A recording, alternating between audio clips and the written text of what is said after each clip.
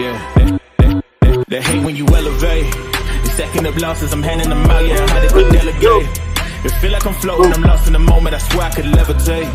They never believed that I would really fly. I had to go demonstrate. I had to set them straight. They hate when you elevate. Elevate, elevate. Elevate, elevate. They hate when you elevate. Elevate, elevate. They hate when you elevate. I had to elevate. I'm way too fly. Yeah, I'm feeling myself. Ain't no chance I'm coming down, no. Got a soul view to myself. Yeah. Why would I give it up? Why do they wanna come take my place? I work too hard for it, don't need a replacement. This my vocation. Now I got rollies all in rotation. Hop on a jet just to take a vacation. Remember the moments was trapped in the basement. Now the hard work is all taking me places. Squatting all black like we trapped in the matrix. Bet on myself and go ball out in Vegas. Living a life like I'm rich and I'm famous. Don't see the grind that I know that it came with. I ain't making this for myself. I had to prove to everybody else. I had to set them straight. Yeah, I had to boss them.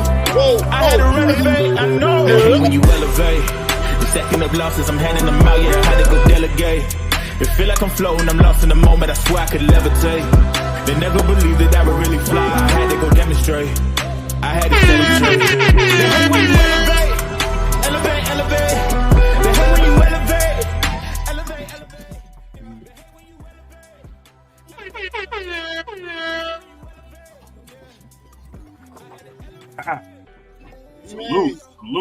Salute to everybody in the chat, everybody in the building, man. Listen, man.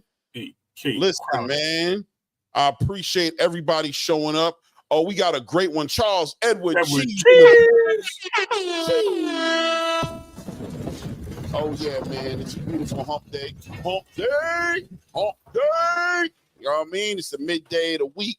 For a lot of us, for me, it is definitely a Saturday. And me, all right. Hey. That's what it is for the kid, you know what I'm saying? But for all the people out there working during the week, I appreciate you guys showing love, being here. You could be looking for a pillow. You could be looking at your alarm clock for the morning. You could be brushing your teeth, you know what I'm saying, getting yourself together, catching that last late night show before you put it to bed. But you're like, hold up, man. Let me build with ATP tonight. Let's see what these guys is cooking on tonight, man. I appreciate all of you guys. Shout out to you guys. Shout out to my co-host, Ray Davis, in the building. Salute to troops. You know what I mean? Troops in the house. Salute to everybody, man. And yes, today is the giveaway. We will have a smoother giveaway, God willing, inshallah. You know what I'm saying? This is going to go the way it's supposed to go. And we're going to bless somebody in here. We're going to bless somebody in here with that 5 bandos, courtesy of Charles Edward Cheese, man. This is the second of 4 giveaways we're doing, celebrating the 1,000 subscriber milestone that we hit together as a community. Shout out to Showbiz. I stole that community from him. As a community, you know what I'm saying, that we've done together. And we're going to be showing love, man. Shout out to Will Bigelow in the building as well. I see Will, Grassroots right there. Will is definitely great. Yo, Will, hold on a second, man. You know, hold on a second. Well, I don't know how I don't have you as how I have not given you a range on here, bro. You know, guys, don't be scared to let me know when I haven't given you your just due. You know what I mean? Don't be scared to show and tell me that I haven't. Karma Serene, sis. Queen. I haven't seen you in a minute. Child, how you been? How you been, child? You know what I'm saying? Salute to Karma Serene, man. Grassroots. Much love, much love, much love. We got so much to talk about tonight. Excuse me for not showing up last night. I had to spend a little QT. I got family in the city, you know what I'm saying? Well, more than family. I got my daughter here, you know what I mean? She's leaving tomorrow. So, you know, took her out yesterday, had a great time with her, took the wife out, you know, the whole family, not just, you know what I mean, all the kids. We all went out, you know, and I didn't want to miss out on that, you know, those moments you can't get back. So I appreciate your patience with me. And let me do my family stuff, my family things. And, you know, I missed you guys, though. And we back at it. And so much happened. You know, sometimes I think the 24-hour, the little 24-hour rest just lets all the news kind of pile up a little bit. It makes it such a better, it makes it such a, oh, no doubt, Karma, for sure. Much love, much love. Thank you, Queen. Thank you from the bottom of my heart. Thank you, man. We old school, right, Carmen? We part of that class. You know what I'm saying? Shout out to Blue Blood. We was up in there doing it when Blue Blood had the old format. We can't wait for Blue to come back, right? And start open up the panels again so we could build like we used to. You remember them days, Karma? You remember them days? Remember them days? So, you know what I mean? Definitely. But yeah, we watch all the information come together, and we have such great lives the next day because there's just so much to talk about because so much has happened. I mean, that's why I think like the Monday night lives are always so juicy because, you know, last time we spoke was usually a Thursday unless it was a fight. And, you know, obviously if we're watching the fight on Saturday, we're not talking about everything going on necessarily. So, you know, that got to happen because of the little layover. So many things happening, man. We're going to talk about it all. Today is also the big giveaway. Like I said, we'll be kicking that off between 10:30. We're going to let people stack up in here a little bit. Obviously, yeah, the good old days, right, Karma? We're going to let people stack up in here a little bit. So you know, give everybody a nice chance. If you look at the beginning on the top of the chat, you'll see my wife putting just, you know, kind of just how we're going to carry it right now. I'm not going to make it complicated anymore. Look, T. Orlando said spin. You know, we're not going to make it complicated. It's going to be everybody in the building. You know what I'm saying? And we're going to spin it. And whoever wins, you know, we're going to give you 24 hours, you know what I'm saying, to get in contact with us, you know what I'm saying? Or you forfeit, you know what I'm saying? God willing, it's somebody right here who can accept their winnings. Also, you don't have to show your face on the camera. You know what I mean? It's not that serious. I'm not trying to go through all that.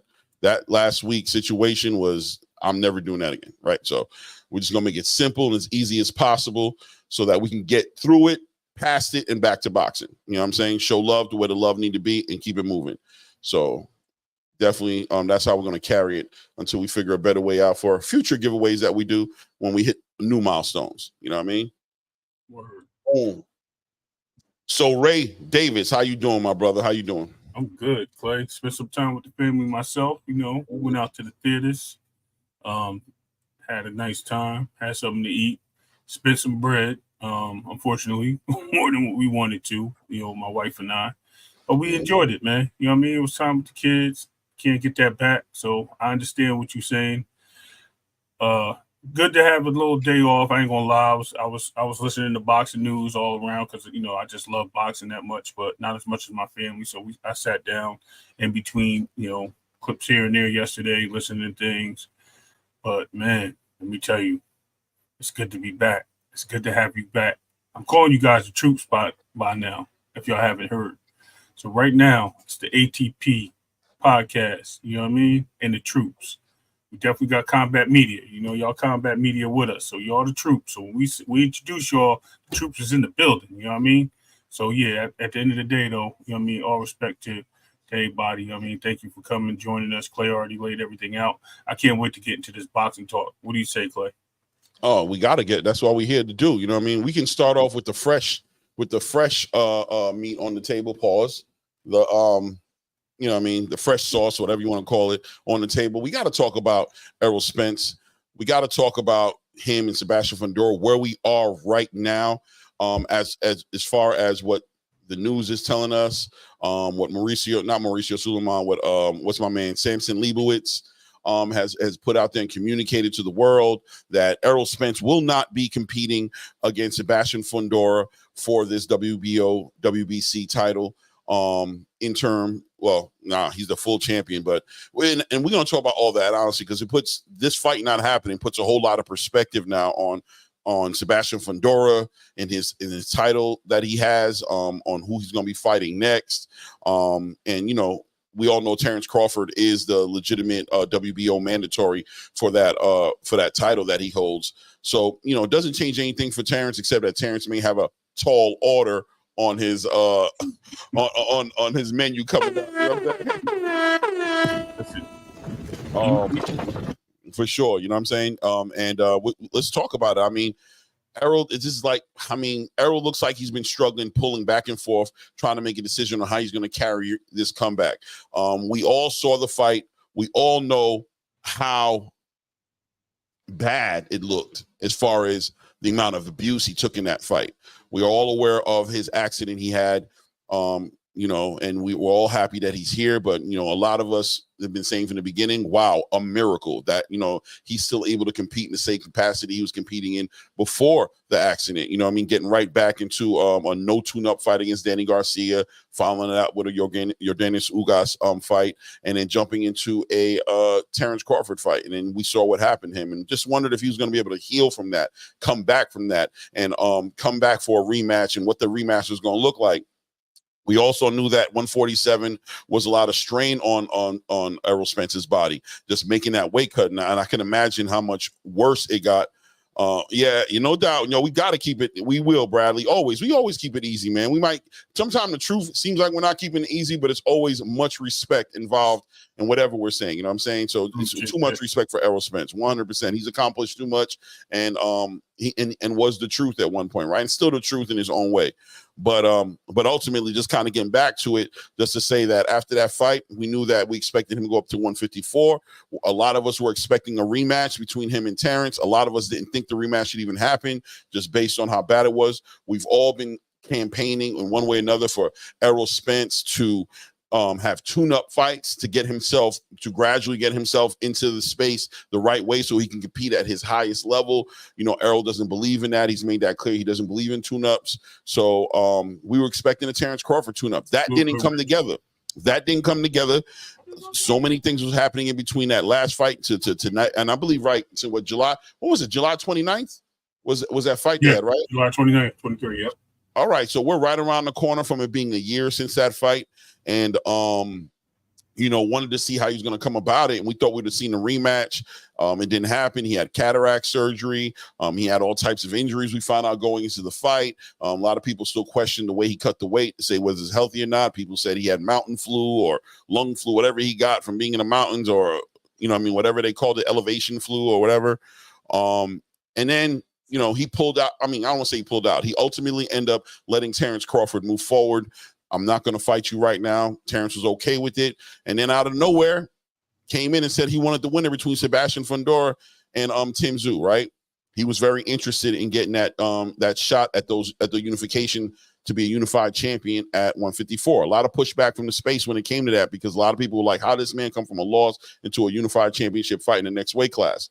But regardless, special people get special privileges. You know what I mean? Shout out to Leonard Ellaby who made it clear. Listen, Errol is family, right? Errol is family. So he gets to move in a certain way, that family gets to move in. So we're all ready for that. Just to come to today, to see that, you know, Samson Leibowitz puts out a disclaimer or some sort. He's communicated to the space that Errol Spence is not going to be in this fight. He's not taking this fight with Sebastian Fundora, which I'll be honest with you, for me personally, that makes sense to me. I always said I thought Sebastian Fundora was going to be a very awkward, complicated, dangerous style for Errol to fight in on his comeback after over a year hiatus, because this fight would have ended up happening. From what I understand, the rumor was that it was going to happen in February, or, you know what I mean, maybe the end of this year to the beginning, early beginnings of next year. I'm like, damn, this was going to be like 15, 16 months, you know, 15, 16 months out. This is going to be a tough fight for him. So I could understand why his team and the people around him who love him, who care about him, who have vested interest in him being a successful boxer, would maybe advise him to not necessarily jump into a fight like that. I always said I thought Tszyu was a fight that he was really chasing down. I don't think anybody considered him fighting Sebastian Fundora, or should I say Fundora beating Tszyu like that. Even though I did tell you guys Sebastian Fundora is going to be a problem for Tszyu, but he wasn't in real life, right? He got his head split, but for the most part, Tim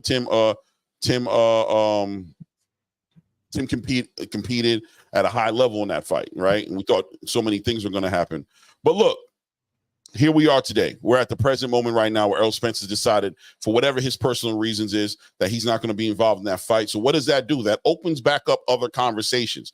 The conversation obviously going to open up is the winner of Madrimov and Terrence Crawford are going to be the WBO interim champion for that title. There will be a unification, and 100% the 154-pound division is pushing for some undisputed energy. They're pushing for some unification energy, and they're going to have it one way or the other.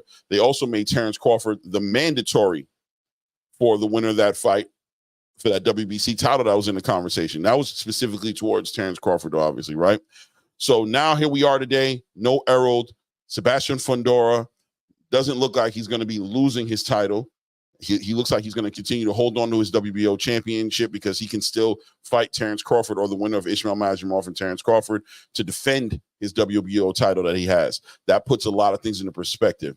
What say you, Ray, at this point, seeing everything that you're seeing?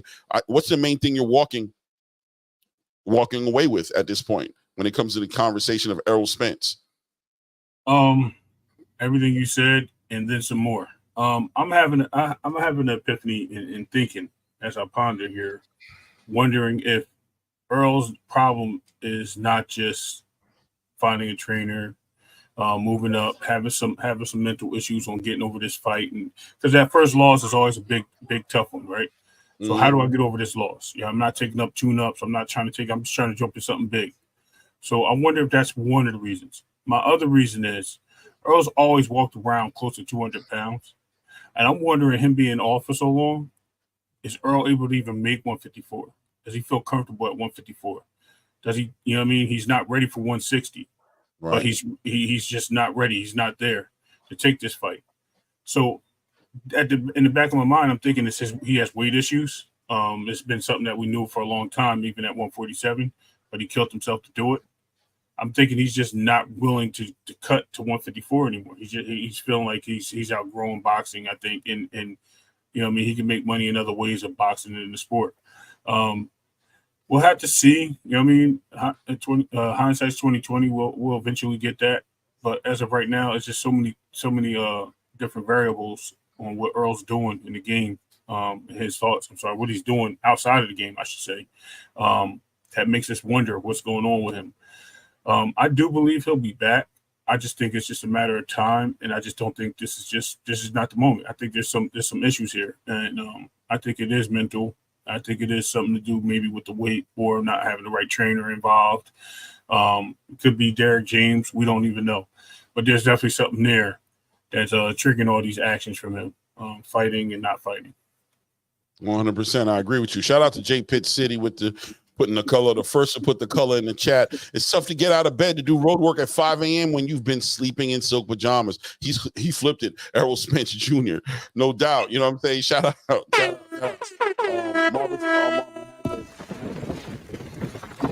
Definitely commented on that. And I agree with you. I co-sign that as well. That's not something I said.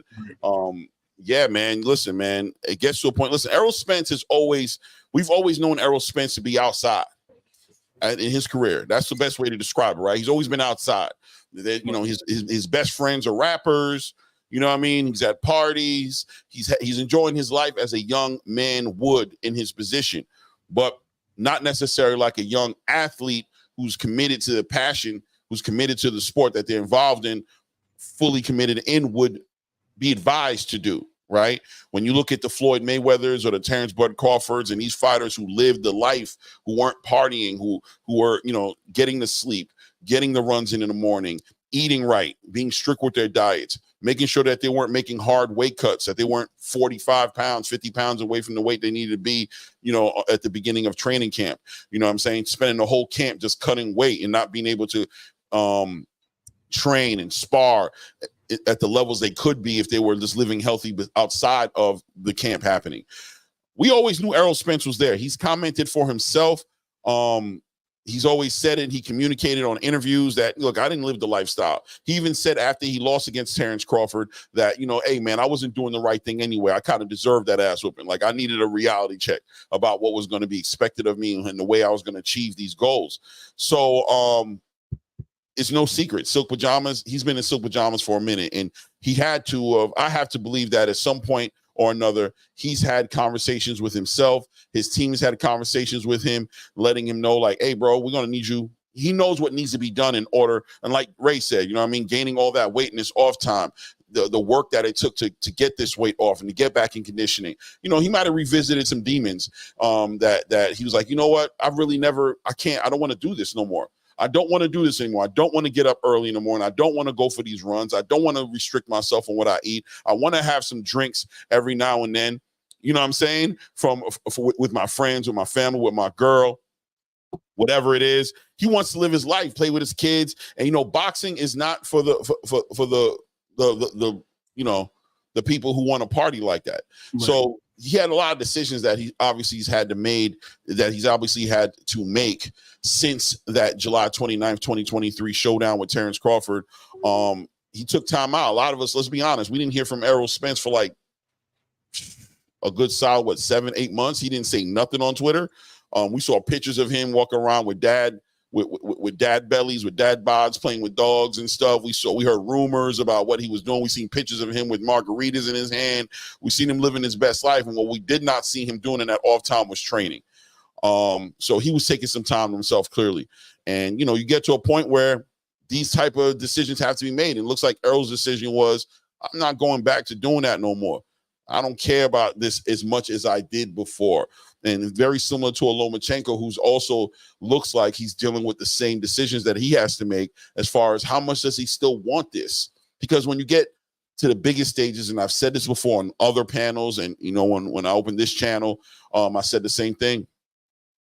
The biggest shows, man, the biggest shows of your life are going to show improve what you've been doing your whole career to get to this point. The sacrifices that you made to get to this point, it's going to show on those big shows. Yeah, you could walk through a Danny Garcia, you know what I'm saying, not 100%. Yeah, you could beat a Yordanis Ugas, not 100%. You could beat a lot of people and you could still be great. You know what I mean? You can still be a great fighter, you know what I mean? A great talent, not at 100%. And, you know, Errol even said it, you know what I mean? I wouldn't even wait until 2-3 weeks before the fight. I would just, and then still perform at a high level in the ring. But when you get yourself in front of a Terrence Crawford, right? When you get yourself in front of these big fights, maybe a Sebastian Fundora, we won't know now. You know what I'm saying? When you get yourself in front of these fights, your best has got to be there. You got to be 100% your best. And what does it take to be 100% your best? And was Errol Spence willing to do it? And it looks like from the outside looking in, he may not have been as willing to do it as he was maybe earlier before the silk pajamas. So shout out to J Pitt City. I totally agree. And like I said, not to mention when he said this might be my last fight, even when he said he was fighting for the championship, like I think that it's a testimony to saying that there may be weight issues here. There may be mental issues here, and a combination of both, I believe. Those things are going to be, take it easy, Karma. Thank you. But yeah, you know what I mean? Like, we just got to see it for what it is. Listen, people do what they got to do. Now, in my case, guess what? It just opened the door for something that I think that should happen, in my opinion. Tszyu now no longer has an opponent. Whoa. Fundora no longer has an opponent. Let's get the rematch. Why not? Sets up well. Winner against Terrence Crawford. Why not? I like it a lot. Sets up for a really good rematch, and it just clears the ways. And it keeps us in boxing happy. You know what I mean? So at the end of the day, it becomes something great. So, you know, it is what it is. Like I said, salute to that brother, whether he ends his career here or he just needs some time to do what he got to do. Salute to Errol Spence, man. Definitely, man. Salute to the champ, man. He'll always be the champ. He'll always everything he earned, everything he did in his career will always be there. Nobody can take that, nor I hope nobody is trying to take that away from him. You know what I mean? But every fighter, and I'll go back to Oscar De La Hoya who said it, and I'm sure he's not the first person who said it, but these fighters have windows, right? They have windows of when they're going to be where the training, the body development, the IQ development meets, and they have that 3 or 4 years to take advantage of that and make those years the best years in their career. And you know, Errol has obviously had his time in the sun, and looks like he may be considering some other options outside of competing at this high level in boxing. So we'll wait to see what he does, right? Maybe he decides to take tune-ups. Maybe that's what he's going to do. Maybe he's taking some advice, and maybe he's working on putting a fight together with somebody who's not as complicated as a 6'5", 80-inch arm reach, right. You know what I mean? Champion in a division that he, you know what I mean? Maybe he's decided. Maybe he's decided to do some other things. And then again, maybe he's decided to go ahead and call it a day, right? And say, listen, we moving on to other things. I'm going to go make some babies with my new girl, fiance. I'm going to go live my life, go play with the kids that I got. build up on my farm, on my ranch, you know what I mean? Do a little homesteading, you know what I'm saying? Get to know myself, you know, who knows? Maybe he might go in the mountains of the Himalayas and go in some Buddha temple and find himself and come back, you know what I mean? No mas, you know what I'm saying? So at the end of the day, we're eager to see what that's going to be. And we'll wait, because that's all we can do, right? Yeah, however you want to look at it. Exactly.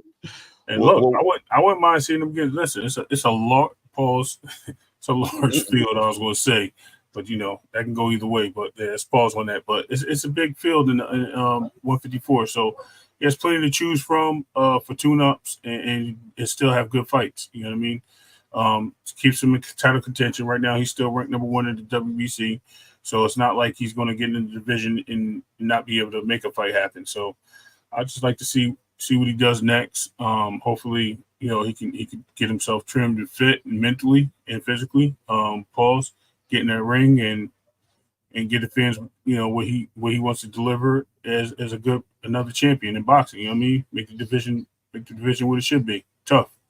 No doubt, no doubt. So we can segue into the next topic of the evening. That was really some breaking news. It's something that just happened today, but it was some important news because it puts a lot of perspective on the division. And we'll stay in division. Let's stay inside the 154 weight class division. We can expand to say, wait, hold on. Before I say that, actually, I wanted to answer this with Sonny Augustine. Sonny Augustine said, not sure why certain content creators have so much hate for Bud. Fellas, please explain, Brother Claymore. Hey, no doubt, man. I definitely understand where you're coming from. I'm going to tell you, when I came into the content creation space, into the boxing creation space, and I started like interacting with these chats, and this is before I even thought to make the boxing channel per se. I was just out here like you guys, just, you know, building on different panels and hearing different perspectives. I came into the hate Bud Crawford era. You know what I'm saying? I came into it and I was kind of in shock myself, Sonny. I'm not going to lie to you. I was just like, wow, what, you know, I've always watched boxing. I followed Terrence Crawford. I followed Errol Spence. I followed all these fighters, and I never saw what Terrence did to earn the hatred. It threw me off. And then I started to realize a lot of these channels were like fanatic channels. They usually upheld 1 or 2 fighters and, you know, pretty much discredited any fighter that was in the same division as them that could challenge that fighter's spot and position.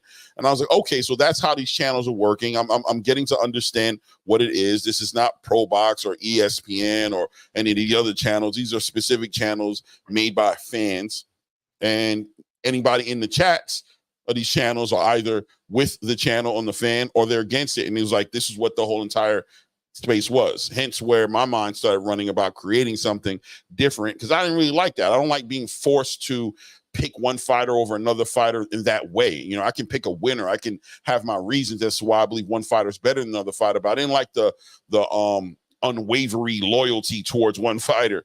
You know what I'm saying? And, you know, I mean, the hatred for everything else. I think Errol Spence, to his own credit, was a very popular fighter. Is still a very popular name in the game. You know, he was the one packing out Dallas Cowboy Stadium. He was the one doing all these great things, being a big draw.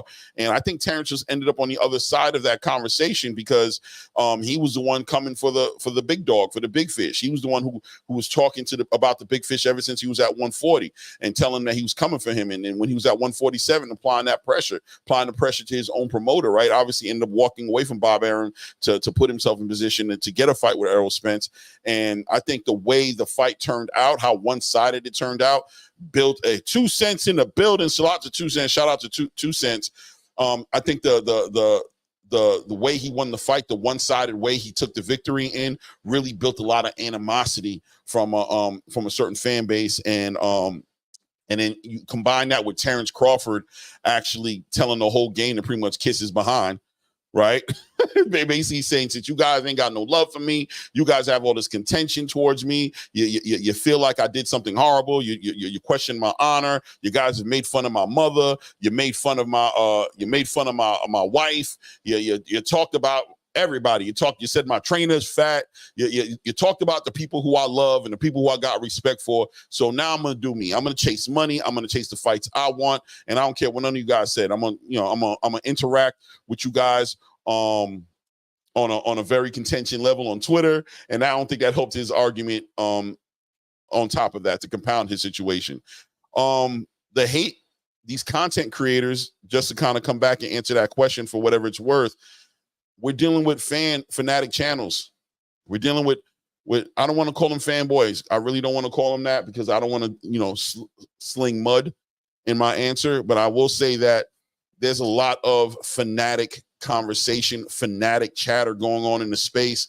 People have lost their ability. And I say lost it because I think a lot of these creators, a lot of people don't even realize they're doing it. And they feel like they probably would disagree with me that that's not what they're doing. But from the outside looking in, you can't deny it. You know, if you're not, you looking from the outside looking in, you see a lot of fanatic talk, a lot of discrediting good fighters because they challenge your fighter in one way or another, just their existence. You know what I mean? Yeah, shout out to Bradley. You know what I mean? I think that's what you get to see in the game. So it doesn't, I've gotten used to it. And I think it's just part of this game, this content creation game. I'm hoping that with this panel right here, this platform right here, that we can offer a different kind of space for fans to come and find out about what's going on in boxing and get some real perspective, right? We're hoping, and inshallah, that's what happens here. And maybe even motivate, or, you know, maybe if they see how you guys react to it, the channel does what it's supposed to do, maybe they start changing and maybe they start, you know what I'm saying, talking about more boxing, and more importantly, watching more boxing, right? Because if you watch more boxing, you get more love for boxing, and you get more interested in talking about boxing, and you don't care so much who's boxing as much as that there's great boxing happening, competitive boxing, the best fighting, the best boxing. Hopefully that's what we're all looking for, and we all can get used to that.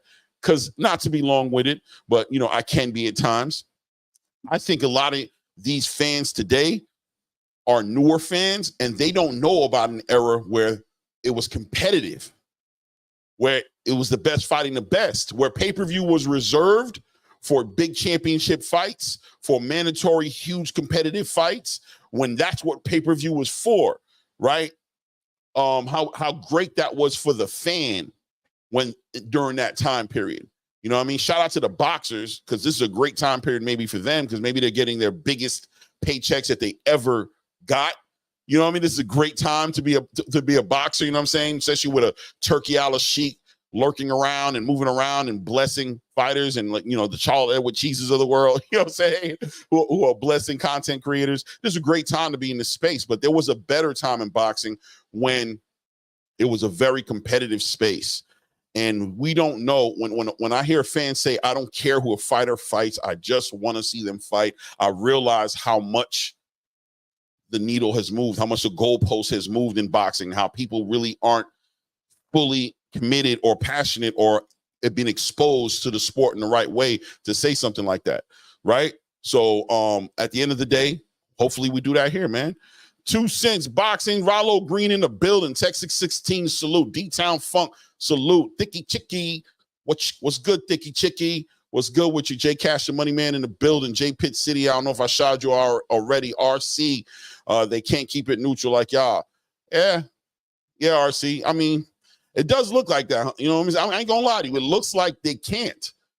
That's a heavy word. You know, I'm trying to be, you know what I'm saying? It looks like they can't do it. Like, I think it makes their skin crawl to give credit to another fighter and be like, man, he was just that guy that night, bro. Nah, you know, they got to work on 3 months of campaigning glove failure and PED usage without any PED test being popped, or, you know, negotiation tactics that they use that got in the way of the fight being in the result they wanted to be in, or, you know, they got to get into all these areas rather than just give credit where credit is due and look forward for their fighters get back, for the get back of their fighter, however that looks. You know what I mean? So, man, we're gonna keep going. We're gonna keep going, man. Yep. I don't know if Ray wants to comment or respond to that, or if you want to. I just got to say that we just not the arena of fandom. That's all. We keep it 100. You know what I mean? And even with opinions, you know what I mean, it's based on what we see as a reality, not based on what we see as a fan. Boxing is a sport that we acknowledge, and we know it takes 2 people to get in that ring. So when we're out there, salute LJ, but in Battlefield Boxing also, Ryan in Boxing North, you know what I mean? I seen you up in there too, frequent flyer, salute. Yeah, when you're out there and you're just looking to give reasons and looking for reasons and building narratives based on your thoughts, that doesn't really help. You need to have a constructive conversations with people, accept all sides, and be able to talk about it. You know what I mean? not argue about it, not trying to make a point that and say your point is the end all to be all. And that's what a lot of them do out there. Unfortunately, I watch channels just like everyone else here. Sometimes I'm in the back, sometimes I don't watch, sometimes I just catch it on Twitter. But at the end of the day, like I said, we're not in that arena of fandom. You know what I mean? Yeah, I'm a fan of boxers, absolutely. But I like boxing as a sport. You know what I mean? That comes first, and I've always stated that. So we have to understand to separate the difference, especially as a content creator, because people are admiring your space based on how you deliver it and what you say.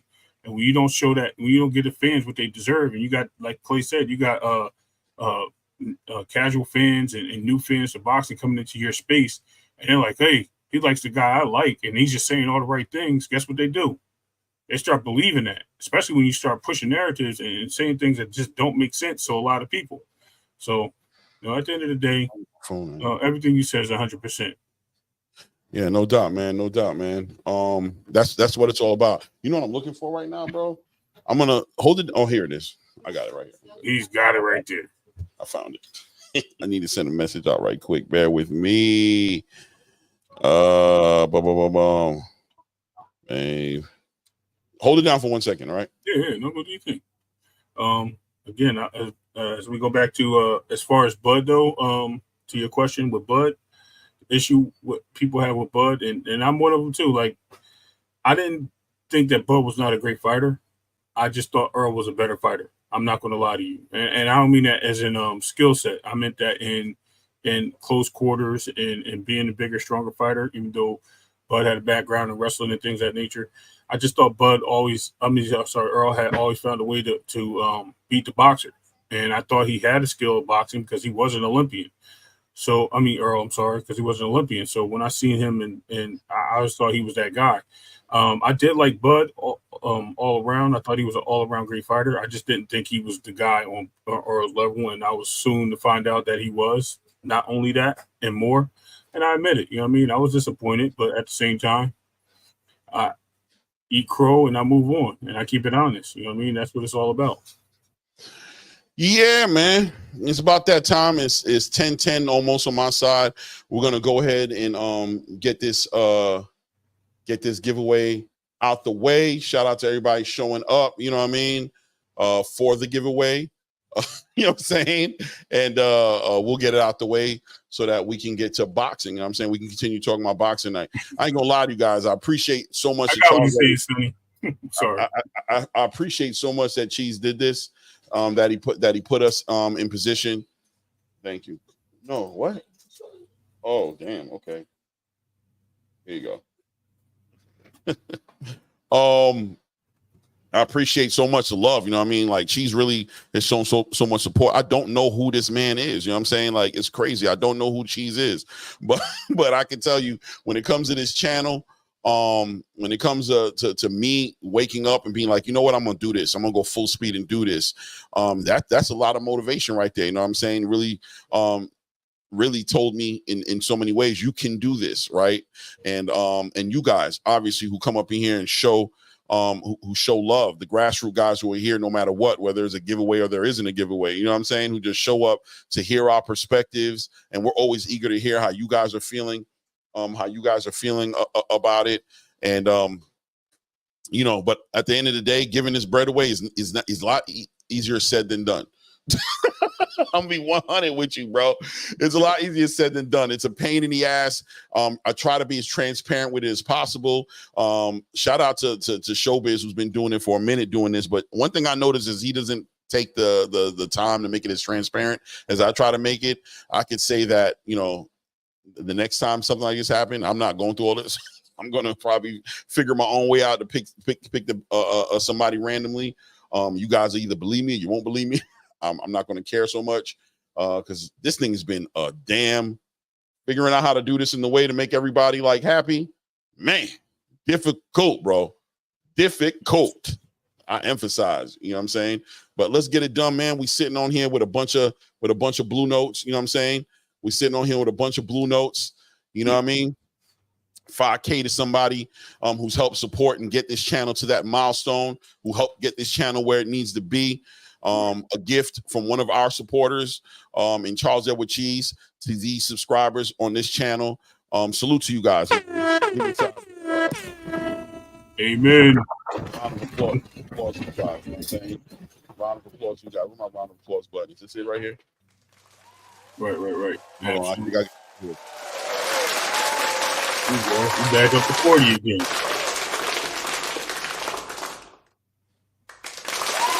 There we go.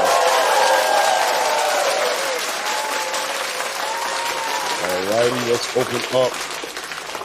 open up this wheel. You got Let's open up this wheel right here. Let's open up the channel. Bang. Share screen. Bang. Share screen. Bang. Bang. Bang. Bang. Bang. Bang. Wheel of names. Boom. There's the picker. Share it. It's here. Share it. Share it so everyone can see it.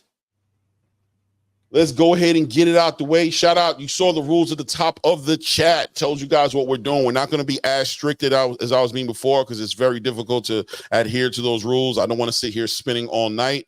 So the winner of this one, we will respin it though with somebody like, you know what I'm saying? Well, I mean, I'm going to give whoever wins a 24-hour notice, you know what I'm saying, 24 hours to reach out. You should be here, you know what I'm saying, to win this. But, you know what I mean, shout out to people who showed up for it. Let's get it going, man. Let's get it cracking. Let's get it cracking. And we are.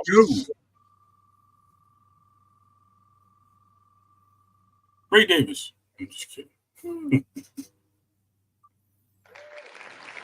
Josh Hodges. Don't know who you are. Josh, are you in the building? Josh, are you in the building to receive this? Is Josh Hodges in the building? Is that detailed phone? Nah, somebody named Josh Hodges. Yo. J Pit City. Who is Josh Hodges? I don't know. Craig Hodges' brother? Nah, let me see if I can find the homie. Hold on. Let me see if I can find him. I want to be somebody I know. I don't know this dude. I mean, I don't know none of you, but I mean, like a name that I know that I'm like, all right, this guy right here is somebody who's on the channel. I hate when it's Josh Hodges. Let's see if I can find you, Josh. I'm wondering if it's just a made-up name.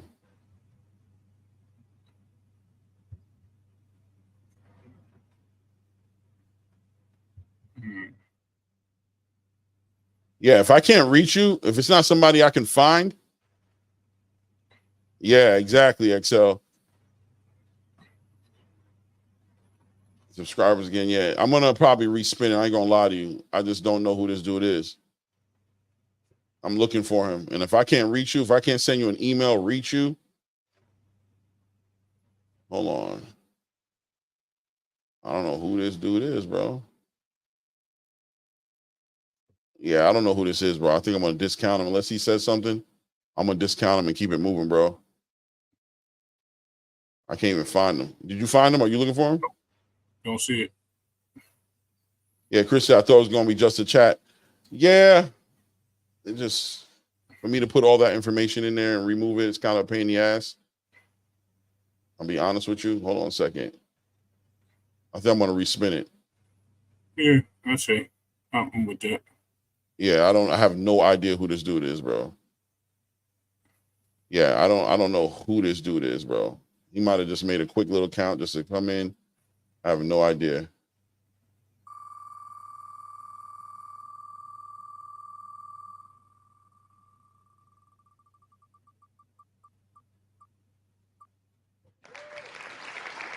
I'm gonna be honest with you. I don't even think that's a real count, bro. Romanian Mike. Yeah, exactly. Get rid of that guy. That right there, I can tell you is fake. I'm gonna go look it up myself. Yeah, look it up. Romanian Mike. Heard of no Romanian. That sound like somebody that do exploring like Bear Grylls. Nah, bro, don't say that. Yeah, this has got. Listen to the say it real fast. Romanian Mike. Sound like he go out there. Yeah, it sound like somebody that out there in the mountains and the Alps and stuff over there hiking and trails, catching bears. And man, I'm good. Respin. Yeah, respin. XL, you in there? Trust me. I put you in there, bro. Believe that. Ain't nobody in here by that name, bro. All right, let's do it again. Yeah. Remove. Let's do it again. I don't waste no time. I really need to get somebody.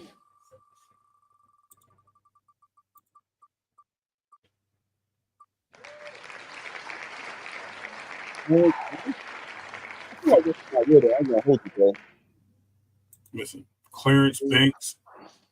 Did they take Clarence Thomas and Philip Banks and put them together? That's a good one. That sounds like something. Let me try to find him. I'm looking too. Try to find him. I think it's somebody.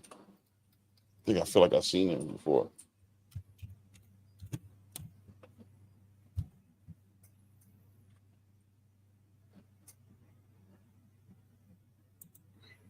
Yeah, I think it is somebody, man. Yeah, I got a channel. No.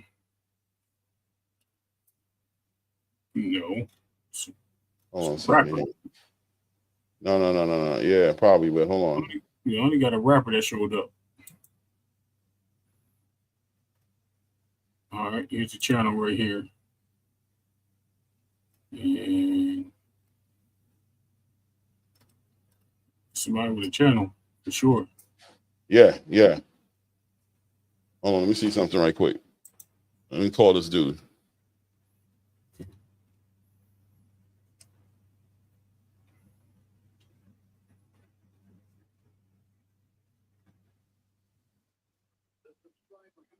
Oh my God. Yeah, this dude. Let me see something here.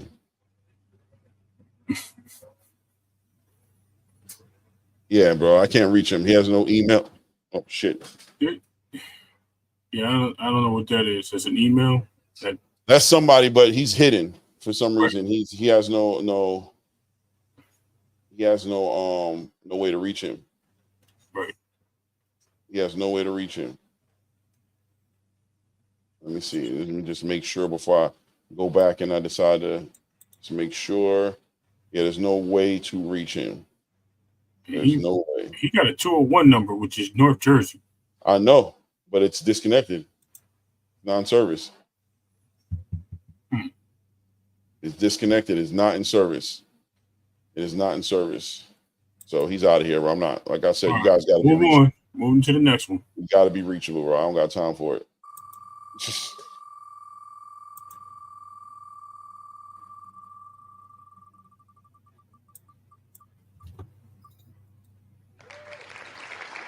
Oh, shit.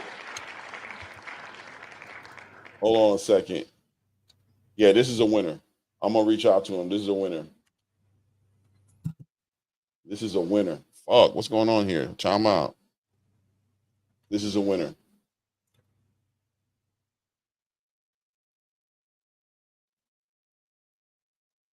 Yeah, we got a winner. Fon Santiago in the building. Let me see if I could reach out to his shit. All right, yeah, we're going to give Fon Santiago. He's in the military. I know who this dude is. Stationed out in Virginia. All right, so we do got a winner. That's a winner for sure. That's a real person. That's a real good person. Straight up. You know what I'm saying? That's a real good person. Yeah, congratulations, Fon Santiago. I'm gonna reach out to him via email and see if I can get him on here. And we're good on it. That's where we at with it. That's a winner. And that's an Army member right there, for sure. Salute to the Army. Nah, man, this is a good dude right here. Fontana was a very good person. Grunts, bro. That's what we do. No doubt. Salute to Fontana. If you're in here, Fonz, if you, I don't know if you're in here now, you're just not commenting, but you just got a little bag.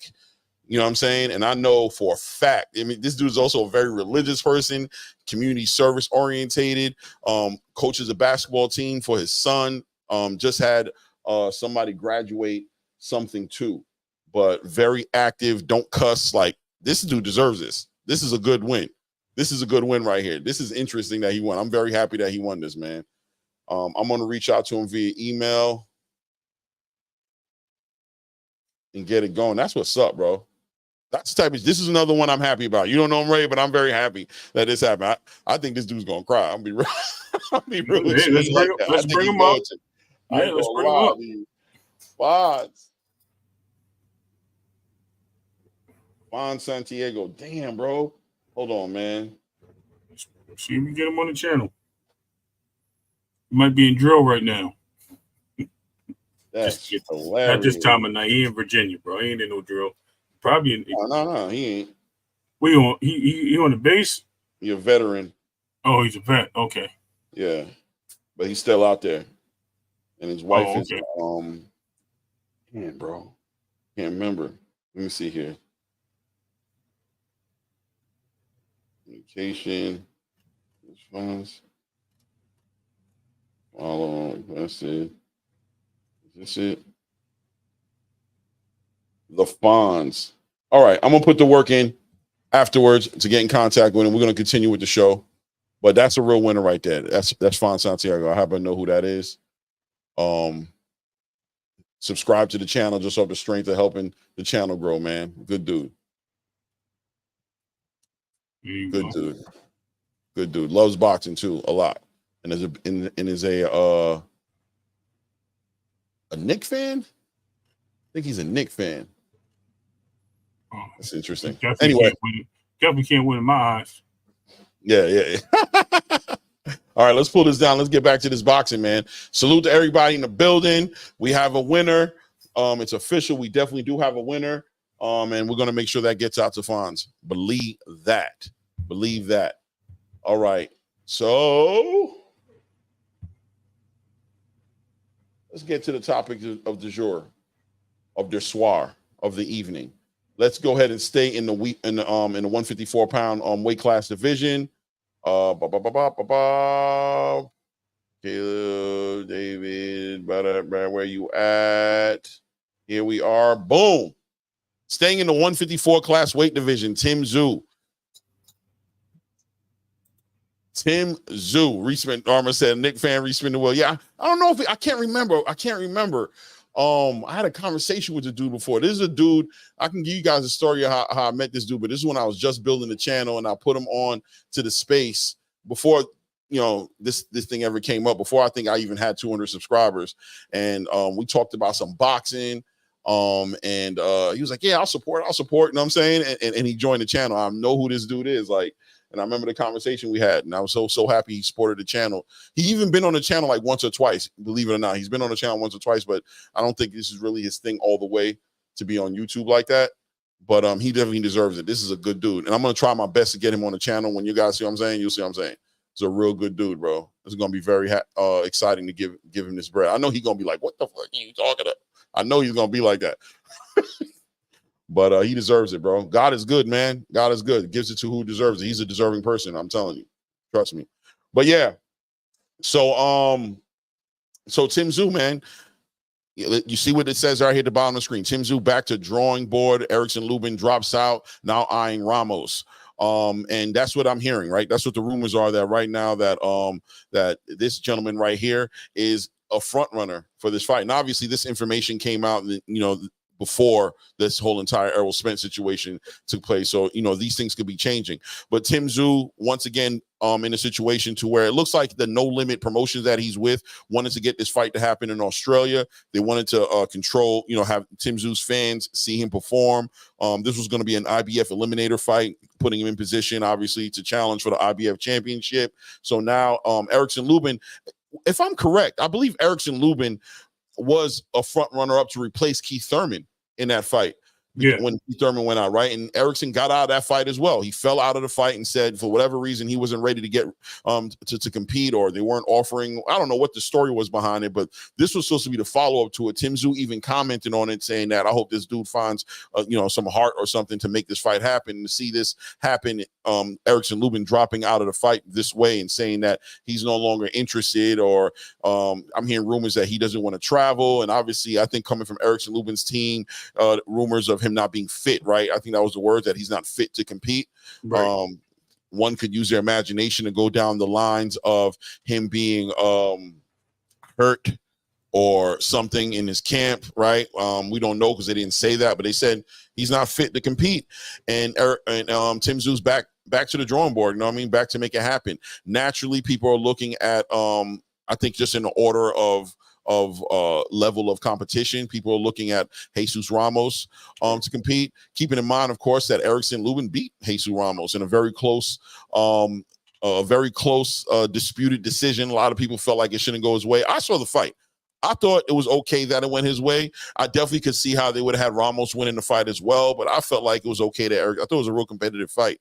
In that fight, Lubin was staying behind his jab. Is he with Ronnie Shields? Is that who he's with? I believe so. I think he is with Ronnie Shields, so don't quote me on that. I'm going off the top of my head, but had him staying behind that jab, had him being disciplined and not fighting the normal way we normally see him fighting, which is if you guys saw him fight against Sebastian Fundora, he's a slugger, he's a puncher. You know what I'm saying? But here we are. Here we are right now watching Lubin looking like he's ducking another fight. Yeah, shout out to 2 Cents. You know what I'm saying? I gotta agree with you. It looks like from the outside looking in that he's ducking, that he's not if it's not going his way, he don't want to get involved with. What do you think, Ray? Listen, easy peasy. Obviously, he's got some issues. I think he's also got weight issues. I think he's always been a fighter at 154 that should have been fighting at 147. I think we went over this. He's been always a small 154 fighter. I think he's got weight issues. He's probably planning on moving up at to 160. I think he has enough power to do it. As far as his boxing skills and being able to handle the punches coming back, I mean, he should be able to. It's not. I know it's a little difference in weight, but I think these guys are been sitting for so long. PBC fighters, right? They've been sitting for so long. I think they're developing like different issues, weight issues and mental issues, straining their body. They're not ready to go because their training methods are not being up to par because they've been push back, push here, not doing this. And, it's not a knock on the PBC, but it also is a knock on the PBC. It's contradicting, but it's both. You know what I mean? Like the fighters are also responsible for keeping themselves in shape, as we mentioned earlier. But also PBC is also holding these fighters from fights because they're not putting them out there and having them fight frequently. And they're fighting once, maybe like January and at the end of the year in November, October. They're not staying active. And activity makes a big deal when you're fighting, especially when you're fighting high caliber fights. And we have fighters that have opportunities to fight. Tszyu has already fought going on twice this year. He's with his company, but they actually work with the PBC, right? But he's fighting. He's not. So what are you saying? You're saying that like you kind of putting this on the PBC? I think it's both. I think he hasn't been training, right? Reason why he pulled him out to fight the first time, right? Because he probably hasn't been training. Because when's the last time he fought before that? Yeah, I'm literally working on pulling up his boxer right now to find out what his last fight was. But I think that last fight was Jesus Ramos. I think that was the last fight he had. Yeah, that was like, when did it happen? I'm about to find out right now. Right?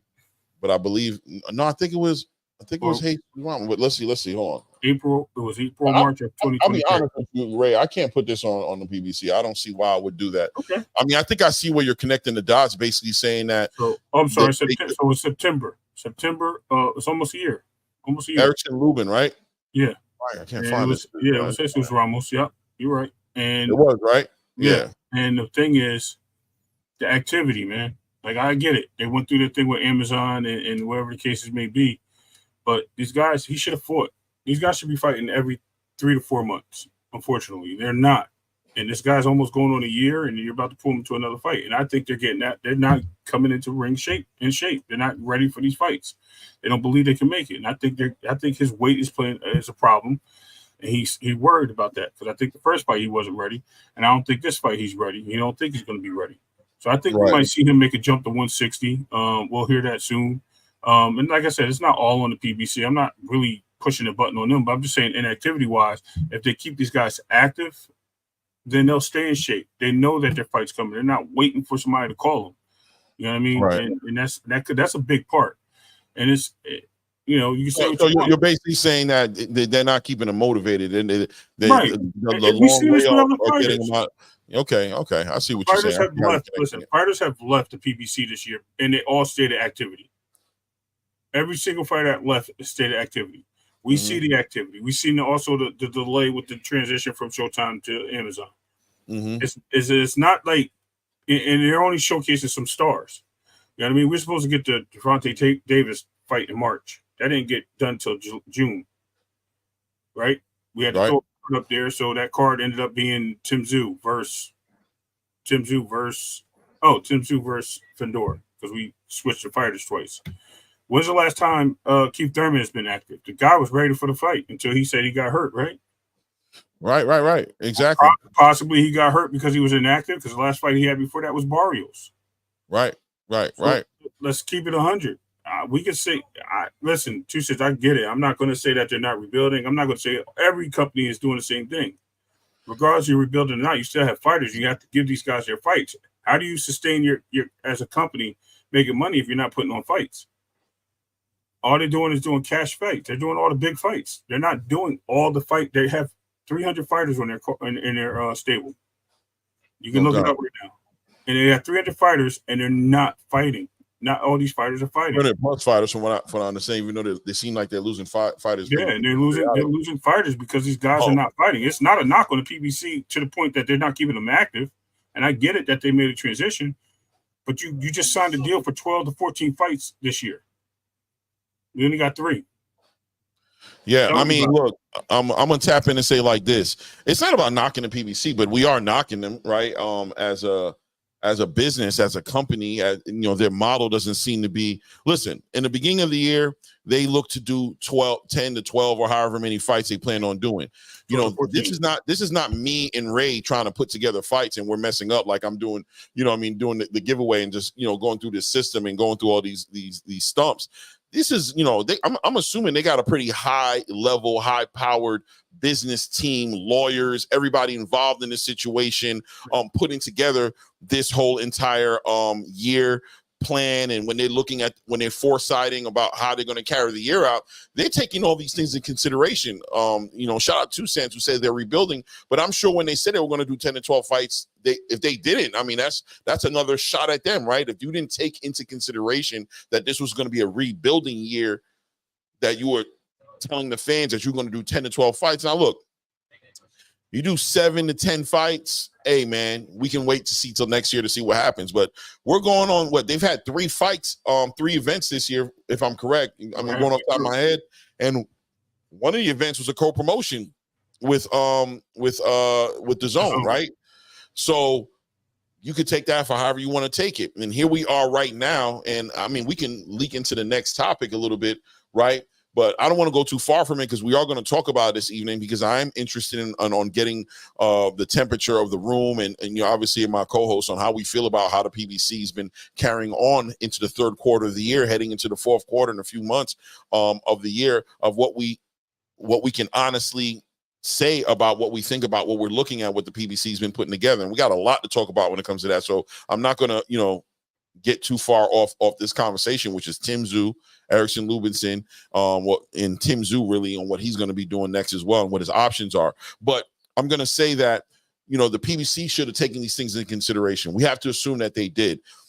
Brand new deal with Amazon, that you would think they want to put the best foot forward and show, the events that they have had, in my opinion, have been great events. No doubt about it. Some of the best events of the year, the events that they did do. I'm not going to act like they haven't, we just would like a little bit more consistency, but at the same time, just keeping it 300 plus fighters who need to be active. Activity is super important inside of a fighter's career, super important on their development.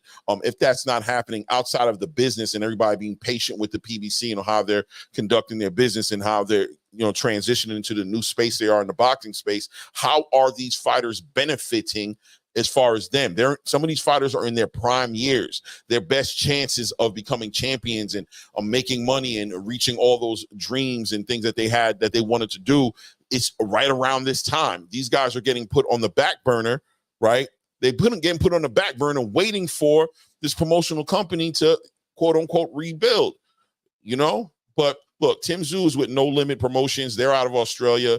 This event, in all honesty, I don't take this as a PBC event. I don't even know if the PBC was involved in this event. This was an Australia deal. From what I understand, Tszyu and PBC's relationship begins and stops at the borders of the United States of America. It's not what's going on in Australia. I understand that No Limit was the one pretty much putting this together. And maybe that's why Erikson Lubin also didn't get involved with it. Maybe the PBC got involved in that part of the conversation. Maybe, the PBC's in a space right now to where they need to make sure they get everything they can get in. And, if Tszyu is being, and his company that's promoting him is being kind of, strict on their guidelines, like, look, no, you guys can't be part of this event. We don't need you for this event, right? We're doing this ourselves. We want to fight Erikson Lubin. Well, maybe the PBC is like, well, all right, Erikson Lubin's our fighter, bro. And if you're not going to let us get our taste, you know what I'm saying? You ain't going to let us get our taste of this event to be one of our PBC events, then, you don't get our fighter. I don't know. You know what I'm saying? Because Erikson Lubin is a PBC fighter. That's definitely who he is. Tszyu is one of those fighters. You got a couple of fighters underneath that banner, or Tom Brown, or however you want to look at it, that kind of fall underneath that partnership. They have that weird deal, you know what I'm saying, with the PBC, where it's like, yeah, you guys, we're with you to a certain extent. We're with you as long as these boxes are being checked. We're with you, but at the same time, outside of you, we have these things that we can get done. And No Limit, who's a promotional company who works with Tszyu, they probably want to. It's our time right now. We want to get Tim active. You guys had an opportunity to get him active. You didn't give him the rematch with Sebastian Fundora. You put him to the sideline. You haven't thrown no fights his way. So now we're putting a fight together in Australia. This is how we're carrying it, but it's not going to be a PBC event. These are the things you got to think about. I know everybody's first instinct when it comes to these type of conversations is, how do I feel about the PBC? You know what I mean? A lot of racial, supporting the black promotion. I get it. You know what I'm saying? But, at some point you got to be able to just be unbiased, look at it for what it is. And certain questions you'll see, if you get out of the way of thinking of it that way, you'll see that they're warranted. That the questions are warranted. They come into play and they're not reaching. It's real questions. You know what I'm saying? At the end of the day, if the PBC fighters are going to be active, and if you're not working under the PBC banner, you can't get fight with PBC fighters, then, the Tszyus of the world and everybody who's outside of the PBC's jurisdiction has to take that into consideration now when making plans on how they're going to approach divisions, how they're going to approach getting certain fights, if they want to become undisputed, if they want to unify, if they want to do all these things, they have to take this into consideration when it comes to working with the PBC. The PBC has been very strict and restricted and very reserved to be inside of their own world when it comes to these fights being made, and it doesn't seem to be benefiting the whole boxing space the way it could be if they were more open-minded to working outside of these restrictions as they put out there, these fences with these electric wire fences that they put around their whole entire stable. That's got the whole stable, in my opinion, kind of stale right now. Right, the stable is kind of stale. But just coming back to Tszyu, what's next for Tszyu? Well, here he is right there, supposedly. Jesus Ramos is there now. Where's Jesus Ramos at? Is he top ranked Golden Boy, or is he PBC? Let me find out. I'm not 100% sure, but let's find out.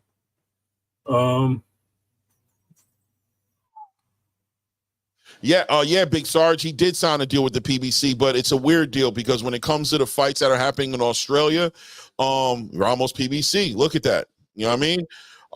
Shout out to L Dub, man, with that information. I appreciate you, brother. Thank you. I was going to say, I think he is PBC. I think right. Most of these guys, I think most of 154 is PBC, to be honest with you.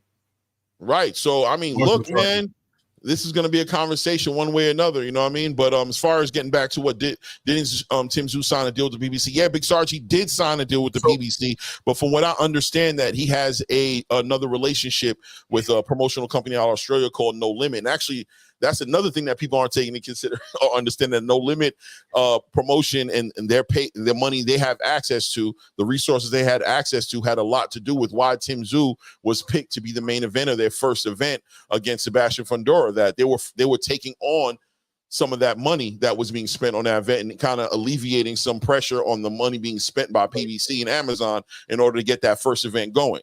People don't understand these things. You know what I'm saying? They want to, I'm sure I'll get shots in the morning, or, you know what I mean? Hey man, you sitting out here pushing narratives. I'm not pushing narratives. I'm telling you what it is. You know what I'm saying? You can do your research to see that I'm pretty spot on. You know what I'm saying? Call it what you want to call it. It is what it is. That, you know, that No Limit has their own thing going on in Australia.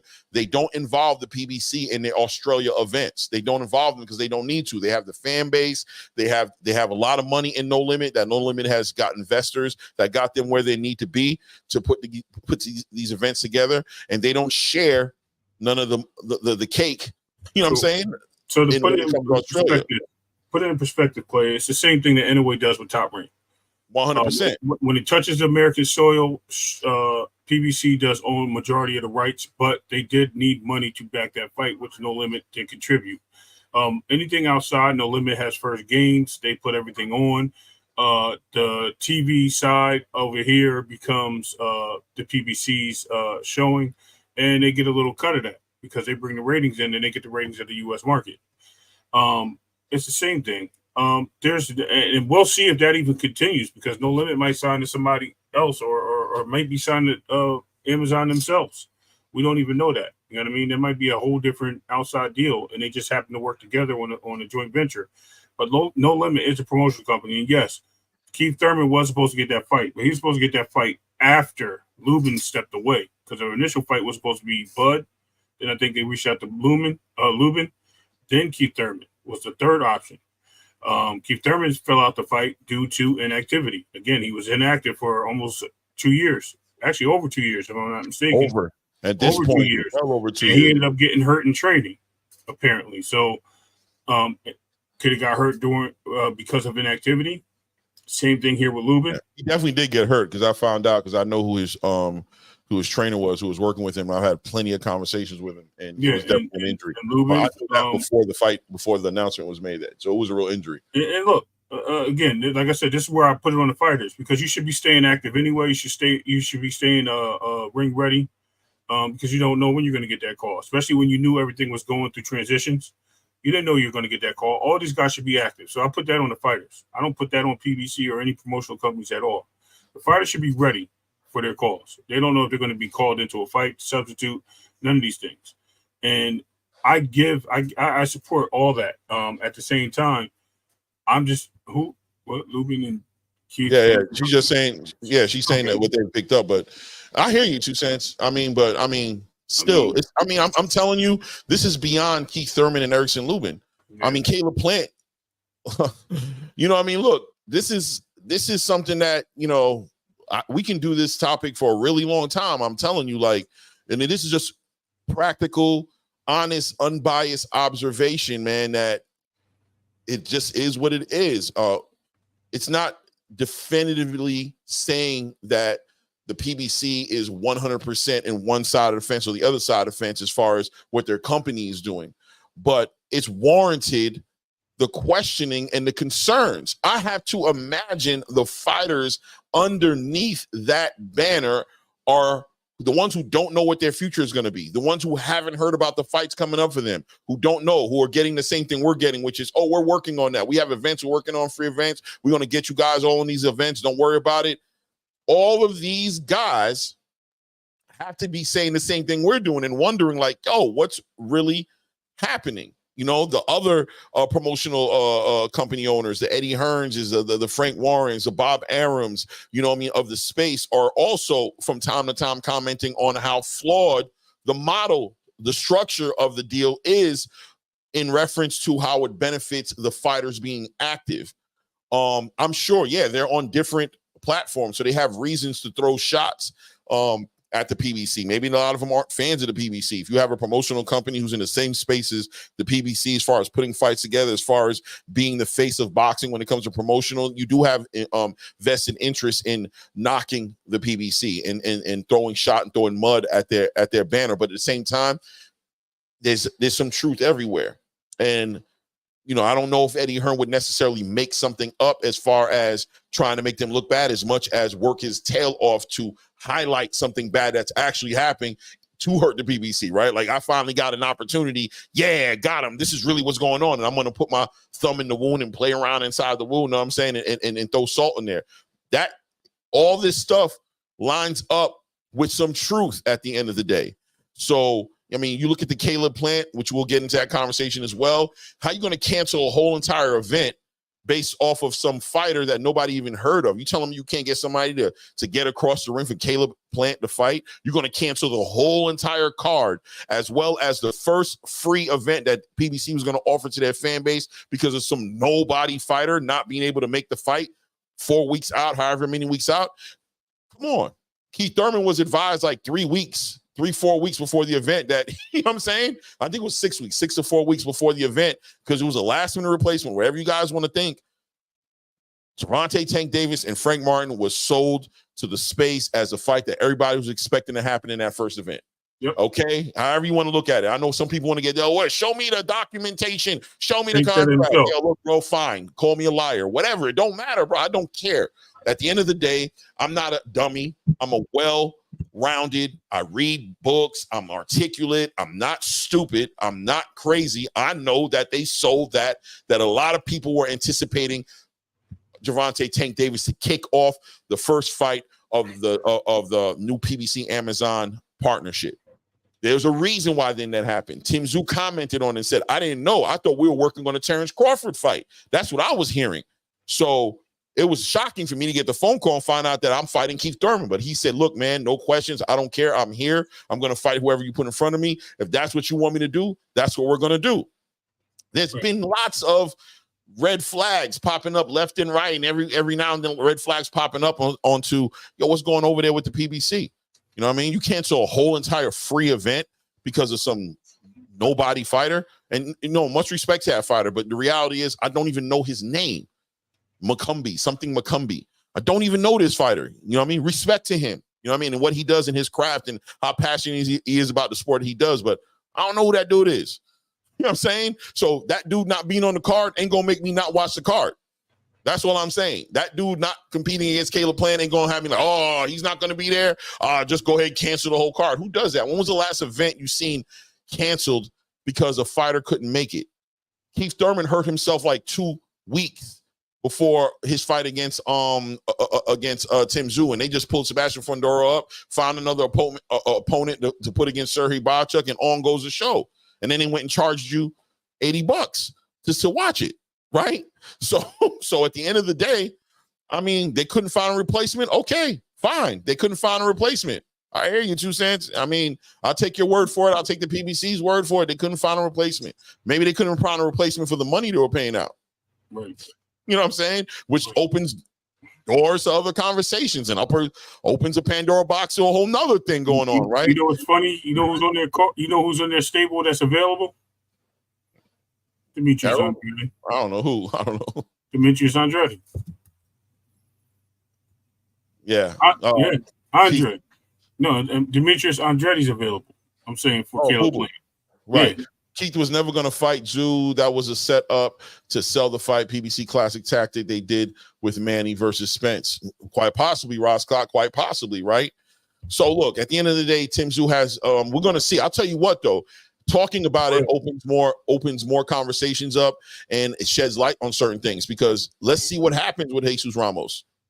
Let's see if that is who steps up, who goes to Australia to fight against Tszyu. And if that doesn't happen, why doesn't that happen? Is Jesus hurt too?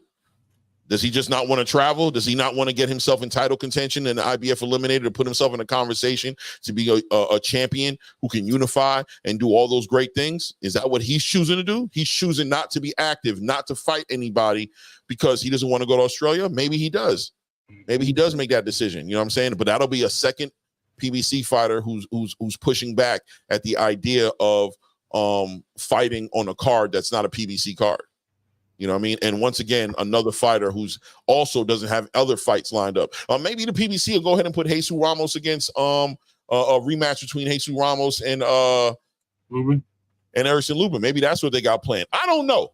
Once again, mostly questions. I'm not trying to attack, but I'm not going to refrain or not talk about these things.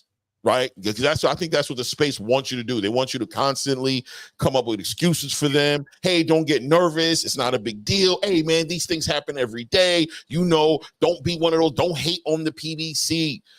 The PBC is doing things. You guys are, 1 year. Hey, last year, who had the best fights? Who had the best fights last year? You know what I'm saying? Like, you know what I mean? Like, I hear you. Danny Garcia, we don't even know what he's fighting at. You know what I mean? He could have subbed in, but he's been sitting. He talked about 160 because they've been sitting. The weight, I'm telling you, weight's a problem, bro. Danny was supposed to fight Arizona whatever his name is. Laura. What's his name? I got you. Yeah. But at 160, right? But something happened, yeah. And they ended up putting him in front of some dude from Australia that he put away quick. Why didn't that fight happen? Danny said, hey, man, I'm not going to throw shots at the PBC. When they're ready for me, they're going to call me, though. That's all I could tell you. I'm waiting on them. You know what I'm saying? Yeah, he damn near retired, but that fight was the fight. So was Arizona. So was Lara. Lara's damn near. It's not like, you know what I'm saying? We got to stop making these excuses. These fights was being sold. You can pull up the receipts. Danny Garcia was talking about that was going to be his next fight. Everybody expected him to compete on that card. It had nothing to do with him being near retiring. He's talking right now. Danny Garcia is talking about fighting. Right now, he's still talking about, I'm active. I'm waiting on the call. A lot of people who fight for the PBC, that's what you hear them say. When you ask them what's going on, they'll tell you, I'm just waiting on the call. I'm just waiting on, you know what I'm saying? As soon as they let me know, I'm ready. I'm just throwing names out there that people ain't fighting in a while that said they were going to fight. We haven't seen it. That's all. I mean, I could throw. I'm on the PBC information right now. I'm looking at all of them. Look.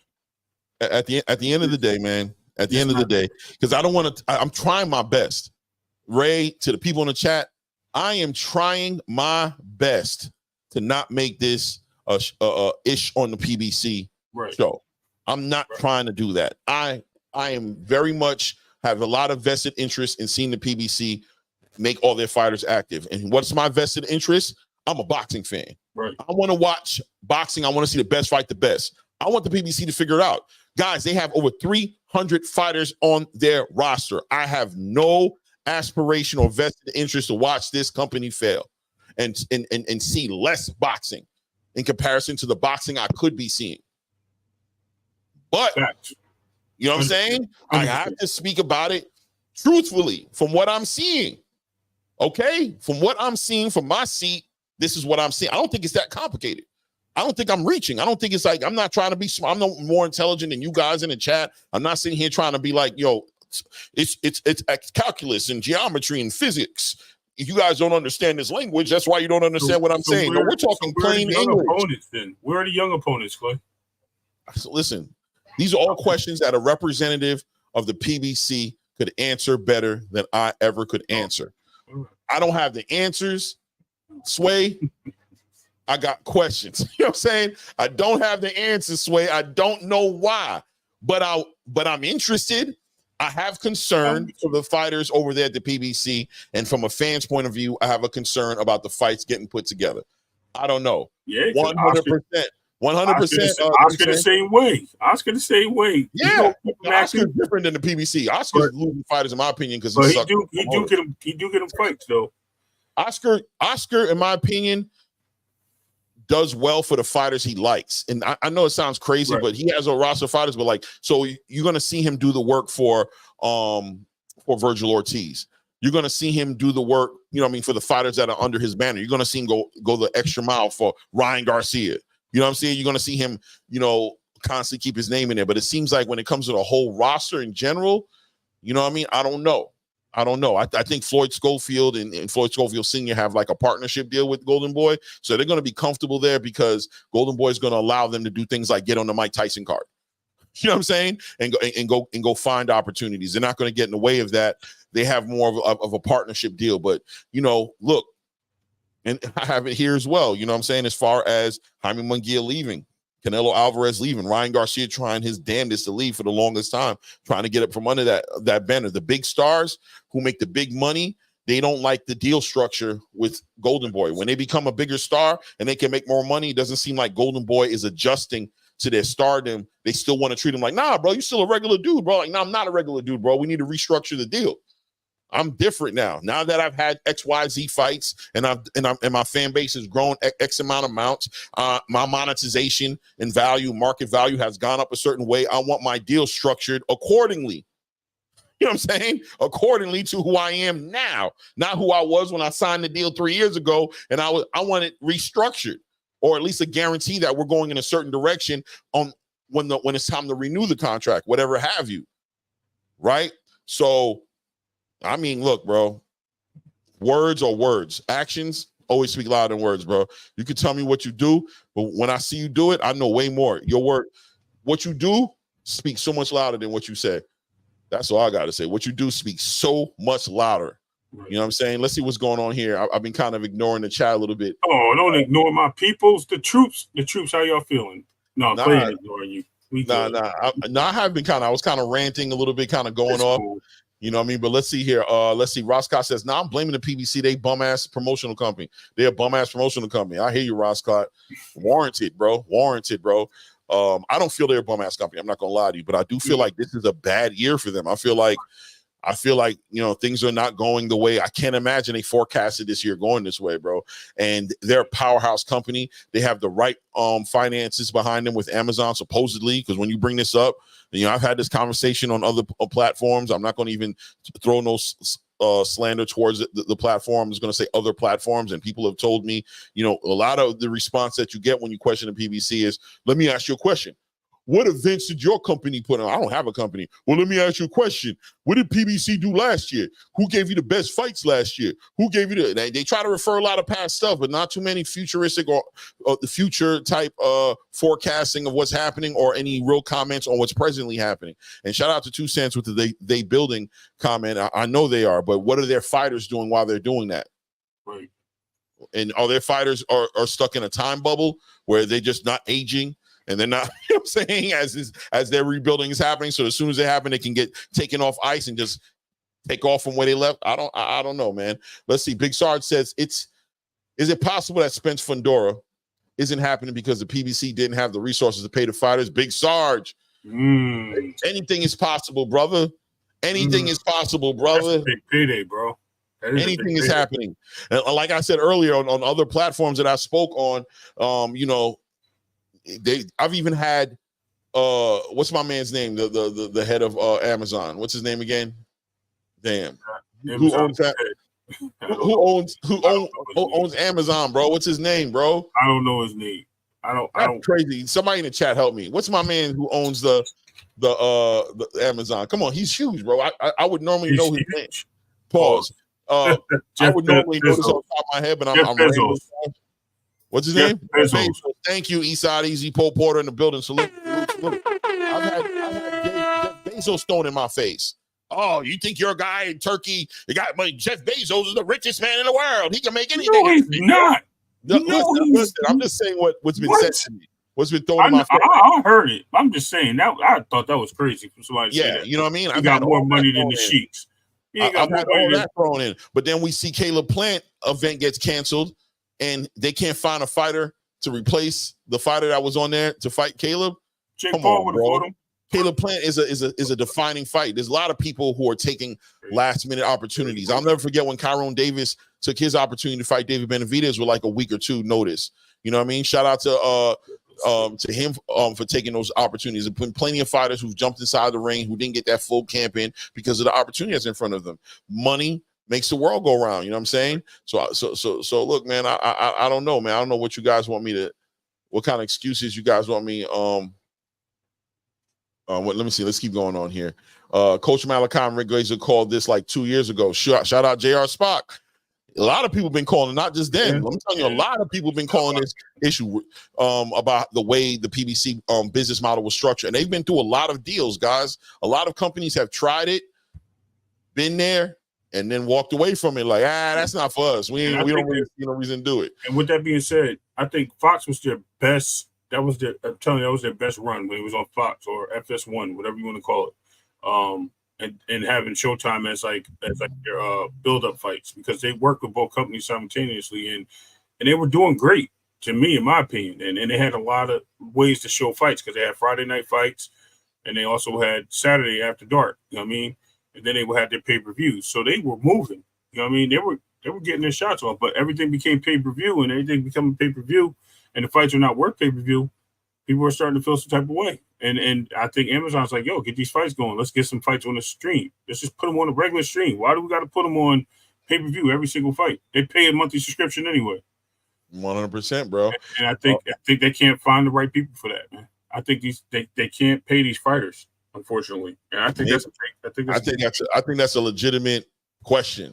Like, I'm not gonna say they can't, but I'm gonna say I think it's legitimate to be like, yo, is that the issue? Shout out to Big Sarge, and shout out to Ray Davis and anybody else in the chat who has a similar question or concern. Ross Cott said all these fighters PBC got, they ain't active. It's very suspicious. 100%, Ross. Very suspicious. Shout out to Ryan Frazier, Boxing Talk Up North. That's my Canadian brother in the building. We're going to open the chat a little later. I know you be at work and stuff, but if you want to hop in, you're a good dude to build with, man. But yeah, no dates. Listen, man, eyebrows. Give it some eyebrows. Just raise the eyebrows. No dates. It's not, from a fan's point of view, it is what it is. 2 cents. Spence Fundora, October, AT&T Stadium, per my sources. Spence Fundora, October, AT&T Stadium, per my sources. Okay. Salute to your sources. We'll see. Is that some new information that just came out, 2 cents, or is that like, I don't know if you want to expand on that. Champ Ross, a lot of fighters, I don't know if you want to share your sources, but Champ Ross, a lot of the fighters lost their prime years sitting on the shelf. 100%, man. 100%, man. Big Sarge, I'm concerned about the financial future of the PBC. I bet you are, bro. DJ, I got no shade for anyone. Amazon only pay for the broadcast and get a cut. They don't finance the bag or promotion on any or an annual budget for the PBC. Salute, DJ. Salute in the building, man. I appreciate you, brother. It's a question. Track Ocean said Billy Ocean. I'm not sure where that was coming from. Charles Edward Cheese said, not knowing Daddy Bezos. I know you probably know Bezos. Jeez. That might be your dude, bro. You know what I'm saying? You and him might be sitting there playing Call of Duty every other night. Let him know we out here building, trying to make this channel, man. Ryan Frazier, Big Turk got a crazy budget. Big Turk don't got no budget, Ryan Frazier. It seems like he ain't got no budget. He just got aspirations of making the biggest fights. Mr. Big Play Break. So Tank has his own Amazon deal. Who's the big money PBC pay-per-view name? I'm not sure, Mr. Big Play Break, but I'll tell you that his deal that he has, this $250 million, from what I understand, is not PBC giving him that. I'm hearing that's very much an Amazon deal for Tank. Keep in mind, Tank is not a PBC fighter. He gets advice from PBC heads, from guys who run the company. But it seems like his deal is really between Tom Brown and Amazon, and obviously his own promotional company is involved in a partnership deal. You might want to say, but we'll see. I don't know for sure how it works. I'm sure somebody else could shine some light on it from somebody who's a little bit more deeper into the game. I don't know. Since the question to that is it's been apparently canceled due to the fact that Earl has some type of injury or something that we don't know about. They didn't say injury. They just kind of left it like he's walking away. I didn't hear it was injury. Yeah, this is what people were speculating. So, I mean, there's no answers to that yet. This is just something that was just announced today from his manager of Samson. So it was just announced. Was it through a third party or was it direct from Samson, Clay? Because I seen it online from third parties. Yeah, I'm not too sure. So it could be bubbled up. You know what I mean? It could just be somebody just throwing stuff out there. But right now there's news. It's just breaking everywhere. Oh, 2 cents. You're not aware. Oh, okay. That's what you meant when you thought they were going down in October. Yeah, that fight is done. Errol, so you came in late when we were talking about it. Okay, I got you. Yeah, we talked about it earlier, man. The fight is not going down no more. Errol pulled out of the situation. And now it just puts a whole Got to talk to my source tomorrow. Yeah, ask him what's going on, man, and come back on the channel and share with us what you find out, man. I appreciate you, sis. Let's see here. What up, Clay? It was the boxing voice in Ring IQ today. Yeah, they were talking about it. Definitely. Why to cancel Rick Tim? Let's go, Errol. I need him to come back stronger and blister that thin frame. Okay. 2 cents. Bomb, bomb, bomb, bomb. Yeah, let's continue. Let's continue with it. You know what I'm saying? So yeah, man, PBC. We don't know what's going on. We're going to talk about it a little bit later in it too, because we end up going into the conversation. You can even see right here, I was ready to pull it up. You know what I'm saying? That I had it ready to go. 3 events in the third quarter of the year, man. What's happening in the 10, 12 fights? Nobody wants to hold them accountable. You know what I mean? Or the people who, I don't know, if you hold them accountable, you look at like you're hating on the African-American development in America. You know what I mean? Like you're against the civil rights movement or something. Right. Every time you talk about it, it's like, you know what I mean? Like, yo, you ain't for the reparation and the rebuilding of the black community in the boxing space and in the world if you don't support the PBC. Like, all right, well, look, I support the PBC, but I think they're here for they can be criticized, scrutinized. We can give observation to them the same way we give any other promotional company. Say they're a business and they're allowed to have their plus and minuses. What's it called? Yelp app. They're allowed to get Yelp like everybody else. No doubt, I don't know if y'all got a Yelp app out there. Yelp is that business thing. You got Yelp over there, Clay? You talking about Yahoo? Yeah, Yelp. Is that Yahoo? Isn't that some Yahoo like affiliated service? Something when you get bad service places or good service, you can big them up or put them down. Yeah. Oh yeah, it's one of those review. Review platforms. There you go. Yeah. So they're allowed to get Yelp like everybody else. Is what I'm saying. Yeah, not like Errol to pull out of something. Yeah, we talked about it earlier, 2 cents, just about the reasons behind it, what he might be thinking, whether he's entertaining retirement, whether he's entertaining taking tune-ups now. We got to remember that Errol Spence was in a transitional phase. He's leaving his head trainer in Derek James, getting a new trainer, putting these fight dates together, long hiatus. He's had issues with committing to the sport as far as, the weight cuts, the strict diet plans, his preparation in general. So him getting back into that flow of things, as well as, like I said, I think one of the big things that probably affecting Errol Spence and how he's moving right now is finding that right trainer. I'm sure he might have even found the trainer now, but now the trainer might be advising, like, listen, I'm here, I'm down, but I'm not here for no last minute BS. I want to build a relationship with the way you fight, with the way you receive my training, with the way that we communicate with each other in the ring, so that on that night we're not embarrassing each other. I don't want to jump into XYZ kind of fight. This is how my program is. And maybe Errol's decided to concede to, like, okay, I'm going to follow my coach's instructions, and my coach doesn't think there's a fight to take now. Who knows? All kinds of things can be getting put together in the background as to why this fight is getting put together right now. But more importantly, right now, it seems like the consensus is Errol Spence won't be competing against Sebastian Fundora and challenging him for the titles he's holding, and that he has other plans. And we're all, like I said earlier, going to stand by and wait to hear what he has to say about it, right? So, yeah, but, that was a PBC conversation pretty much in so much. I don't know if we're going to even return to it. What happened? You about to say something? J.R. Spock, I like his comment. 2 cents said it's two completely different situations. I get that too. But I mean, it is a good question. It's a good point. Yeah, why is it okay for Spence to pull out, but not Loma? Hey. That's it. Yeah, man. That's a good one. That's a good one, man. I don't think it's, look, I think it's, me personally, I think it's okay that Loma pulls out. I keep telling you guys, man. Yeah. I don't look at it like everybody else does, man. You know what I mean? I just think, I think the boxing space is a very unforgiving space, and I think, people don't respect people's rights to personal life. They think is better for themselves. You know what I'm saying? Of having understanding that people, sometimes you got to go back in the day, look how a fighter carried himself, and ask yourself, is this typical of him? Is this what he's normally doing?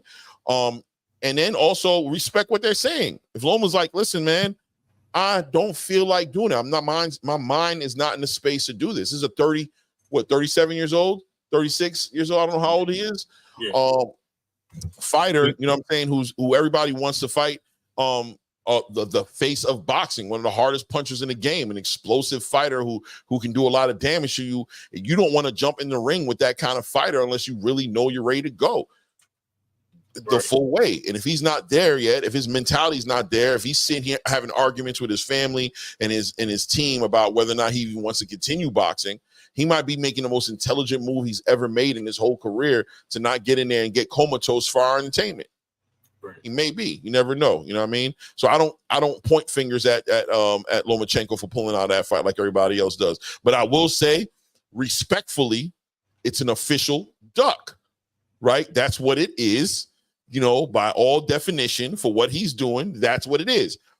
Respectfully, taking into consideration everything he's accomplished in the game, celebrating him where he needs to be celebrated, the way he moved with this whole negotiation has duck written on it. Respectfully, you know what I'm saying? Hold on. You literally said respectful. Respectfully? You said it's a respectful duck, which I'm laughing at because that's like saying what Black said about it being a duck pending. I've never heard that before. A respectful duck. Like, how can I respect somebody for ducking? It's all right. Listen, I get what you're saying. What I'm thinking you're saying is he's allowed to, because of who he is and what he's accomplished, he's allowed to make moves the way he does outside the ring, pending his situations or anything in his personal life. No, that's not what I'm saying. No? What is respectful about it? What I'm saying respectfully is taking into consideration everything he's done. You know what I mean? I'm not going to disrespect this man, but I have to call out the technical term for what it is that he's done, that he ducked. That's it. You know what I mean? Respectfully. That's what you did. Okay. You know, it's kind of like you lied. But you know what I mean? I know you not to lie. I know you to be mostly truthful. So I gotta call you out on the lie. But you know, respectfully, because we have enough of a relationship or understanding of how we move to know that's not what you normally do. But I'm not going to discount the fact that you just lied. That's what you did. You know that's what you did. Boom, and we move on. You know what I'm saying? I still think he's a great fighter, and like I said, perspective can get put on this if he takes a fight first quarter of next year. He takes a fight anyway. Then you know, now what he said was the reason for him not taking a fight may hold some weight now. Maybe his family is going through some sort of changes that he's decided to make a conscious decision to be there with his family. And, you know, his wife, his marriage could be on the line. His wife might have just gave him an ultimatum and told him, like, listen, man, when you come back, I ain't going to be here. I'm tired of this. Our country's upside down. We've lost family members in this war. We got all these things going on. You've already fought twice already. I told you already, we agreed that you weren't going to move forward and continue fighting, blah, blah, blah. You know how I can get. And he might have made the decision like, look, y'all here for today and gone tomorrow. This is my forever. I got babies with this lady.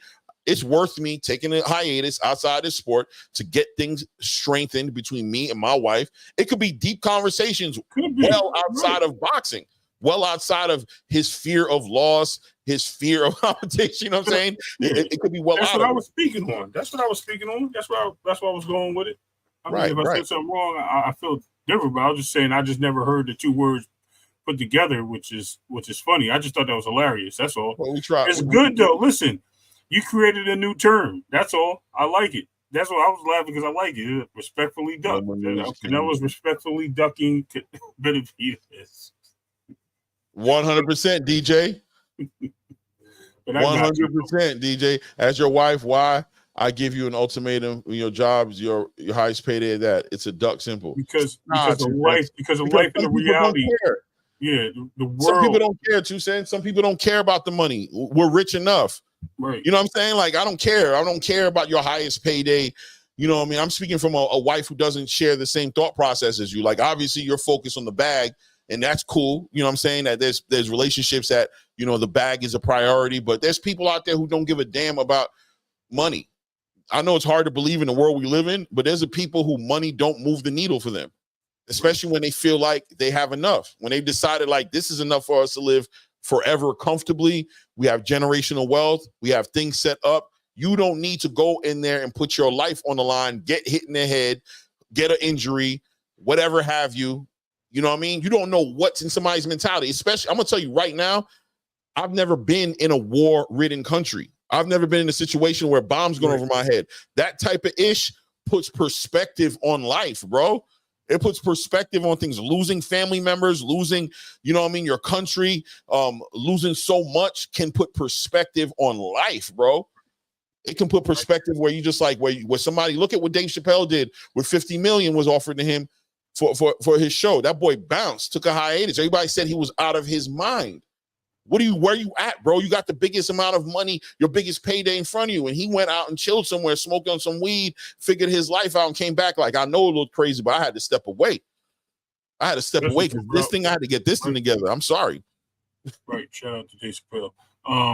But yeah, no, exactly. And as far as him chasing the WBO, it depends who the champ is, because they're not going to give him that fight. That's not going to be something that they make for him. I think he's got the same situation as SHAKUR, Tszyu and Davis. So I think that situation is very similar with Berichek. So I don't even think that fight happens unless it's the last two standing. No doubt, no doubt. Yeah, so we're gonna move on. You know what I'm saying? That was kind of giving 2 Cents a little bit of attention as far as what was going on there, and people in there speaking. Salute to 2 Cents. Well, we ain't seen you in a minute, 2 Cents. Great to have you back. I hope you're back. I hope you know what I'm saying. I hope that's what this signifies, that you're back. Maybe you never left. I don't know. Let's see here. Let's get into the next time. So many different things to talk about. I promise you guys, we keep getting sidetracked, but I got a lot of things I want to talk about. Let's talk about Jaime Munguia going ahead and leaving Top Rank. You know what I'm saying? Leaving Golden Boy to go to Top Rank. Right. Interesting move. My questions, and when it comes to this whole entire move to Top Rank, is when Jaime Munguia put the fight together with Canelo Alvarez, that was a PBC situation, right? Like, did he temporarily get out of his Golden Boy contract to make that fight happen? Because Golden Boy wasn't involved with the promotion of that fight. The Zone was, but Golden Boy wasn't part of that. That was like one of the main rules, as a matter of fact, that Canelo made sure was part of the deal, that Oscar De La Hoya was not going to be part of this promotion. So did this give Jaime Munguia an opportunity at that point? Did that open the door and allow for Jaime Munguia to renegotiate the contract? And that's where things went left. You know what I mean? When Jaime Munguia was to return to Golden Boy, was it like, yeah, I'm coming back, but I'm coming back after one of the biggest fights I could be made? And was Oscar more so, yeah, let's carry on from where we left off? And Jaime was like, what are you talking about, bro? Before we left, you talking about before Canelo? Nah, bro, we're going to talk about this deal after Canelo. This is the post-Canelo deal. This is the post, you know what I'm saying, fight where I lost, but I didn't get knocked out. And I gave Canelo a super competitive fight. And half of the whole Mexican nation, they says, accepted me as one of their ambassadors. And the whole building was going crazy for me. I want to renegotiate based on those variables being involved into the conversation. And Oscar, you know, Oscar seems to be one of those guys who doesn't like to concede to those type of things. He said the same thing about SHAKUR to a degree, right? Like, I'm not paying you. So if you come over here, just know that I'm going to pay you what you deserve, because I tell you your value. You don't come in here and tell me your value based on what the world has told you. When you come in here, you're still one of my employees. And it seems like the fighters who get confronted with that situation, when they seem like they're usually choosing to walk away from Oscar at that point. Right. So let's just say this. On the other hand, Oscar's very quick to pull the trigger on fighters that have lost in his stable, ruining it, deleting their contracts, getting rid of them, not re-signing them, not negotiating new deals with them, holding them back from fighting until their contract's up, or whatever the case may be, if they're not doing what he says. He seems like he's a very white-collared businessman that only believes in the bottom line. He don't really care about what your feelings is about. As long as he's making that money at the end of the day, you really don't care. So if you're not, you to me, you just lost value not getting that Berlanga fight. You just lost value not getting this fight over here. You know what? We can't deal with you anymore. I'm going to release you. What does he do? Okay, no problem. Guess what I got? Got a guy named Xander Zaya sitting over there at Top Rank. That'll be an interesting fight for me. I think I'm going to go over there and I'm going to go fight this guy. I think Bob and I can make it happen. They don't got too many. Xander at 154? I'm sorry. Excuse me for saying that. Yeah, I'm at the wrong level. But anyway, he's got fights over. Yeah, I'm bugging. But anyway, he's got fighters over there. I was trying to see what 168 fighters he has. He doesn't have too many. But yeah, so he has to find a fighter, and I can see somebody. I'm actually looking down in their whole stable. He doesn't have too many people at 154. Yo, salute Bob's and I'm sorry, 168. Here's my language. 168. I done did it again, Clay. He didn't have too many fighters there, bro. Weight class. Let me see here. So while you're figuring that out, just to add to it, just to say that at the end of the day, you know, and shout out to Big Sarge. I think it was Big Sarge. No, was it Mr. Big Play? Yeah, Mr. Big Play. Shout out Mr. Big Play saying Munguia told Oscar yesterday's prices are not today's prices. Listen, Linda, listen. You know what I'm saying? It's money in, money out. You know what I'm saying? We in here as prize fighters. Shout out to the boxers in the space. I'm speaking for you. You know what I mean? In this situation, at the end of the day, prize fighters are here for the prize, and we work hard. I'm talking from the fighters that don't fight, right? Fighters, we work hard, you know what I'm saying, to get into the opportunities that we have, and we don't do it just to come back and for you to humble us and tell us who we are and dictate to us what our market value is, because you want to protect your budget and you want to continue paying that $20,000, $30,000, $100,000 a month mortgage on a penthouse you have in the middle of Vegas. No shot stone, respectfully. You know what I mean? We're not concerned with those things. You know what I mean? You're going to talk to me right and you're going to talk to me nice. When a person like Jaime Munguia gets into a fight with Canelo Alvarez and the type of fight he was in, he wants to walk away from that a winner, whether it's on what the judges said and whether it's him becoming undisputed or whether it's becoming from respect that he's got in this space, which myself, I gave Jaime Munguia super respect before the fight because I really wanted him to beat Canelo because of personal petty reasons about how Canelo handles certain negotiations. But definitely after the fight, he earned a legitimate, solid respect from me. Big fan of his heart and how he performs in the ring. I think the Mexican fan base didn't let him down. They accepted him and they said, yo, we love this dude. This dude represents the Mexican spirit. El Cabron. I hope that's something positive that I said. You know what I'm saying? About I don't know. I always hear Canelo say something like that after the fight. I hope it was good, what I just said, and I hope it was not bad. Excuse me to my Mexican subscribers who see this if that was a total shot thrown. I hope it wasn't, though. God willing, inshallah, that's not what happened. Hopefully, I gave the compliment that I was intending on sending to Jaime Munguia. But at the end of the day, earning a big fan base, earning a huge fan base in the whole place stood up, very similar to the Isaac Cruz reception after his win against Rolly Romero. Huge blow up. So when we come back to the negotiation tables, we're going to talk about all those things that I just said, that I went down a list of, and we're going to negotiate, including those intangibles. And my monies that I get at the end of negotiations are going to represent the work I put in. And it looks like when it comes time to have those conversations, Oscar De La Hoya is not a willing participant in a positive way that benefits the fighters he's talking to. He doesn't seem like he gives value like that. You know what I'm saying? So he moved on. And look, Hannibal said Oscar disgraced Mexico getting in the way of SHAKUR versus Zepeda. Listen, man. And I'm going to be honest with you. I don't know how Zepeda feels about that. We don't know. We don't know how Zepeda feels about it. Do not repeat. Yeah, El Cabron, right? I don't know, bro. You know what I'm saying? Say that, Clay. Stop saying that. It's bad? It's bad? Yeah. Okay, my bad. What's El Cabron mean? Well, it depends where you're from. It does have two meanings, but I'll just put it this way. Some countries it means sheep, but other countries it means something. Well, okay.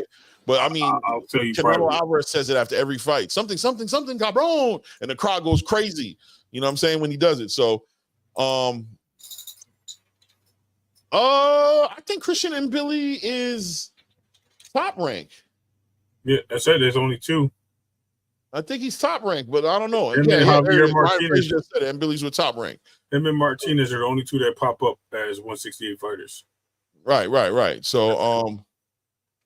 So you know, at the end of the day, you know, shout out to Jaime Munguia. Let's see what he does with top rank. Listen, the man is a star, bro. Wherever he performs at, they're gonna follow him. These Mexican fighters, when they pull that fan base together and that fan base decides that they're gonna represent you, they push you forward. They push you straight to the top. They push you straight to the top when they do that. And you know, he obviously took the better option, which was, I'm not going to deal with this shit, man. And look, Canelo was talking to Jaime Munguia as well during the build-up in the press conference at that fight. Like, listen, man, you need to get away from Oscar, man. Oscar's all in your pockets. He was saying that. So look, I bet you did tell him that too. Yeah, bro. He was talking to him right on the stage. That's why Oscar got involved. That's what pissed Oscar off. That's what got him involved in a promotion for him to stand there on that podium and give that whole entire spiel about respect me, mother. I built you. I was the one. You keep on trying to throw shots. That's what that tickled Oscar's go after yourself button. You know what I'm saying? It had him up there wilding out. Even though he wasn't part of it. To the queen in the building. What's up, Rachel? Rachel, salute. Oh, all right, Rick James. Thank you, brother. Yeah, Virgil's still golden boy. Won't use that word again. Look, man, at the end of the day, man, Viva la Mexico, you know what I'm saying? That's why I probably should have said For la Raza, you know what I'm saying? That's probably what I should have said at the end of the day. Things of that nature, you know what I'm saying? No doubt, I got you, Rach. Oh, you got it? I got you, Rach. You know, when the queen speaks, boom, you respond accordingly. You don't waste no time. You respond accordingly. That's right. But yeah, so yeah, you know what I mean? We'll see what happens with that. I don't want to get back into the PBC conversation, you know what I'm saying? As far as what's going on, we already spoke about that. You know what we're going to get into? Let's talk about this topic a little bit, man. Let's get back into this. Let's delve back into this situation right here. Gervonta Davis needs a dance partner. Who's it going to be? I think everybody, you know, we touched on this 2 nights ago when it was fresh and we spoke about it.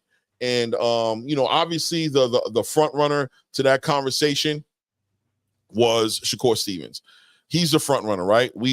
He's supposed to be there. It's a fight that everybody wants to see, but we all have to acknowledge the fact that Shakur's in the midst of negotiating or renegotiating. And I'm saying that to not count out Top Rank, right? Even though a strong part of me wants to count them out and say they're not part of the conversation when it comes to Shakur Stevenson anymore. But at the end of the day, he's in the midst of finding a contract, finding a promotional team to get with, and make moves. And this could be affecting the trajectory. Salute to the queen, Rachel Donaire in the building. Salute, Rachel. Salute, Rachel. So hey, what's up? Chilling. John, so you got the new picture up there. That's a new picture I've seen up there. You know what I'm saying? It's so the laptop I have has I don't know, I can't figure out how to log in to StreamYard with this new whateverness. So okay. Yeah. Okay. No doubt. Just building on the whole entire Tank situation right now, on him finding a dance partner, and you know the conversation, the upfront conversation, the obvious conversation is, oh, this is time for us to see Shakur versus Tank. I'm in agreement with that. I want to see that fight happening, but at the same time, Shakur is in the midst of negotiating a new deal with somebody, whether it's Eddie Hearn, whether it's Mayweather Promotions, whether it's back with Top Rank, whether it's PBC, whatever he's figuring out. That doesn't seem to be figured out yet. So I'm wondering if I'm pretty much thinking that could get in the way of this fight being set up right now. I mean, yeah, I've heard, I haven't really dug deep, right? So my dig deep was back when Munguia was fighting Canelo, right? So I haven't really dug deep and said hey, so what's going on with Shakur? Because there's rumors, right, that he's seen multiple promoters. There's rumors that he is with Matchroom. But with the Munguia fight, that was one of those, I don't know if you can say my proud moment, let me dust the dirt off my shoulder. For anyone who said oh well, no, Golden Boy made that happen. Golden Boy. Listen, as much as Golden Boy had put half of the promotion, because I'm going to say half because legally it is half. Zamfir Promotion put way more money into Munguia when he was in Mexico, and Golden Boy didn't even look his goddamn way. Right. So that's why we're seeing, Munguia being able to move right now. So when it comes to Shakur, he doesn't have his own promotional outfit. There is not, he's not signed by a local promoter, whereas he would, be able, would want to move in whatever direction. it's interesting because of the fact that he hasn't signed anyone. We know that Matchroom plays. They want to play with everyone. I don't feel like Matchroom is one of those ones that are like, hey, we have the belts, like, and so unless you sign with us, you're not going to get anything. We already saw Golden Boy already say that that the Zepeda fight is not available to SHAKUR unless he signs. That's the game. Right.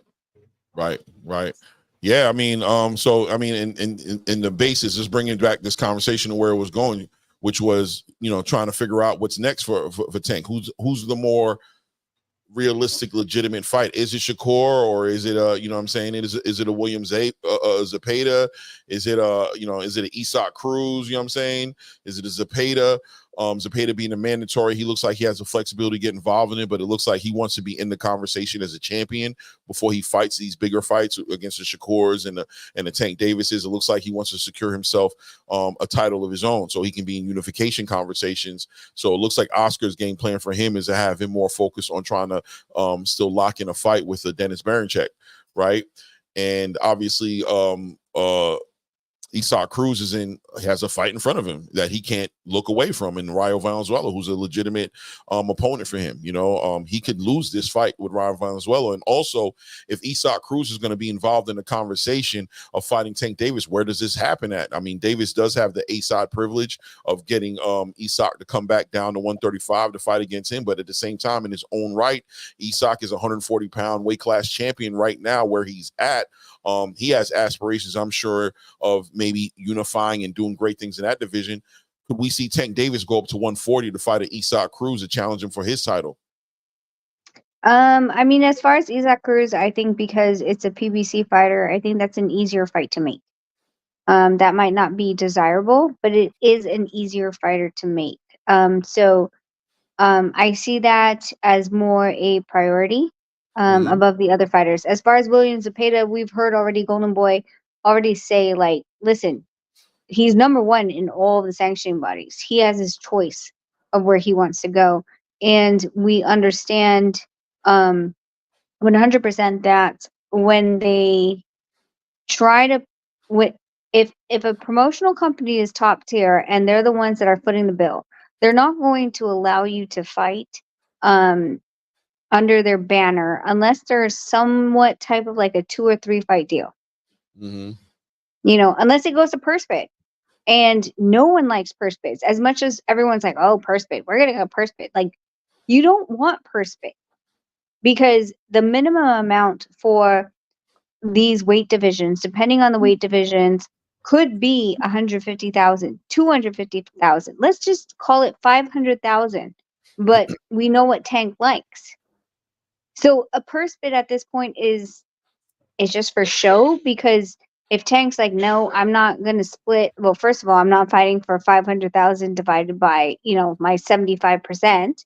Like, screw you. Bye. I'll drop the belt. 100%. And this kind of goes a little bit into the David Benavidez conversation as well, just a little bit. I'm not trying to move the goalposts, but just say people are putting a lot of pressure on David, saying that he should have, you know, went to purse bid, forced Canelo into a situation, a mandatory position to where he's either going to have to fight him or relinquish the WBC belt. You know, Canelo losing the belt. And, you know, like you said, the unattractive features of a purse bid would maybe have David like, nah, I don't want to go to purse bid, bro. I want him to acknowledge the mandatory, respect it, and so we can go and get the real offers that are on the table that Canelo Alvarez brings to the table when you fighting him. I want to be part of those conversations. I'm not trying to force no $500,000 conversation just in the spirit of getting a belt. You know what I mean? Like, that's not what I want. And that's what people don't understand. When you come to a purse bid, it has nothing to do with back end. Right. It's 100% to do with your guarantee. That's it. So whoever, like, even if you do the biggest one, not the biggest one, but the most published one was that I believe it was like 6 or 7 million. It was Teofimo versus Cambosos, and then Triller couldn't pay it. Right? There's no back end in that. They're only doing guarantee. And of course, we also know that Triller fell through, and then it went all the way back to Top Rank, right? Matchroom bought that fight. Sorry? Matchroom, I thought, bought that fight. They ran on that fight. So, Matchroom did what? I thought Matchroom had bought that fight under. They swept it from Bob, Tszyu, and Kambosos. I would have to check, but I thought Triller got it. Right. And then when it came to secondaries, it was between Bob and Matchroom. At that point, Matchroom wasn't interested because I think, am I right? It's like who? Yeah, I it thought was. And Top Rank still threw that fight. Yeah. Well, while y'all looking into that, let me just address some things going on in the chat here. Can I just throw a name in the hat too for that? For Tank, keeping it PBC. Why didn't nobody even mention De Los Santos as a fighter? He's not on the list. That's another thing we have to acknowledge when it comes to the Tank conversation. We always have to refer back to his game plan that he has fights. Yeah, but being that Loma's not no longer on the list, possibly, right? Why not throw somebody in there that could be a stay busy fight? He fought Shakur, so it can create separation and what the fans think. That's just a big. I think that's a big fight right there. Yeah, I mean, I think it has to do with that list, and also I don't count Loma out of the conversation yet. You know, I mean, he didn't say he doesn't want the fight. He said he doesn't want the fight now. That he wants the fight to be next year is what he kind of like, kind of like had everybody feeling. So I don't know. I don't think anybody who's not the big dudes is necessarily legitimate to the conversation as far as who he should be fighting against. But although I'll acknowledge, I think somebody here, DJ talked about him going to 140 and potentially fighting for a vacant belt up there while Haney's in recess as far as that WBC title. He could do that, but I think if he goes up to 140, DJ, I'm being honest with you, like, why wouldn't he just go ahead and fight Isak and get that big Mexican fan base and still get a title in that 140 division and be able to, unify with real champions up there. Sandor Martin's not an exciting fighter. He's not even excited about fighting Shakur Stevens, to be honest with you, based on the style that Shakur brings to the ring. I think Sandor Martin just brings a lot more of that, and I don't necessarily see why he would volunteer himself to get inside of the ring with a Sandor Martin to get just to get a title when, he could probably get it if he just waits it out. XL's behind the scenes too. Huh? I think XL's behind the scenes, it looks like. Rachel, I just dropped that in your Twitter. Yeah. Okay, yeah. Because I think Matchroom did outbid. Yeah, they did outbid Top Rank. Right, it pissed Bob off. I remember that. I mean, there's not a lot of things that don't piss Bob off at this time. Like, it is what it is. But if we went back to Benavidez, like, his situation is a little bit particular for me because of the fact that, again, 2 years ago, in Acapulco, we were sitting there, and he was supposed to, if he won, which he did, he was supposed to get the mandatory position against Canelo. I feel like at this point, like, he, and this is not from him, this is from my position. If I was in his position, I would lose faith that the governing bodies would give me my just due. Right. I think that, just realistically speaking, for Tank, just kind of bringing it back to Tank, I think the legitimate option is probably try to push the Shakur fight to happening, being that he is free agent, being open, allowing Shakur, being a little bit concede a little bit, be willing to entertain Shakur's demands, not money necessarily wise, but I would say as far as cross promotion, not forcing him to go to the PBC or some nonsense like that to make this fight happen. I think Isak is going to involve. I mean, Isak Cruz is one of those guys who's hungry. He might just cut the weight, come down to 135, and get that rematch against Tank. You know what I mean? He said he was going to vacate. He literally, after he won against Rolly, said he was going to vacate. So I'm surprised at this point that he hasn't. I don't know if he just believes that 140 is too big for him, but he literally said that. And then I think because of the fact that Tank really hasn't stipulated if he's going to try to play at 140 or 135, he wants to hold that as a position and be like, hey, I'll follow you in 135 or 140.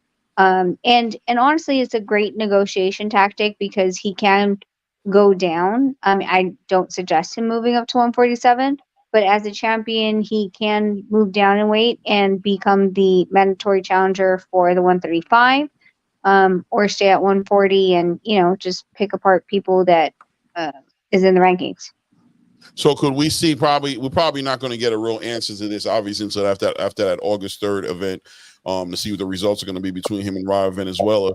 If he does win that fight, then it's arguable to say that, Isaac Cruz being a small 140 pounder, it's quite realistic that he'll come back down to 135 to get an opportunity to get another big payday against Tank Davis. I think that there's a fan base out there who wants to see that fight. I'll be honest, me personally, I'm not that interested in it. I'm not. I think Tank beat him with one arm and beat him pretty convincingly. I don't know if but I think it'll be an exciting fight. I think Isaac Cruz brings that excitement and gives somebody with Tank's skill set an opportunity to really put on a star-studded performance. Like knocking this dude out probably when he has two hands, maybe because he got that big fire hydrant head. Isaac Cruz might just catch a bludgeoning for 12 rounds, but.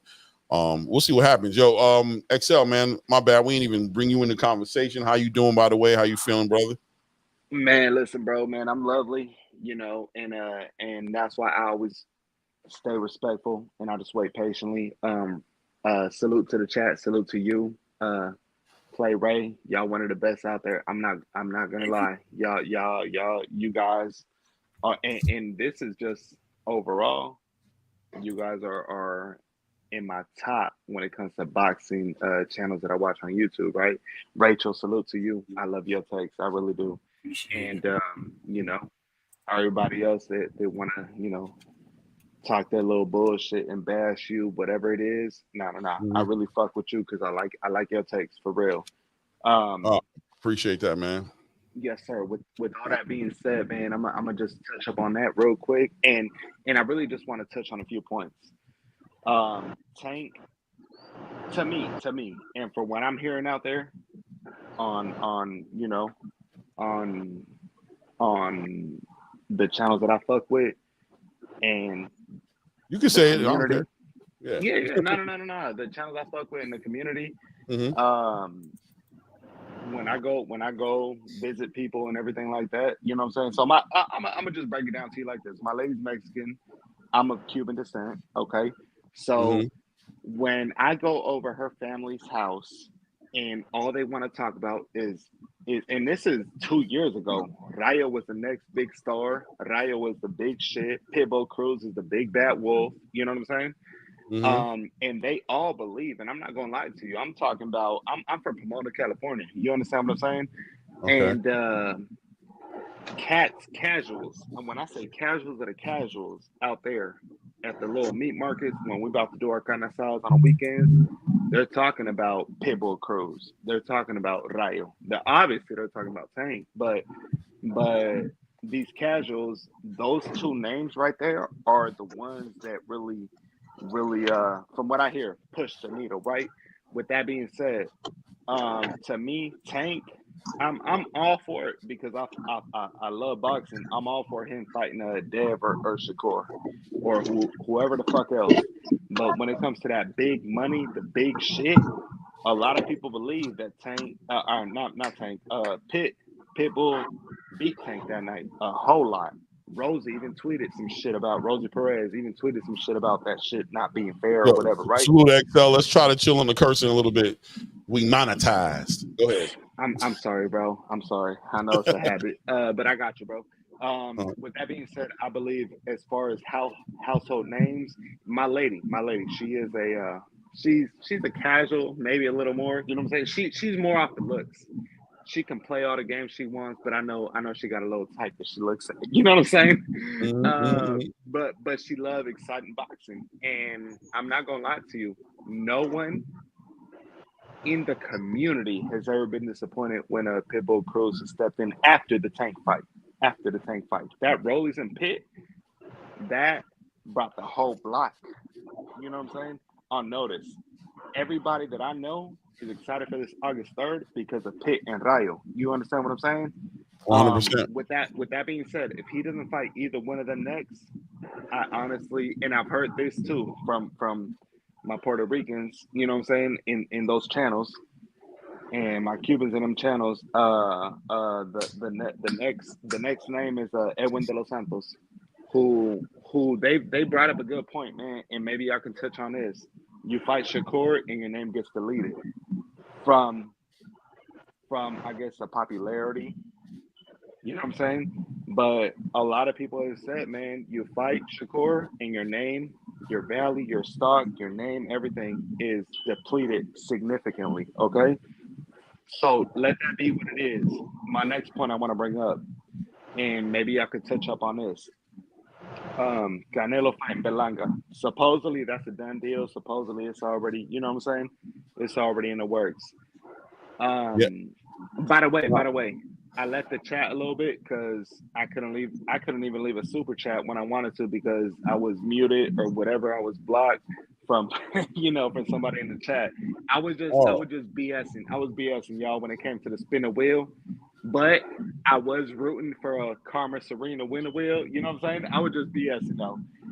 When I was talking my little you must not be wrenched up. I gotta wrench you up because you shouldn't have gotten blocked. Yeah, I don't think so. But when I left the comment, it said I was blocked by the, anyway. No, when it comes to the Canelo Berlanga, I'm gonna stand by this. I don't like the fight. I do not. But Benavidez and Morel should have never moved up. 1, 2. What other option is there? You know what I'm saying? Berlanga is number 4, ranked on from what I've seen on Box, right? The only other one is in Billy. He doesn't have a name, and he just beat Munguia. I prefer to see Caleb Plant rematch Canelo because I don't want to see Berlanga get that. I just don't. I don't like it. I don't think. You know what I'm saying? He ain't deserving, but at the end of the day, what is gonna sell more? So that's kind of where I'm at with it. I would love to hear your guys' take on what y'all think. And I know it's completely different topic when it comes to Canelo and Berlanga, but going back to the Tank stuff, I think that the rematch definitely needs to happen. And I'm a big boxing fan, and I definitely want to see it again because I think that Pitbull will be the one to beat Tank. That's my take on it. Anyway, with that, man, I fuck with y'all. I mess with y'all. I appreciate y'all. And I'm gonna go ahead and take off, man. I'm gonna listen in the background. Thank y'all. No doubt, man. I appreciate you stepping up and building with the channel. You're always welcome here, brother. Thank you. Hey, and by the way, this Saturday, look out for Ernesto Mercado from Pomona, California. He's moving up the ranks. Okay, yeah. Ernesto Mercado. He's moving up the ranks. Pomona, California. Okay. That's my guy. And listen, and everybody listening, I promise y'all, bet what y'all want on him, y'all gonna win regardless, okay? Right. Put him No doubt. Put him onto your picks for the week. Anyway, okay. Y'all already No know, doubt, man. exactly. Much love. Salute, Talk to King. you in a minute. King. Thank you. Bye. We appreciate you. Yeah, Can I man. say something about the Berlanga thing? Say one more time. No, Rachel? go ahead, do shout out. Sorry. No, yeah. No, shout out to Excel for building on the channel. Guys, don't be so quick to block these dudes, you know what I'm saying? They're gonna say stuff, like you just heard Excel say right there that he was just playing. We don't take it personal. I don't care what these guys are saying like that. You know what I mean? Like people gonna say stuff in the chat. Let them hang, let them chill, you know what I mean? Excel is somebody who's been here for a long time on this channel, building with the channel. So, you know what I mean? Definitely, you know what I mean? We don't gotta block everybody for everything. They say something crazy, but they're throwing a little shade. It's okay, man. It's all good. Shout out to XL in the building. Rachel, you getting ready to say something? One of the promises, and I'm going to say promises in quotes, that Eddie Hearn had promised Berlanga when he signed with Matchroom, I believe in January 2023 when he left Top Rank, which was not a combined, it wasn't a unanimous vote to not renew his contract. He promised him the Canelo fight, and then that's around the time that Canelo had left Matchroom. So I think this was a huge push from Eddie Hearn to say, like, listen, you still stuck by me, and I'm going to deliver, even though it's a year and a half late. But it's something that, like, you know, I think that Eddie really came to the table and was like, I need this because this kid signed with me because of Canelo. Right. Right. Right. I agree with you. I think that definitely had a lot to do with it as well. He's been pushing for a minute on it, but also I want to tap in Ryan Frazier, man. Shout out to Ryan Frazier in the building, man. What's going on? Yeah, man. How you doing? That Berlanga thing, like for sure, like you're saying, Rachel, that's a good thing for Eddie Hearn to tell anybody that's gonna come over there. Hey, look what I did for Edgar. Only a year and a half. I got him the biggest money fight in the game. Come on over here. You can get it too.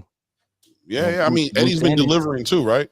Like he's been working his tail off to deliver what he's telling his fighters he's going to deliver. You know what I mean? And that's what is, in my opinion, attracting fighters like Boots and maybe even a Shakur or, you know what I'm saying, a Jaleel Hackett and, you know, all these new acquisitions that he's been making is the fact that he's been acting on what he's saying he's going to do, at least trying his best to make it happen at a minimum. He's not just baiting these guys in with false dreams and aspirations of doing something. He's showing improving and putting a fight like this together against all odds. Because I'm gonna tell you the truth, I think I heard a lot of people, and I'm included in that group of people, who was just like, I'm not interested in this fight per se in comparison to, you know, David Benavidez or David Morrell or even a Christian Mbili or, you know, other fighters that are there to give Canelo a real run for his money. Edgar Berlanga was like I think I made myself kind of like receive the fight in a more positive way maybe about a month ago, when I kind of like turned in my mind. I said, okay, well, you know what, maybe Edgar Berlanga needs his tail whooped because he's been talking so crazy. I want to see him now just to see him get.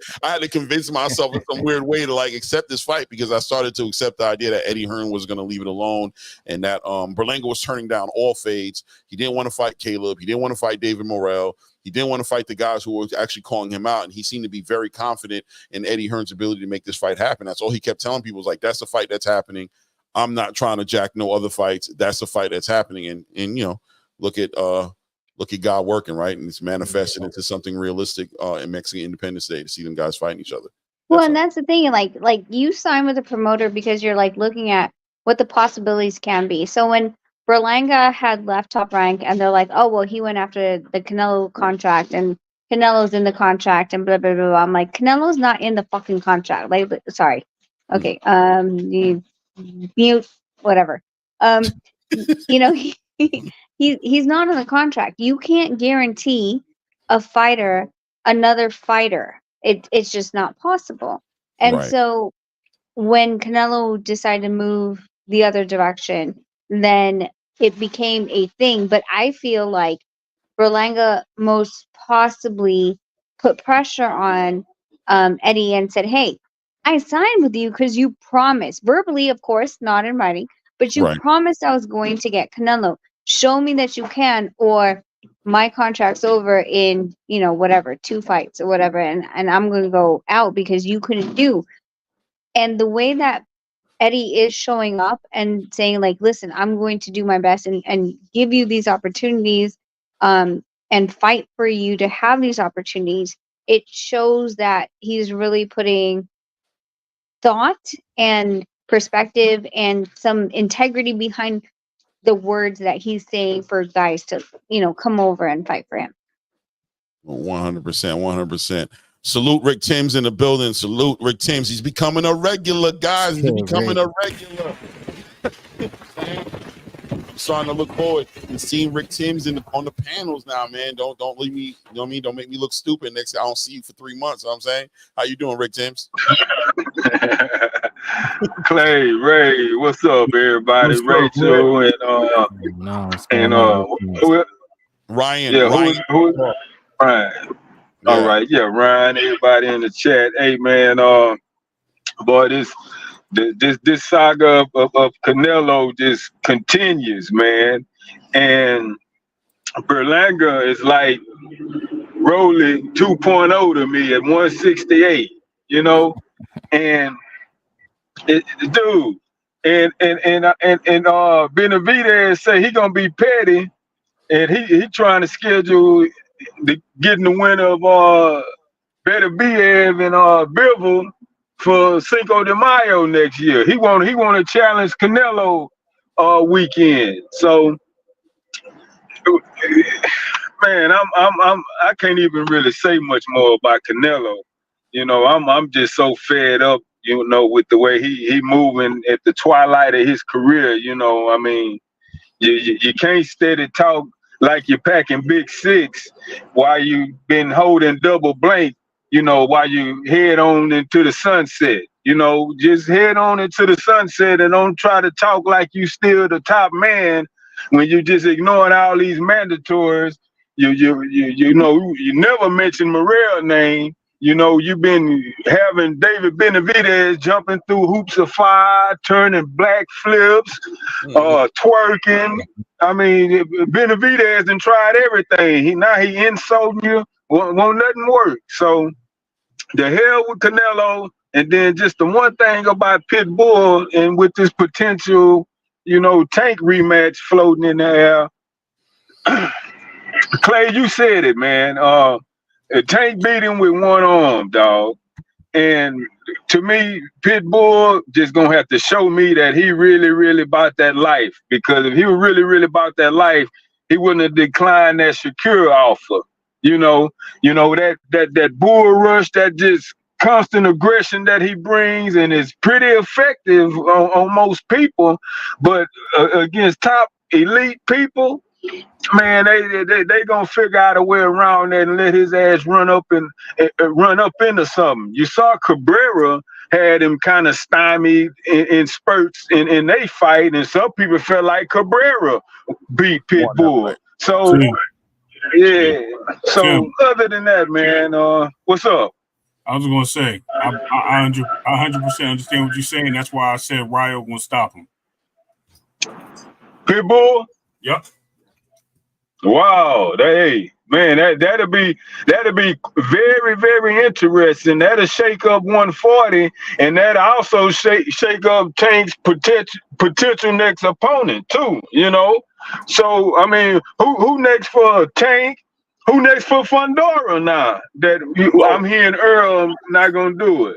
Hey, if that ever happens, Ryo, then Tank. Yeah. If that ever happens, I will smoke to that. You No, know, Ryo's good. Recognize that voice. Yes, sir. Hey, listen, I got some Cuban cigar right here, my brother. You know, Cuban cigar, man. Yeah, no so, doubt. Out here, man. Again, when y'all come out here, man, listen, I got Cuban cigars for you, bro. I'm definitely making anyways, plans out there for sure. Anyways,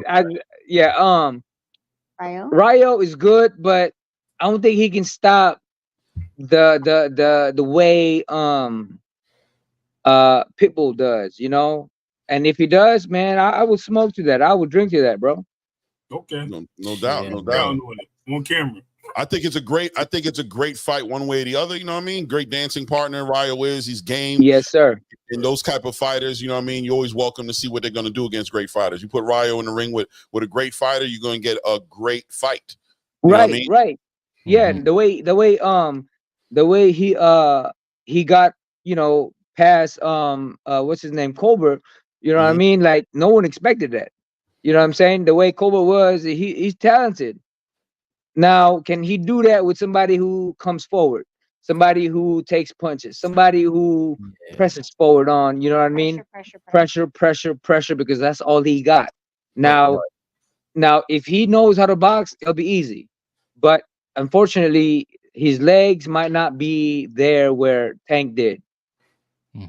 So can I assert that the fact that when he fought De Los Santos knocked him down, he got back up and then also knocked De Los Santos down, who was a pressure fighter, and not only a pressure fighter, a much faster fighter with great hand speed, and he was able to connect and box him in the ring. I do see it happening, but again, you know what I mean? It's boxing. That's why we take this. No, 100%, brother, 100%. The thing. We're not allowed to swear. Oh, I'm sorry. My bad, bro. In the jar. I mean, you know, when you see everybody out here in Florida.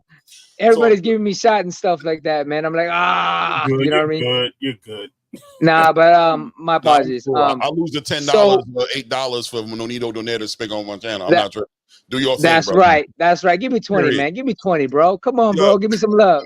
You know, give some love up here. You know what I mean? I'll pay for the monetization. Go ahead, brother. No, but I'm saying is like the difference is De Los Santos is taller, right? But the guy is shorter. See, that's the difference with it. Now, unless Rayo comes up with like uppercuts and stuff like that, it's gonna make a big difference. But it, straight punches, it might not. You know what I mean? Because he's gonna slip it. He's gonna press forward. Now, the difference in distance is gonna matter with punching power, with impact. You know what I mean? And that's what I'm looking at is because okay, De Los Santos got power, right? De Los Santos got distance though. Because he throws at a distance. He's at a height where he throws at a distance. But Pitbull's not that way. Pitbull's right in front of your face. So what happens is he's going to smother your punches, and that's why he might take away the punches or power from Rayo because of the fact that he is right in front of your face and he's going to smother your punches. Now, don't get me wrong, he is smaller compared to De Los Santos and everybody else because he's naturally 135 or 130, right? But the way he came in his last fight, I mean, he went out there, took the punches and all that stuff. Now, can Rayo hit harder than Rolly? You know what I mean? Can he hit harder than Rolly is the question, right? Now Rolly is a distance fighter. He throws wide punches, strong punches, and they say he got retarded power, only at a distance, right? Now, we know that that Pitbull is the guy that will smother your punches, and if he can do that, it will take away a lot of the power that's coming from Rayo. Yeah, I agree with you. I think there is a difference between the De Los Santos pressure and the Isaac Cruz pressure. I think it's two different types of pressure. When you look at De Los Santos, it's still a amount of like distance controlling, and it's a lot of physical pressure, but not like Isaac is punching pressure.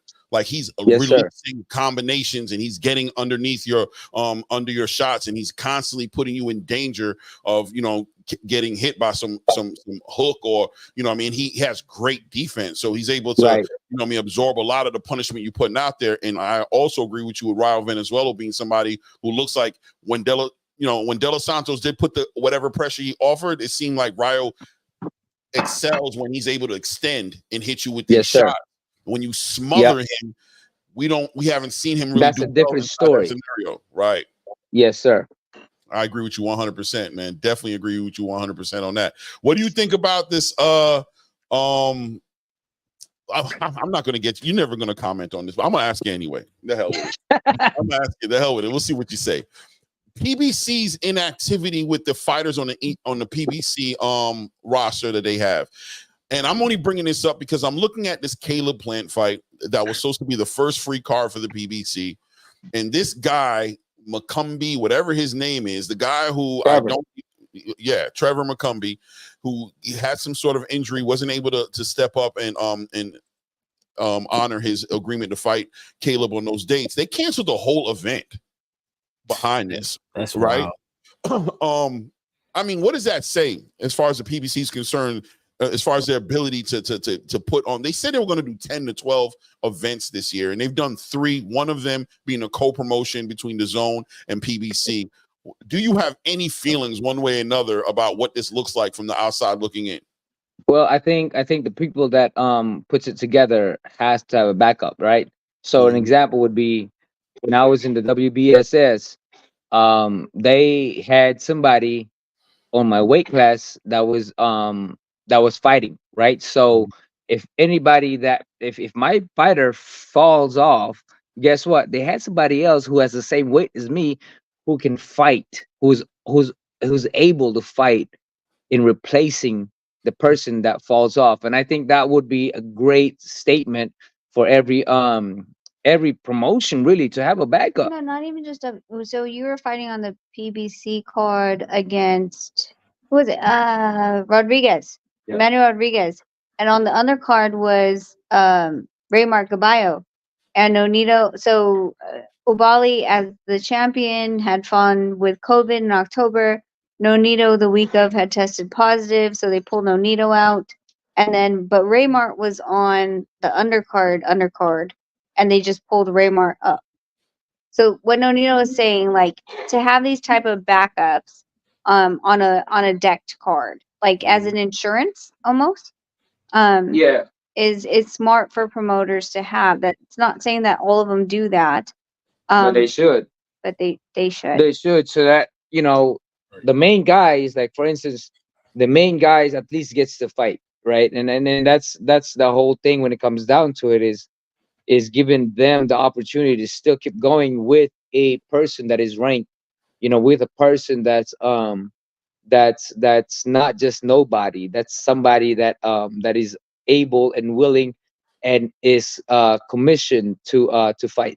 Well, and I think like when it comes to like Caleb Plant is supposed to be the main, and then Stephen Fulton is supposed to be the co-main, right? And it's supposed to be here in Florida. I think that when it comes to monetary wise, it's highly possible that they ran the numbers based on Fulton, like stepping up to the main card within Florida, not changing the venue and the date and things like that, and realizing that the return on investment wasn't going to be high enough. I have already heard from that camp, Macumbi's camp itself, that it's only going to be delayed about 1 month.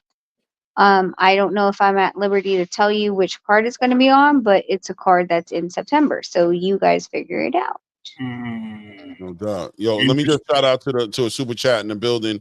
Shout out to J Pit City with the $2 holler saying they trying to stack the Canelo versus Munguia pay-per-view. I think he means Berlanga. Am I right, J Pit? You talking about Berlanga pay-per-view? Maybe they're trying to put Caleb. Listen.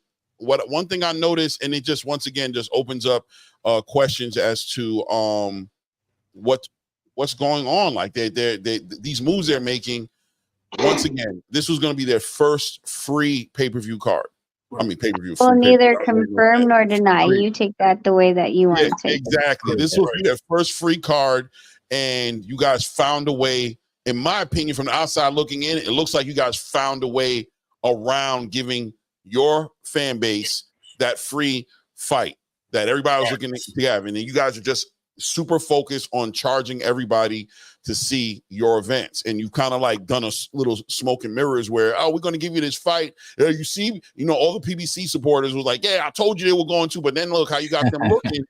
You got them looking right now when you just canceled a whole event based off of shout out respectfully to Trevor Macumbi. Shout out to you, brother. But I don't know if you not being in a fight with Caleb Plant justifies canceling a whole entire event. What about those other fighters on that card? What about the fighters on the PBC roster, the 300 plus fighters?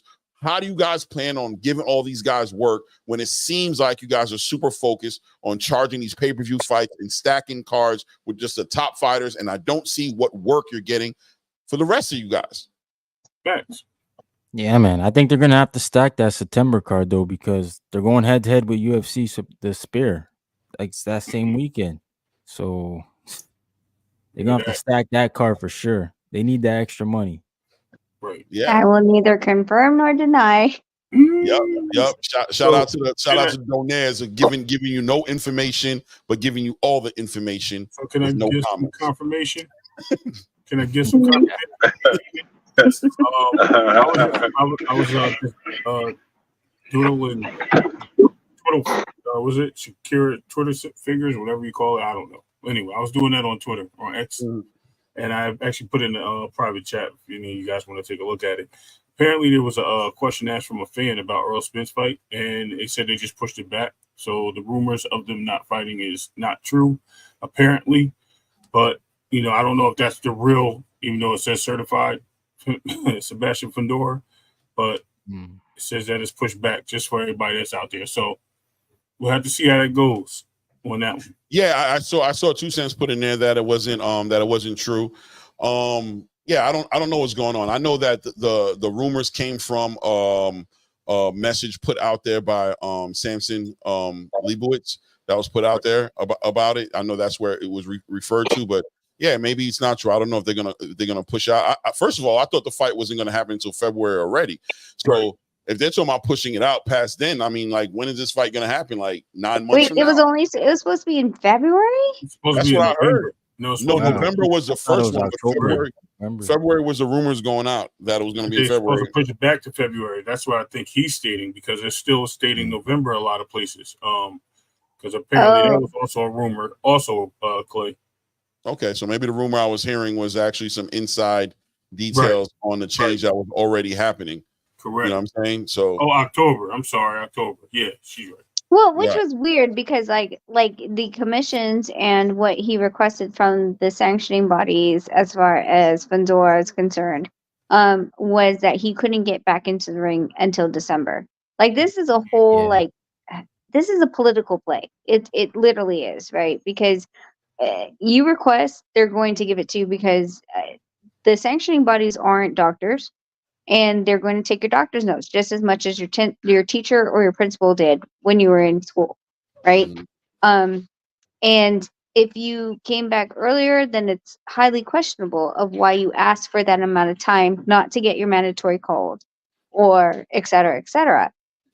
So when it comes to the initial discussion saying that it was in October, eyebrows were raised 100%, and with it being in February now, like my question is, I didn't click on that because the last time I clicked on the link, Ray, I ended up accidentally logging out and I had to come back in.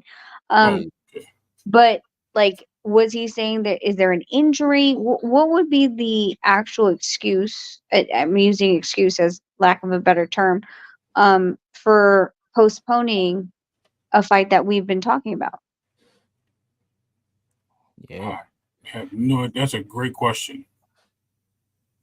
Hey man, I've been perplexed since the immediate Bud rematch didn't happen. The way Earl have been moving and operating, just coming with it, just warrior mode, just the post fight conference, man, I gotta get my get back. But we gotta do it at 155. I mean, I'm just really shocked that it's been drug out so long and with so much uncertainty. When it's some surprise eye surgery all of a sudden, if it ain't one thing, is another. Him and Derek James falling out. I mean, it's just it's just something imploding within this Earl camp that they keeping under wraps. That's not getting to the public. And I appreciate, I respect people keeping their business to themselves, but apparently it's affecting his profession. All I can say is good luck to Earl, man. I don't know what's going on. I spoke on it. Clay also spoke on it earlier, Tim's, and my conclusion came to, I think he has a problem making the weight. I think he's just been out so long, he's put on so much weight, he doesn't know where he wants to fight. I think he thought he can come in. He feels that it might be trouble for him getting down there. Maybe it's just him getting back into the ring, running, whatever the case may be. To get back into that mode. He's still, he's posting pictures. I literally just checked to see if he posted anything. See him online doing, like out with the family still. You know what I mean? So he's taking his time to get back in there. So is he really serious about boxing? Is the question. I get that, 100% valid question. Is it mental? We really don't know. After your first loss, it's tough. First losses are always tough. So it could be something especially mental losses like that. Yeah, it could be something mental with him where he's getting gun shy, and he doesn't know how to get back in there and not feel comfortable. So we really have to wait it out and see, and those things will happen eventually, and we'll get an answer. But like you said, we as a fan, as a sport, you wish him well, and you want to see him back in the ring and make a good comeback. But if he doesn't, just announce it and let us be going and move on with our lives as boxing fans. Yeah, because all they're doing is holding up Crawford, man, which is weird. Because when he came in the ring, that's the first thing I thought was they're trying to box Crawford out again. It's just weird to see because at that time he had the controversy with Derek. He didn't look good at all, so he didn't look like he was ready to fight. So it's like, why are you jumping in the ring and you're not even ready to go? Right. Yeah, man, we'll see what happens, Is man. there a thing like who did he just even decide like who his trainer is supposed to be? Out That's of what I was curiosity. saying I was gonna say earlier. I heard Yeah. 2 people and Yeah. No, yeah. you know, Look, at the end of the day, all of that, right, Rachel? Like, there's just a lot going on over there on the Errol side of the conversation, that a lot of unknowns, a lot of answers that we don't have yet. Who's his trainer going to be? Is he ready? Is he making way? Is he in the gym? Like Ray said, you know what I'm saying? What is he doing? Is he out here still drinking margaritas and enjoying vacations and playing with his kids on his ranch? Is he getting himself ready for another big fight? Because once again, Errol Spence does not, according to him, do tune-ups, right? So all his fights have to be the big fights.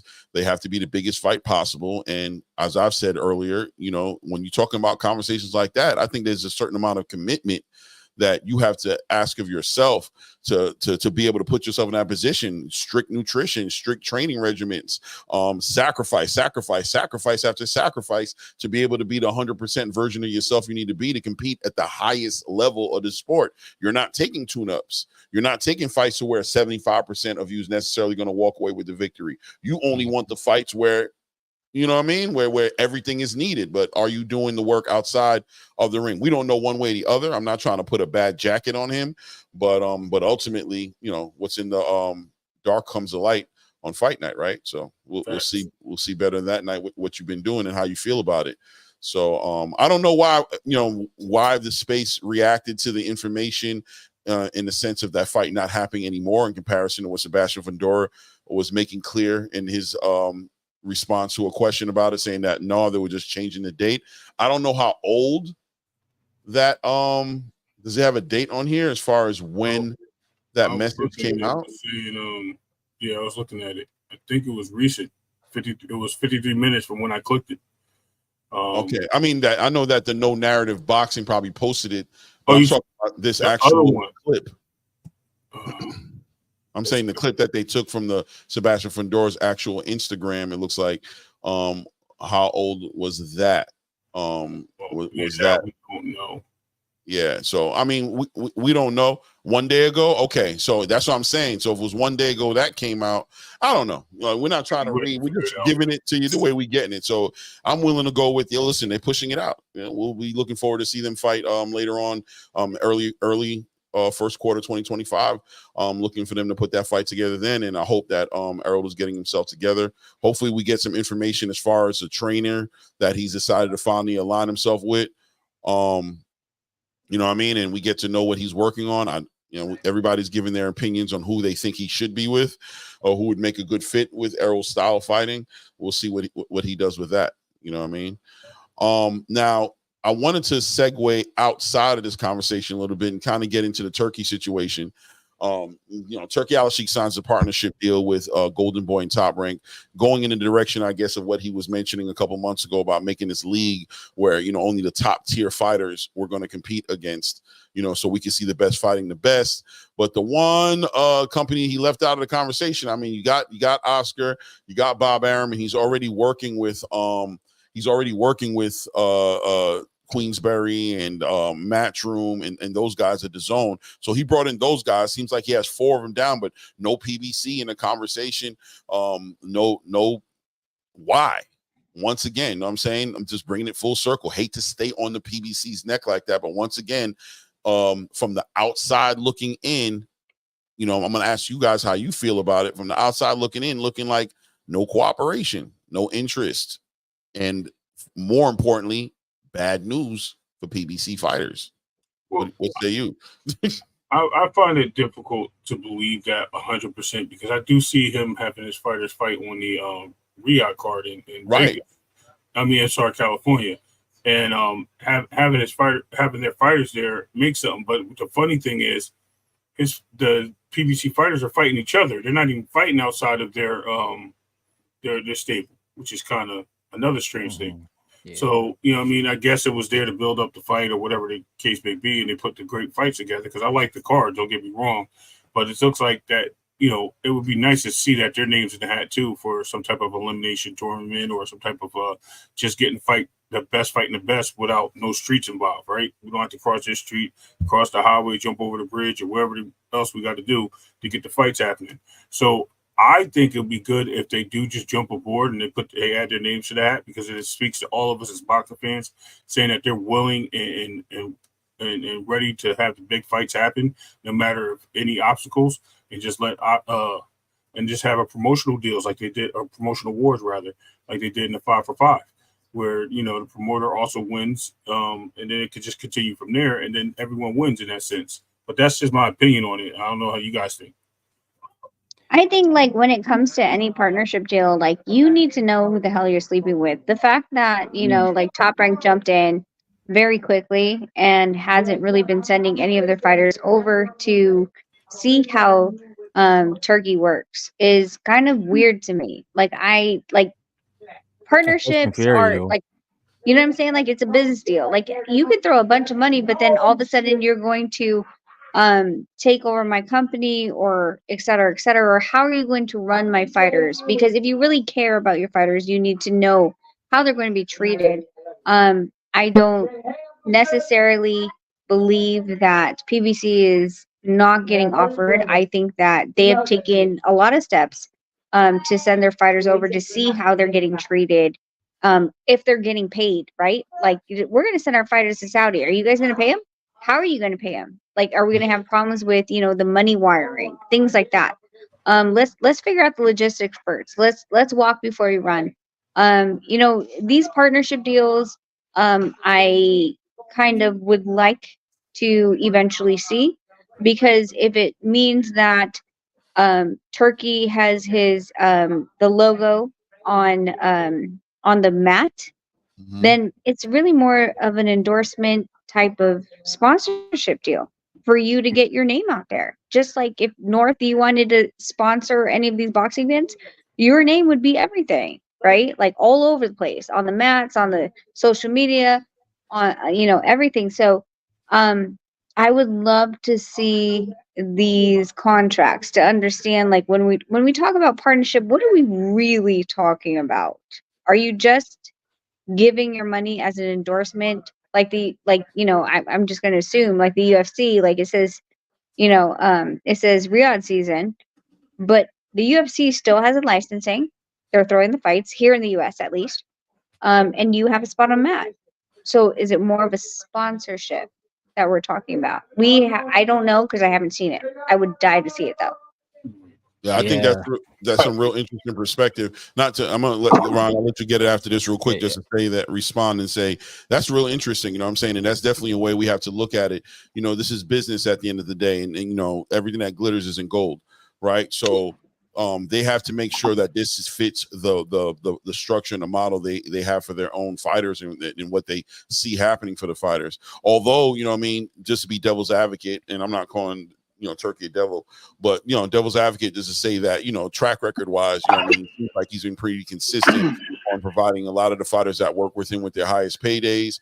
He seems to be consistent with the idea of wanting to see the best find the best, and him trying his best to facilitate those fights by trying to get fights between Terrence Crawford and Canelo Alvarez set up, or Terrence and Boots set up, or the fights that he's put together as far as Usyk and Tyson Fury, and just the fights that he's been actually a part of. It seems like his track record seems like he has great intentions. And like you said, August 3rd, and Ray said it as well, we see a lot of PBC fighters, at least 3 off the top of my head that I know that are definitely on that card. So that's an act of good faith as well, from the PBC. But at the end of the day, my question to the panel would be, in after Ryan and everybody kind of gets off of their chest, I'm gonna go after Ryan. Right, definitely. After all you guys kind of speak on it, what would you guys ideally like to see the deal look like? What would a good deal look like, and what would it facilitate for a PBC roster, and it's something that the PBC should be interested in? Like, what does that look like? What does that include? What should that be? You know what I'm saying? What kind of picture do you see it as far as a good deal being made? But I'll go back to Ryan up north. Yeah, man. Turkey Al-Sheikh, I'm excited to see how this is gonna work out, because I read the Top Rank bulletin, and it said they're gonna get 12 dates. So I don't understand how he's gonna distribute the dates, but their ESPN deal is running out. So Bob Arum knows something that we don't know clearly. But I don't understand how PBC, if they're offering dates, how PBC is saying no, or like they don't really look like they have many dates themselves as is going on. So it's like you have somebody giving you 12 dates. Why not just jump on that opportunity? But for me as a fan, it's great to see because now we got all 4 on the zone. They're gonna be on the zone.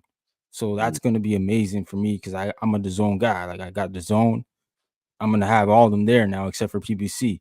So I think if PBC jumps in the mix, boxing's got a new home, the zone. Whether you like it or not, that's kind of good for a fan because now you got all the promoters in one spot, and then there's no network beef. There's just I don't understand that either. But like Rachel said, the contract could just be a sponsorship, which would be honestly wouldn't. I don't think it'd be that great as we think it is, but I hope it's more than that. I hope he's actually investing big money in the sport.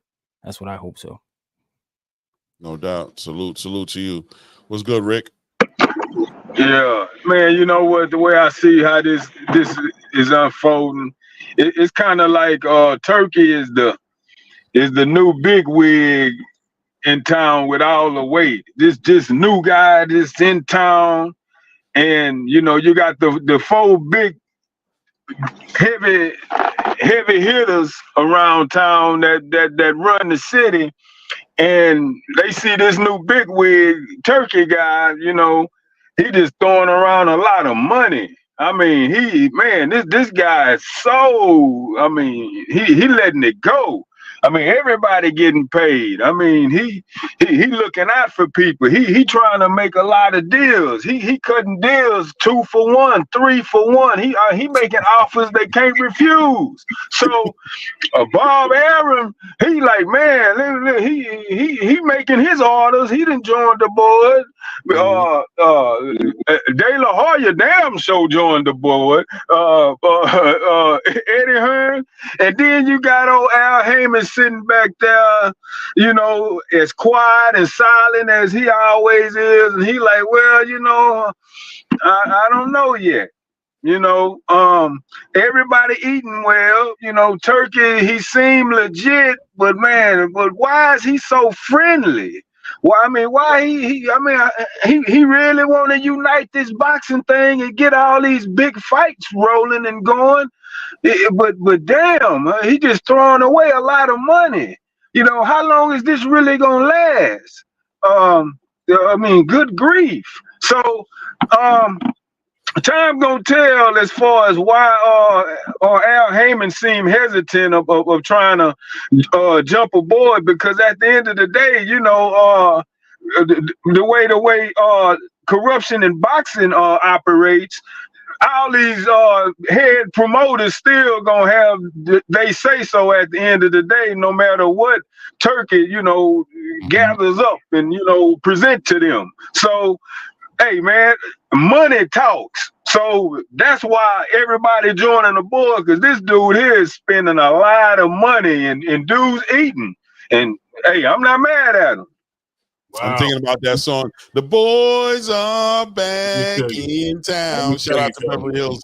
Beverly Hills. Listen, like at the end of the day, like the last one that holds out, like I was saying, like when he was signing with, you know, BC, BA, you know, all those things, I'm like, if you were gonna buy everyone out, if this was the contract to purchase everyone out, the last one that holds out is the one that has the money back.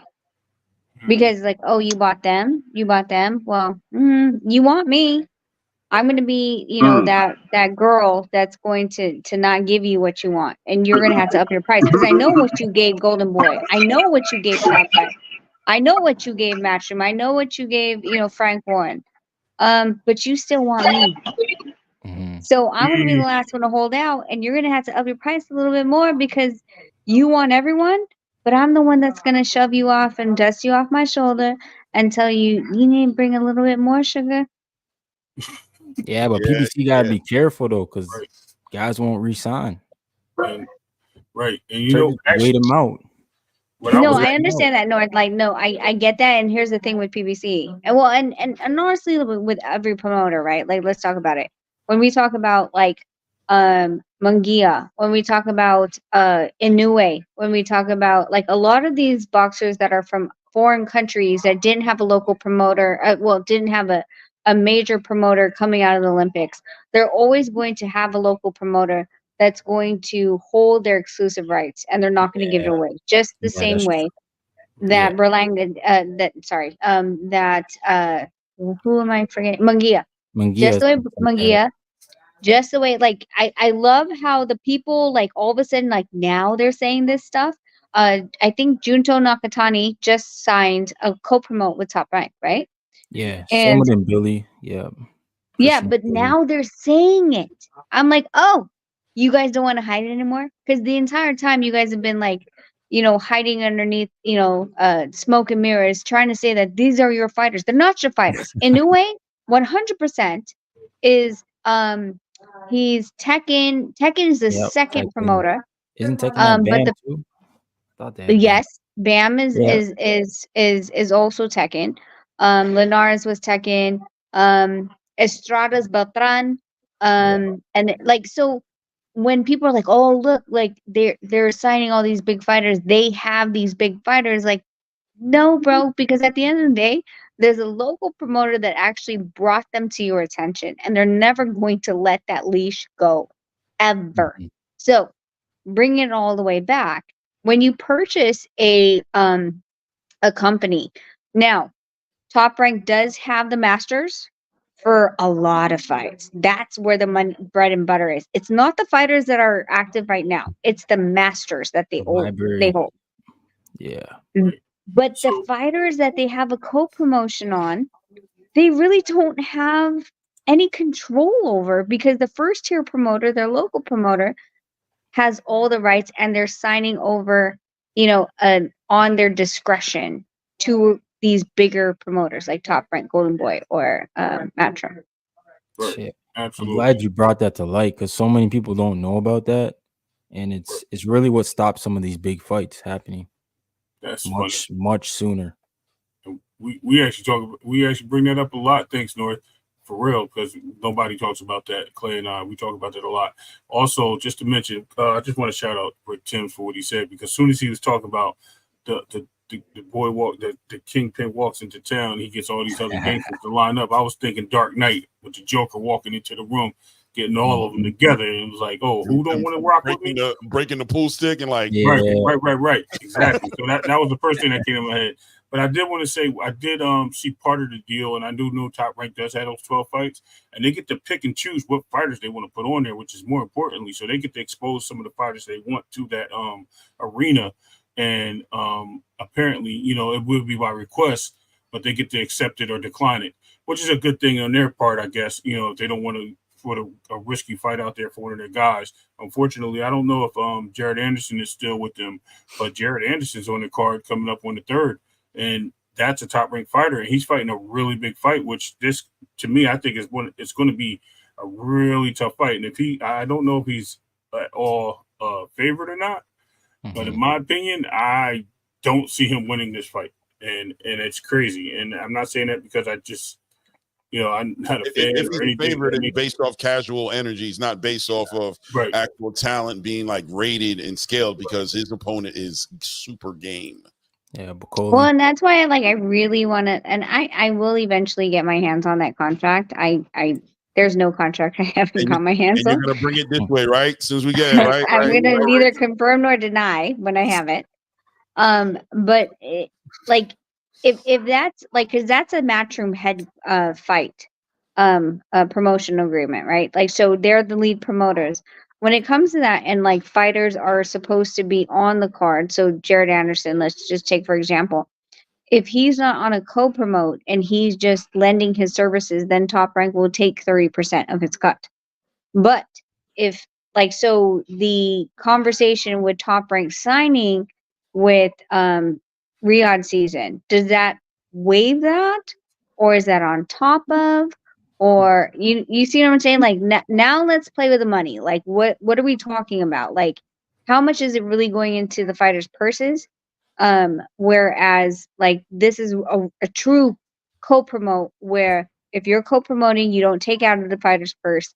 and you supply the talent because you're getting the back end. Yeah, it's going to be interesting to watch it develop, man.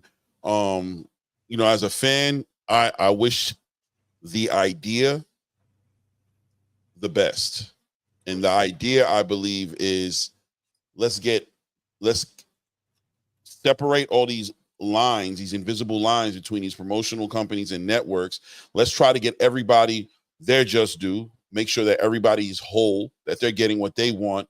But more importantly, after that's all said and done, let's get back to giving the fans what they want, which is seeing the best fight the best. And if Turkey can facilitate that in a way that makes sense for everybody involved, you know what I'm saying, then we win at the end of the day. So it's going to be interesting to watch it develop, to watch it come to fruition, and hopefully it's something good, and the PBC sees something good in it, and they bring that missing piece in, and boxing can go Voltron for the fans, you know what I'm saying, and we can see the big monster robot brought back to life that we haven't seen for decades. We can see it all come together and get these great fights, because there's great fights out there to be made, and PBC holds a big portion. They're like the Black Lion, right? Like out of, I don't know if you guys follow Voltron, but he's like the biggest lion.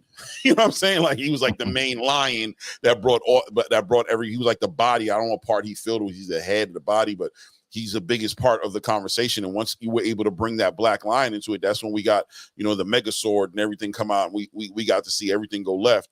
That's what I'm hoping to see happen with this deal. And that's why I also brought up the question for the panel as far as ideally, and I'm very interested in hearing Rachel's perspective, only because I know you have a lot of hands-on understanding of how these things look and what's a good deal versus a bad deal, and what makes sense versus what won't make sense. I was definitely hoping to get the panel to comment on, ideally, how does this look for the PBC to entice the PBC into getting involved in this conversation, where 4 of the 5 mega heads are under the same roof right now, and the only one missing is them. What would the PBC need to see? What would make sense for the PBC? And in my opinion, from my perspective, most importantly, the fighters underneath the PBC banner. Anybody could pop in if there's any opinion on or perspective on it, of what it would look like. It's definitely an opportunity for them to get a bankroll. Like, obviously we're seeing how they're operating without a backing. Like, Showtime was giving them the budget every year, and we saw what we saw. Now Amazon said, show us what you can make us and we'll give you the budget, but they're not doing a great job of showing Amazon they can sell the way they were selling on Showtime. So I think Turkey Al-Sheikh gives them a chance to redeem themselves, actually bring themselves back to that glory. And it sucks for them because they don't have like young talent that we're like looking really forward to outside of Carmel. So it's like, and Carmel's not a PBC fighter. Yeah, he's not really he's still a Mayweather Promotions fighter. But it's just like their future is like dim right now. I mean, we saw Carmel performing on a UFC on a mixed martial art. You know what I'm saying? Like he wasn't even allowed to get on the Tank card. You know what I mean? So Tank vetoed that. But man, outside of Tank and Canelo right now, it's like who else over there is gonna really, you know, get us out our seats? I mean, David. I mean, look, there's fights that they could put together, but they got to put them together. Be with Turkey, it looked like. They don't look like the money's there potentially, like possibly. Oh, he just got. Is he all right? I don't see him no more. No, he said he'll be right back. Oh, Ryan said that? Oh, no, I'm here. Yeah. Oh, you're behind Turkey. Yeah. I'm big Turkey right now. Let me put Turkey down. Yeah, man. You know, it looks like they're having the fights are there. There's fights there to be put together. The question is, do you have the resources to facilitate and give all these fighters what they, you know, something fair in comparison to maybe what you've given them in the past? I don't know how that works, but, you know, like I said, you look at this Caleb Plant situation. The whole card went away because of one fighter. The whole entire card went away, bro. Like, why? Why did a whole entire card need to go away? A free card. So you don't got to put your top fighters on it. And you know what I'm saying? We expect it not to be the pay-per-view fighters, and you still couldn't facilitate that. You couldn't get that card to still go through because of one fighter. I mean, somebody put some perspective on that for me that makes me not feel like the money is funny. Well, okay, so here's the play though. Like that's a PBC fight. assumingly, Caleb Plant is a PBC fighter. Fulton is under the banner, but I don't know if he's necessarily signed to PBC. Trevor McCumbee is actually signed to Pro Box. Yeah. And then I actually don't know who Fulton was supposed to fight. So now you're like, again, we're playing like exactly. So Mr. Big Play Bray said he named all these, he said the twins, EJ, he said Tim Z. Well, Tim Z is under No Limit in Australia. Yeah. You see what I'm saying? Like, so when you're saying what would, I guess is a two question. What would entice Turkey to purchase PBC, and what would entice PBC to sell? Because you have to understand the logistics and who they actually have signed to sell. What is your product base? What do you have in your lineage to be able to be like, hey, these are who we have, and we'll sell them or make them available at the right price. But you have to understand who is under what banner, who is not a co-promoted fighter that they can just be like, nah, I'm out. I don't want this deal. You can't transfer. I'm using Air Bunnies. Transfer my contract over to somebody else. So you see what I'm saying? Like, there's so much logistics that you kind of have to work out and do an Excel spreadsheet on who is actually signed completely exclusively to that banner with PBC. Yeah, man, it's a lot of things to take in consideration, but ultimately hindsight is always the best sight when it comes to these conversations, right? Hindsight is always the best when we get to talk about what happened instead of what might happen. But it makes me think now, is Tank Davis a PBC fighter then? No. Because no, he he's not. signed that deal, and yeah, exactly. But he's gonna owe them 6 fights though, right? Not PBC. Oh, so okay, so who does he owe though? Amazon. So like, so when you, yeah, so an Amazon deal is an actual distribution deal. So the same way that Boots, no matter who like argue with me, I was like, no, Boots is a Showtime fighter. Right. And I was like, he's not a PBC fighter. He was under, Cameron Duncan before he passed. Right. And he had his promotional agreement, but he lent his services over to the PBC, and he signed a distribution deal with Showtime. So does Tank have a distribution deal with Amazon for that 6 fights and not the PBC? That's where, like, the black and white and the nitty-gritty really start to matter. Yeah. That's what like they say, the rubber touches the road. Right. Like it's at the end on the platform to provide. That's what it is. You know, I get what she's saying. Yeah, absolutely. Yeah, I mean, that's what, I'm glad Rachel actually shedded some light on that, because that's something real as far as, I mean, what would entice the PBC to get involved with the Turkey Al-Sheikh, situation as far as the offer that's on the table.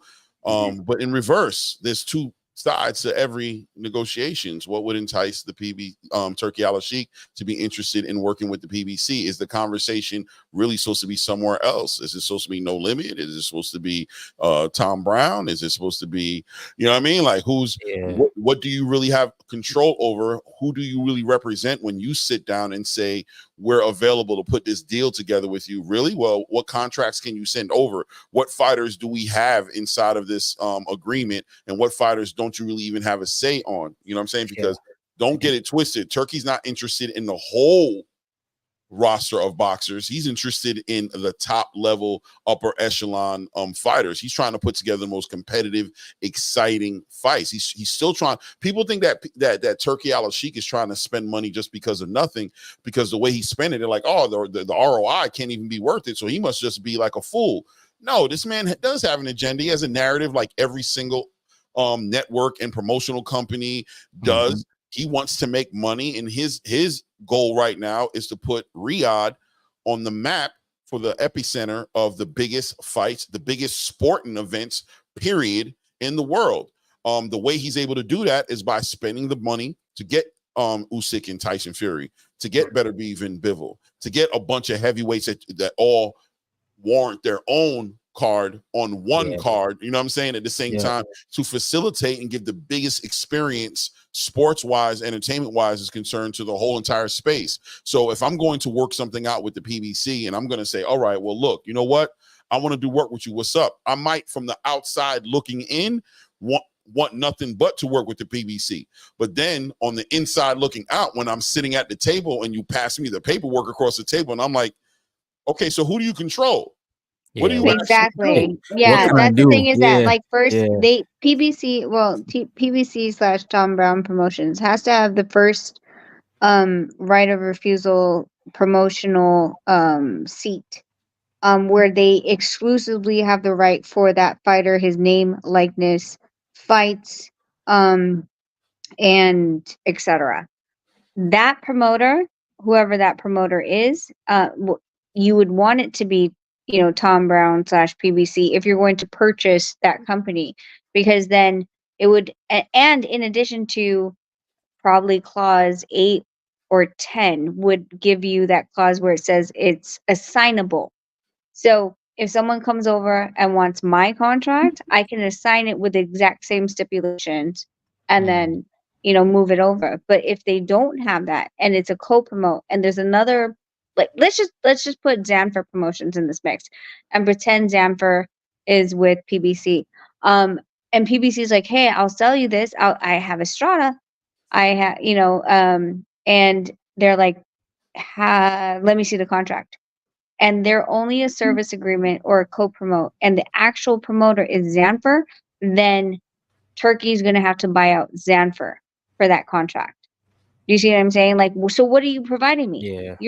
What are you, nothing? You don't have anything. You don't even have the exclusive right to throw a fight. I need that. This is what I need. You don't have it. Legally, you don't have it. I need to go to the first position promoter, who might be in Mexico, Puerto Rico, Japan, Philippines, wherever, but I have to get that permission from them because they actually never assigned it to you to begin with. I know we're going down a rabbit hole. No, I know exactly what you're talking about. No, 100%. Just that's what it's all about. Well, not to cut you off, Ray, just to say, as far as Rachel, that's what it's all about as far as what this channel is about, man. So it's about going into the rabbit hole. Do we want to get too deep to where everybody's like, you know what I mean, passes out from overload? No, but no, that's what this is about, man. It's about the surface level understanding of what's going on in the space, but then there's inside understanding. There's real interior structure understanding going on about what goes on in the space, to let everybody know that it's not black and white so much as you guys think it is. It's not. It is gray. There's a lot of gray in these conversations, because what we come to understand as fans of boxing, as far as what these promotional companies do and what they don't do, what they control and what they don't control, what they can facilitate and what they can't facilitate, is based on a lack of knowledge and not enough questions being answered, and also not enough credible people like Rachel Donaire who can shed light on these situations and put some real perspective and give you some Braxton from Jamie Foxx understandings of what's going on, man. 100%. Go ahead, Ray. My bad. Oh no, it's cool. You said everything I was going to say. I was going to say the same thing. Like, she's breaking it down. Like, you have your promoters of your fighters, and they own the rights to these fighters. And what they do is they seek out the promotional companies. Listen to the name of the difference: promotional company, promoter. Yes, some of them sign to the promotional companies. That's just like selling your product at Walmart. Walmart has their own products, but you're going in there with Nabisco, and that's your company. You're going in there to have them sell your company so they can support you, and that's all it is. That's what she's explaining to you guys, and it's a good breakdown of how boxing works, because there's a lot of behind the scenes we really don't know about. Everybody thinks Walmart just makes Nabisco and just ships it from their warehouse over to Walmart, but it doesn't work like that. Shout out to Walmart, by the way. Just kidding. Anyway, they got Wally World. They just got free promotion on this channel. But at the end of the day, yeah, man, it's just a way of understanding what it really is when it comes to the business of boxing. And Rachel breaks it down for us all the time, and she gives us the understanding. So anyone that didn't know, now you know. Yeah, Rachel's definitely an honorary, like unwritten third co-host of she's the main co-host. Combat Media Show. No, she comes and goes though, but when she comes hard, and she's very loyal to the soil when it comes to this. Diddy. I really appreciate you. No Diddy. Oh yeah, No damn. No Diddy. I always tell Rachel she know all the fine print. Rachel know all of the inside stuff. Yeah. Fine print. She know all the little bitty stuff at the bottom of the paper that usually go unnoticed or ignored or misunderstood. Shit, Rachel got all that together. Shoot, for real. Definitely appreciate that to the channel. That's a fact. But yeah, but I mean we'll see how that irons out. I don't know if anybody else wants to add necessarily to it, but like she said, we won't go all the way into the rabbit hole. We'll allow things to develop, come to fruition, and then add perspective as it comes to us. We'll add perspective to the conversation, add missing pieces of the conversation, and revisit the way we saw it and see if that evolves as the information comes out to see what's really going on, because a lot of this is always going to come. And Clay said comes and she goes was crazy. I know.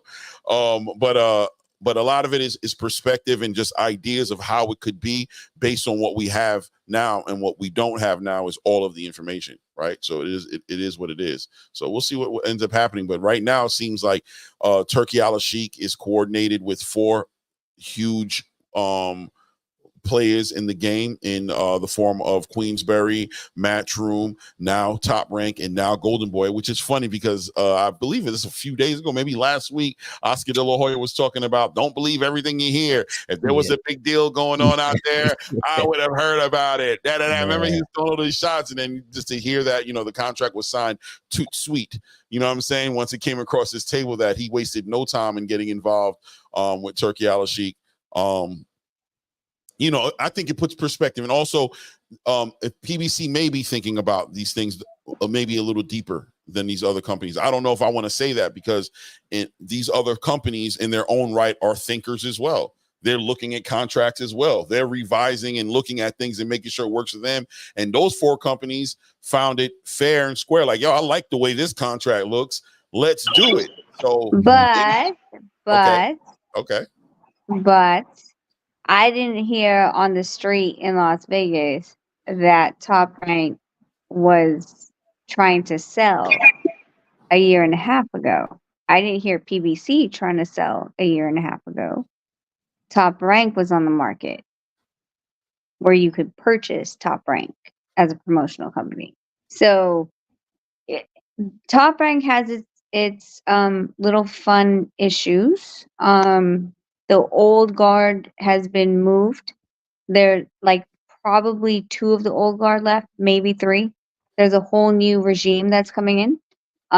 And that regime, whether or not they're stable enough to continue the legacy of what Bob has created, knowing that they wanted to sell and they were on the market to sell a year and a half ago, and someone's infusing money, maybe they're just trying to hold on for whatever reigns that they can, how many laps that they can go around the market. PBC wasn't one that I heard. I've never heard Matchroom trying to sell. Golden Boy was years ago, like probably a decade ago. Inclusive of also Ring Magazine, which Golden Boy ended up picking up. But so those types of things, like, and then all of a sudden it's like, hey, let me flash you money. It's like, oh, we have our second wind. We're gonna stay here for a little bit more, right? Like, it's kind of an interesting conversation. 100%. And to add to that, everybody has their reason, for what they're doing. Everybody has a box that they're trying to get checked, and PBC doesn't necessarily have the same box that needs to be checked, and clearly it hasn't been checked yet, whatever that box is. So they're waiting on that box to get checked. So we'll see what it looks like. It looks like Turkey's eager to check boxes, though, if it makes sense for him. It looks like he's eager to check boxes. So let's see what the boxes are that need to be checked. And you know what, y'all? One little small elephant in the room as far as another incentive for Turkey to, be so open and so, I mean, he real lenient with this money, and he making all these grand events. I mean, he really showing up. This is another way to kind of try to get more of a favorable image of their nation world, globally. Because they got a lot of kind of stuff, we don't just really want to talk about, on the internet, as far as, anti-laws and, the way, some women, not some women, the way, laws for women are structured over there. So, this also is trying to loosen up, that gruff of an image that they have over there. Hey man, we can get in on the big time money prize fighting, boxing game. We can, we got this money to spend. So, happy go lucky, whoop-de-doo, smile, let's be more positive. So that's another incentive for Turkey. I feel that he didn't just come out of the woodworks and just shaking up this boxing world. Where attempting to, and he seemed like he got a really good head start for real. Yeah. We're gonna see how it turns out. Yeah. Well, I here's feel the like thing. Like at the end of the day, sorry, North. Let no, me it's all just get good. this off because I gotta go. My kids are still awake for some weird reason here in freaking Orlando. Summertime. The one thing that we can't do is continuously throw money at something that is, I'm not going to say broken, but it has not been updated in today's world. What we do need to do is throw money at figuring out how do we connect with the younger generation. And if we're continuously doing the same thing over and over again, we are going to die. No matter how much money we throw at it, we're going to die. So I really hope at the end of the day the money is being used appropriately to garner new fans, to get the younger generation to continue to watch boxing, get them interested in boxing, because I think that the old guard in all of the aspects have still missed the point of how we can get these guys to be crossover stars, being household names, being seen where they go into a grocery store and people freaking know them. We're missing that. So I hope that the money is being used correctly to make sure that there's a longevity in the sport, and we're still here in 10 years. Otherwise, we're gonna have a lot of rich boxers and rich promoters and no boxing. Yeah. So I'm gonna leave on that. Thank you, North, Ray, Claymore, Rick, Timms. I love you. I'll see you guys later whenever I can come up. I'm in Orlando for the MVP event. Nonito's commentating on Friday on MVP prospects. So if you guys can tune in. But otherwise, I will talk to you guys when I can talk. What's up, Rick? Ray, before you go, tell Nonito, man, next time y'all in Texas, I will not miss any fight that y'all come to in Texas next time. Man, I'm tired of Fanon every now and then bringing it up about how much fun I missed that night, post-fight with you and Nonito. I missed out on that night, but I won't miss the next time, all right? No, of course, of course. You know that, Team Donaire is always like, whenever you guys are in town, or if there's a fight that we're going to, and you guys figure out that we're going, we are very family welcome. We treat everyone like our own team. So you guys let me know. If you guys hear that we're going to be in town, like, hit us up. Like, please don't be afraid. But until then, you guys be safe. I appreciate the space again, you guys. And I will talk to you guys later. Have a good night. Rachel. Thank you so much. Salute. Yeah, guys, you know what I'm saying? Shout out to the to the panel, and shout out to the chat, man, and shout out to the donaires always coming through showing love. This is a spot where I hope we attract more of that caliber of boxing intellect into the space. I got plans on some other things too as well, as far as other folks that may pop up that you guys might be pleased to hear, you know what I'm saying, come up and share. A lot of people have respect for the channel, man. I'm gonna tell you guys straight up. I mean, let that be insider information, however you want to look at it, but there's a lot of eyes on what goes on in here by people you wouldn't even imagine. Really watch it and find it to be very informative and appreciate the unbiased nature of the channel. You know, there's a lot of people who see that for what it is in comparison to our peers. So looking forward to see those guys come through and build with the panels that we have as well. Now, I had an honorable mention conversation that I believe is not getting spoken about enough in the right way, and I want to be a channel that talks about it, because I think this is going to be potentially fight of the year. I'm telling you guys, I have a feeling that this fight could be fight of the year. And I'm gonna tell you the truth, bro. It's gonna be Vergil Ortiz versus Serhii Bohacek. I think it's potentially fighter of the year. People are not talking about this fight in the way they should be talking about this fight, in my opinion. You know what I'm saying? Let me see if I can fix this a little bit better. Hold on, let me see what we can do, because I'm covering up so good. Put it to the side panel. My guy's face here, and you know what I'm saying, I want him to, you know what I mean, I don't know, man. I think this is the best we're gonna get, bro. I think it's the best we're gonna get. All on the side. Nah, let me see. That's cool. That's what that looks like. Yeah, it's all good. This is the best version right here. Okay, so yeah, so this fight right here, listen, man, I think Serhii and Vergil is potential fight of the year, bro. These guys are coming in straight motivated. This is for an interim WBC title. This puts the winner of this fight into the conversation of fighting the winner between Terrence Crawford and the winner between Sebastian Fundora and what we now know to still be Errol Spence. You know what I'm saying? To put them in line to fight them, acknowledging, of course, that Terrence Crawford is still, according to WBC, going to be the actual mandatory for that title. But still, the winner of this fight gets right into the conversation of title contention and ultimately unification conversation with big fighters, and bringing Vergil Ortiz into the light where a lot of people feel like he belongs into championship, 154 competition, because he's been doing a lot of catch weight fighting. He hasn't been fighting in the division, but I think these guys are coming determined to do some business. Vergil Ortiz, from what he said, he doesn't think that there's going to be no feel out rounds in this fight, that these guys have a certain relationship and understanding of what they bring to the table. And this is supposed to be fireworks from the first round.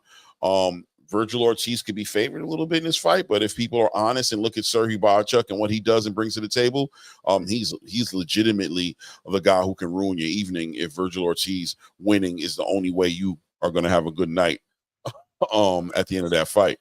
What say you to the panel on this fight? Have you guys even been looking at this fight, putting any attention to it? This is my honorable mention fight that I'm going to try to bring these more often, these fights that, like, yo, they're not talking about this fight enough. We need to push this up to the front. This is one of them fights. What do you guys think?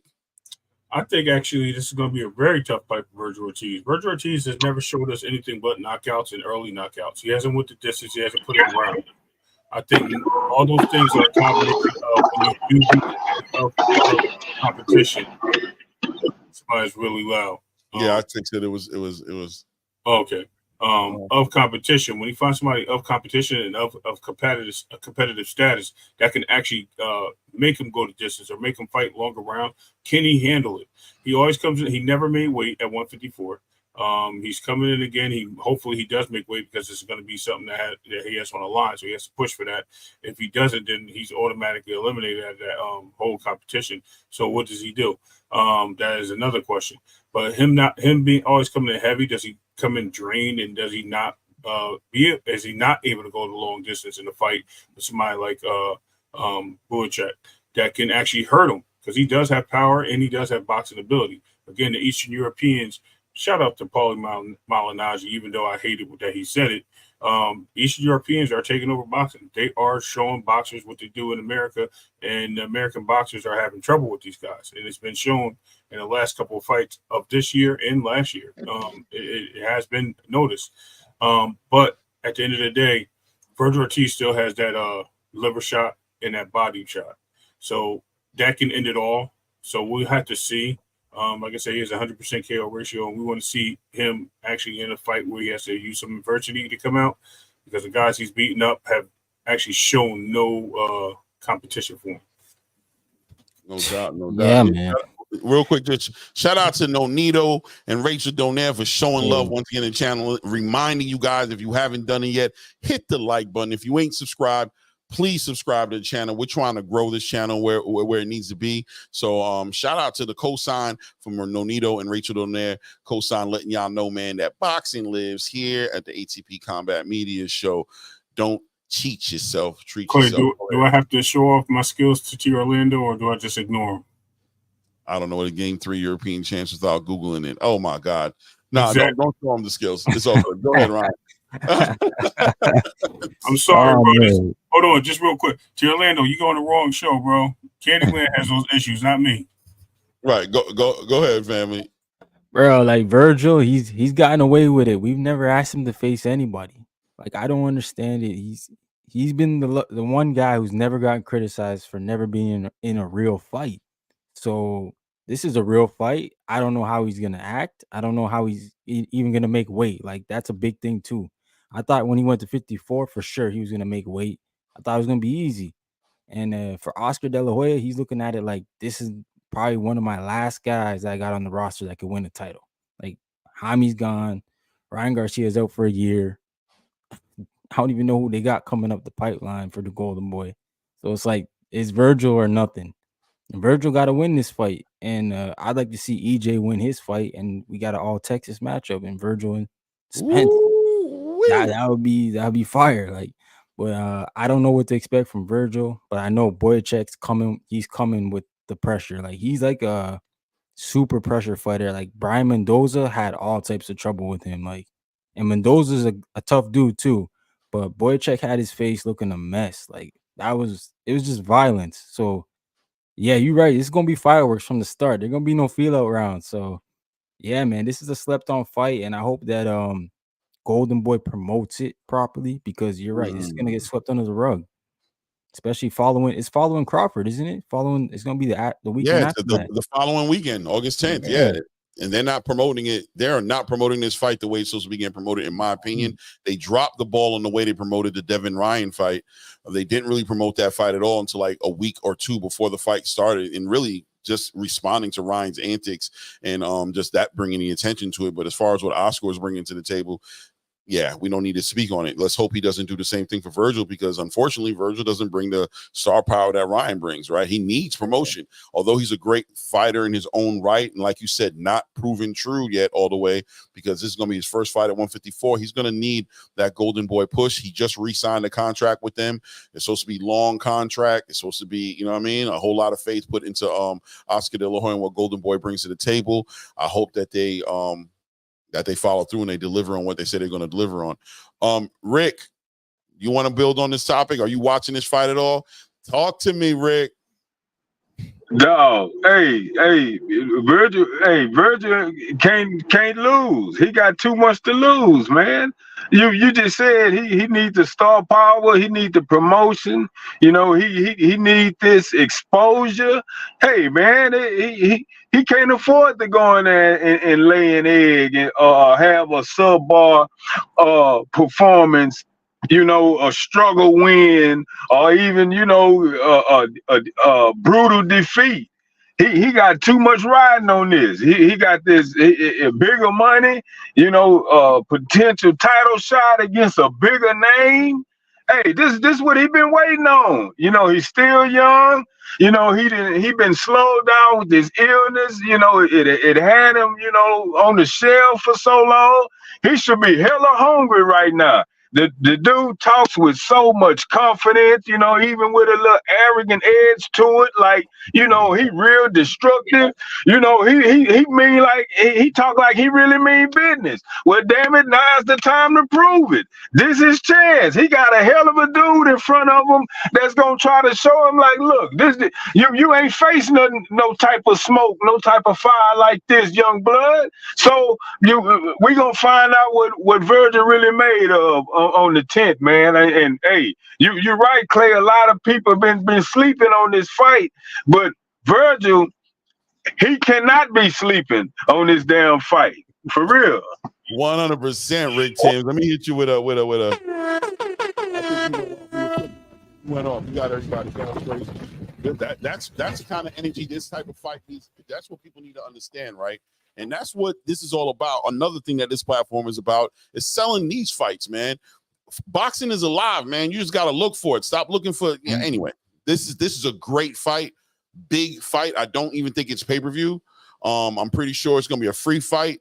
On the zone, Golden Boy, this is a big fight, man. This is a fight that you'll be a fool to pass up. You'll be missing one of the fights of the year. I think lining up right next to a Bam Rodriguez and Estrada fight, you know what I'm saying? Like that type of level of excitement, competitive fight that's going to be going on. No holds barred, no sleeping rounds, no data processing. These guys know what each one of them bring to the table. Virgil knows what his assignment is, and Bahachuk is like, I am definitely here to derail all that nonsense because I've been here longer than you. It's my division. I'm trying to fight Tszyu. I'm trying to fight Errol Spence. I'm trying to fight Terrence Crawford. I want Ismail Madrimov. I'm supposed to be fighting all these dudes, and I don't know about who you are, Virgil. I heard you had sickle cell or something. You gonna mess around and catch a seizure effing with me. You know what I'm saying? And those kind of fights are always set up for the most exciting situation. Yo, shout out to Jarrell, Rachel, and Nonito's son Jarrell, showing love to the channel, letting everybody know to go ahead and subscribe to us, and he wanted to shout us out. That's what I'm talking about. You know what I mean? That's why I always try to keep the profanity. You know, I'm trying to control that energy. You know what I mean? Have us keep this family friendly because you have young bulls like this one right here who could be watching, and I don't want to teach him any words that his mama and his daddy is not teaching him. You know what I'm saying? Shout out shout out to Jarrell in the building, and Rachel letting them know, of course.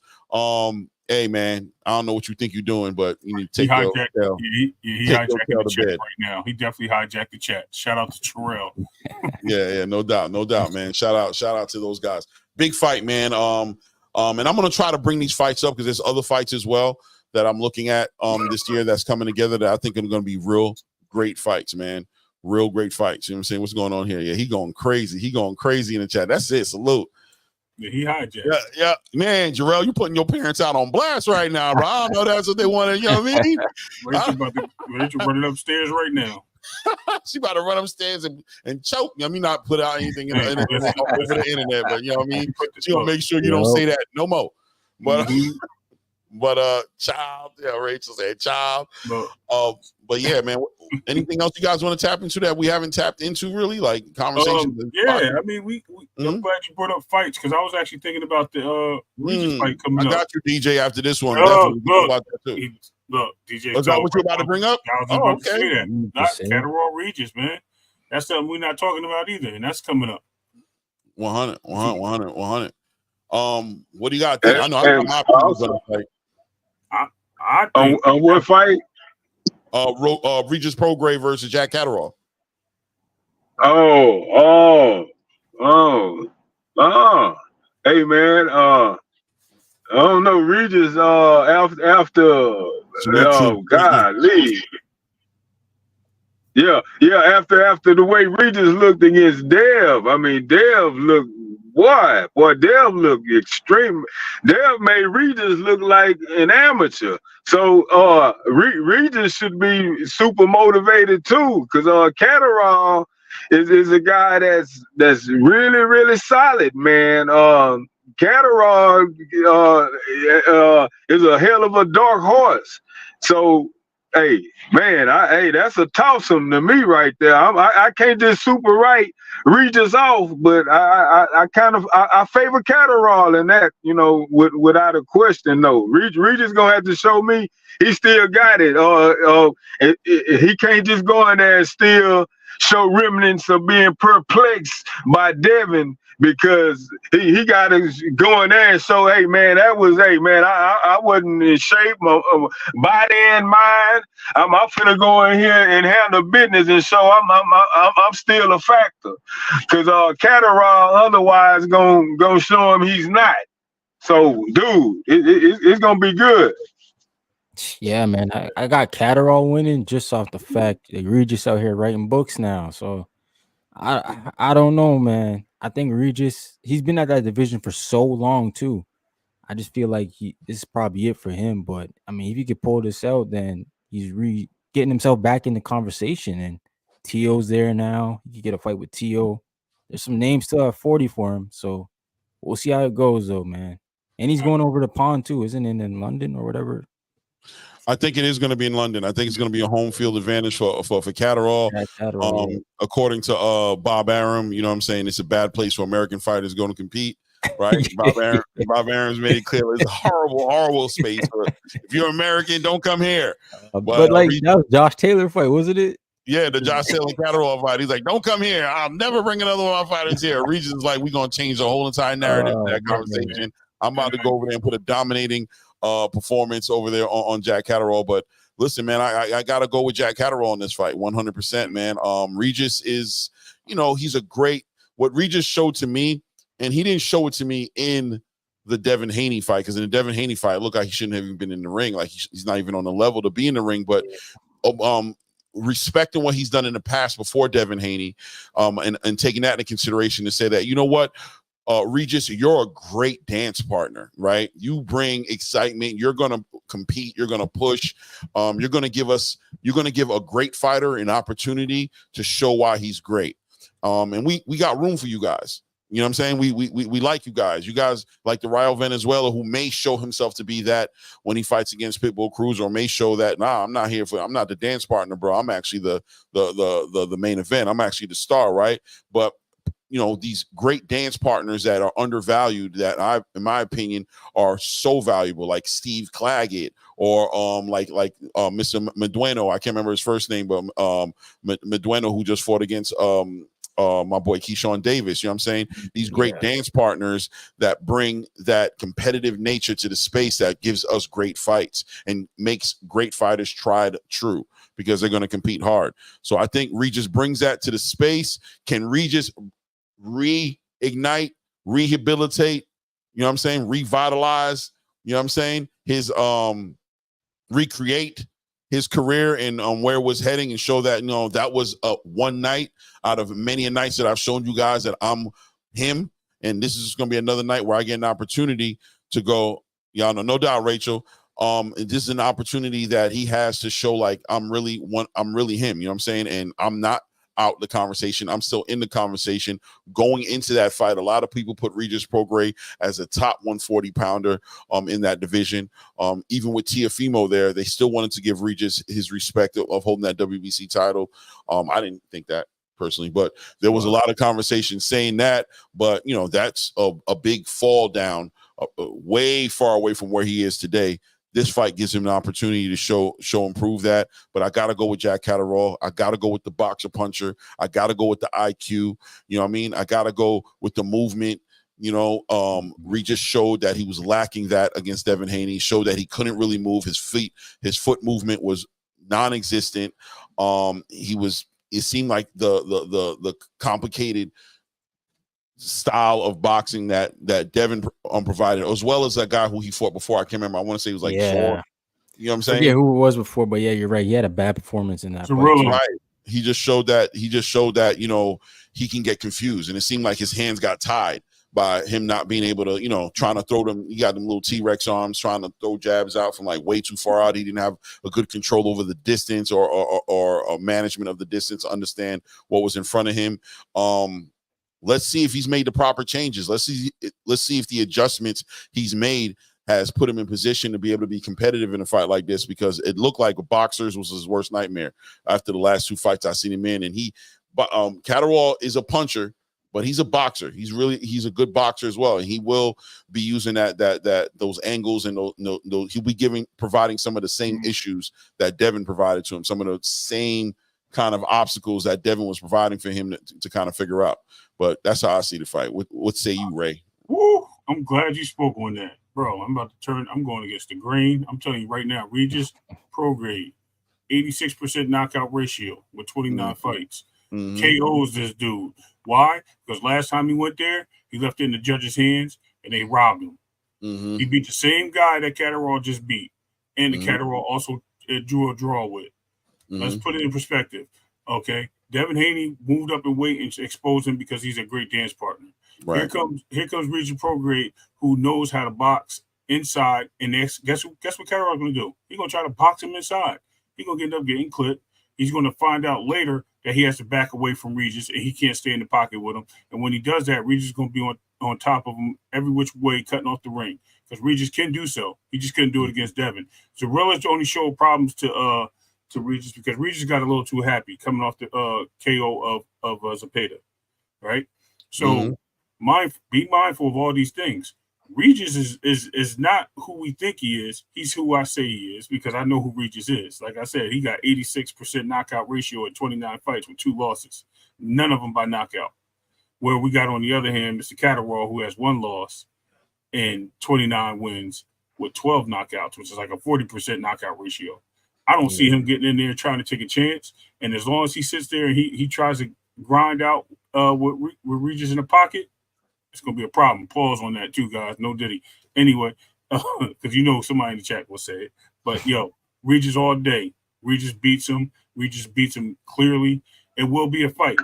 Catterall's going to come to fight. But Regis is going to show his power and why that left hand is really as dominant as he says it is. I like it, Ray.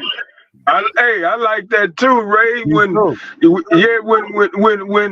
Regis with the slugfest with Josh Taylor, he was hitting Josh Taylor with a lot of big shots. I mean, that 80% knockout ratio couldn't get Josh Taylor out of there. And you just said it. He felt like he got robbed for that fight. So that was what, 2 years ago? Can he still sustain? Can he still sustain that type of assault and muster up that type of output to be able to, handle, disarm fresher, on more of a roll type of Catterall? Man, you just mixed it up, and I like that monkey wrench you just threw in there, man. But Regis and Virgil both got a lot to show, and they got a lot to prove. Yo, 100%, man. And that's what this is about, right? Like selling these fights, man. And Ray just did a great job of selling this fight, because where a lot of people are thinking, I still believe Catterall is going to walk away with the victory, but I'll tell you what, man, I'm going to be looking for Regis to back Ray up and to deliver what Ray just said he was going to deliver, because that makes for even a better fight, right? So if Regis can go so if Regis can go ahead and refocus his energy back into his strengths and not try to be somebody he's not, and embraces who he is, and puts that relentless pressure and lets his hands go, cuts that ring off, takes advantage of Jack Catterall's overconfidence and thinking that he can out inside box and do Regis at his own game, then Regis has even a bigger opportunity in front of him to once again recharge his career and get himself back in the conversation of where he wants to be. You know what I mean? And who knows what opportunities lay for the winner of this fight. We have a lot of adjustments happening at 140. We have Sabrina Matias, who just lost his fight. We've got Liam Parra, who's looking for somebody to beat up on. You know what I'm saying? He's looking to defend his title. We got all types of things going. We got Tiafimo talking about leaving the division for maybe temporarily, maybe permanently, depending on what he's able to pull out with Brian Norman. We have openings, and you got Devin Haney obviously talking about he won't fight. He's looking to fight at 144 catch weights or at 147 potential. We don't know what he's doing. He's taking his hiatus. We've got a championship fight getting ready to we got a new WBC champion right now while Devin Haney sits in recess with Alberto Puello. He's about to defend his title against his mandatory Santa Martin. A lot of things are coming out at 140 right now, and Regis has an opportunity to put in a performance out there worthy of getting into the conversation to potentially one of these fights. So, man, I hope you're right, Ray. I hope you're right. Clay. I hope he right too, because for in a perfect world, Regis go across the pond, focus, with a I don't give a damn attitude. I'm finna show the world that I'm still that dude. Stop Catterall and say, I want Devin rematch next. Boy, that'll be fireworks. What? We don't want that rematch. Listen, all due respect, he realized something. He realized something in that fight. It's okay. Hey, if he stopped Catterall, listen, hey, if he stopped Catterall, man, fuck that. I mean, but I think he learned. Yeah. I think at the end of the day, he learned what his fight is. His fight is the dogs. He needs to fight dogs, and Catterall's a dog, and I think that's where he shines the best. And he's going to go from Catterall. He'll probably try to fight Liam Parle because I think he believes that's an easy fight. Who is also a boxer, but Liam Parle is actually somebody that mixes it up in the pocket. Not like Devin, where he stays on the outside, uses the jab, because Liam Parle is a smaller fighter. So there you go, another dog fight. Then he got Tszyu, who Tszyu wants you to be a dog so he can catch you, you know what I mean, with them hooks and them uppercuts. But guess what? He game for that. Who else he got? You know what I mean? You got well, I don't know about Playo. Playo looks like he's easy target because he kept backing up into the rope. You got Twan. I'm just saying, he backing up into the pocket, right?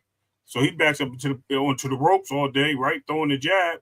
If you're not moving your feet, guess what? You standing still for that Ruger, bro. And I'm telling you, anybody that's going to stand in the pocket with him or stand in his way, they're going to get dropped. It's a legitimate fight. Food. It's legitimate food. Like if you stand up in there, you legitimate food. You know what I'm saying? Anybody. Yep. I agree, man. Look, Regis, dance partner for sure, gets an opportunity to move himself from dance partner to something to deal with at 140. And something to deal with at 140 gives us as fans great fights. Yep. Great fights. You know what I'm saying? That's why we watch the fights, man. Because like you said, all Regis got to do is catch him. And if he catches him, it could be lights out. We saw with Lucas Body this past weekend where he did the Ashton, bro. Changed the whole landscape. Shout out to Ashton Silva. Shout out to H2O, man. Hope everything's working out for him the way he needs to work it out. Recovering, promising career. But boy, that's always scary to see somebody catch it like that. I heard somebody saying today that this contests the Gervonta Tank Davis, Leo Santa Cruz knockout. Like this was one of those kind of knockouts that made, you know what I mean? This was like, we don't know which one's worse because Leo caught a bad one too, but this one had the extra sauce on it, like it had the extra mustard on it. You know what I mean? It was like he was already gone and he just didn't fall out yet. And Prince Batty wanted to make sure that it was an official sleep contest, so he put the extra sauce in. After he shot him with the gun, he pistol whooped him on his way down. Know what I'm saying? To make sure he got back up. The ref was chasing him around the ring instead of counting. Something about that pistol whip, dog. Like something about that pistol whip after getting shot. Like this guy paycheck down. You pistol whooped him? Come on, bro. You ain't had to pistol whoop him. He's already out. He's fading the black. He's already fading the black. What you mean? Why you pistol whip him?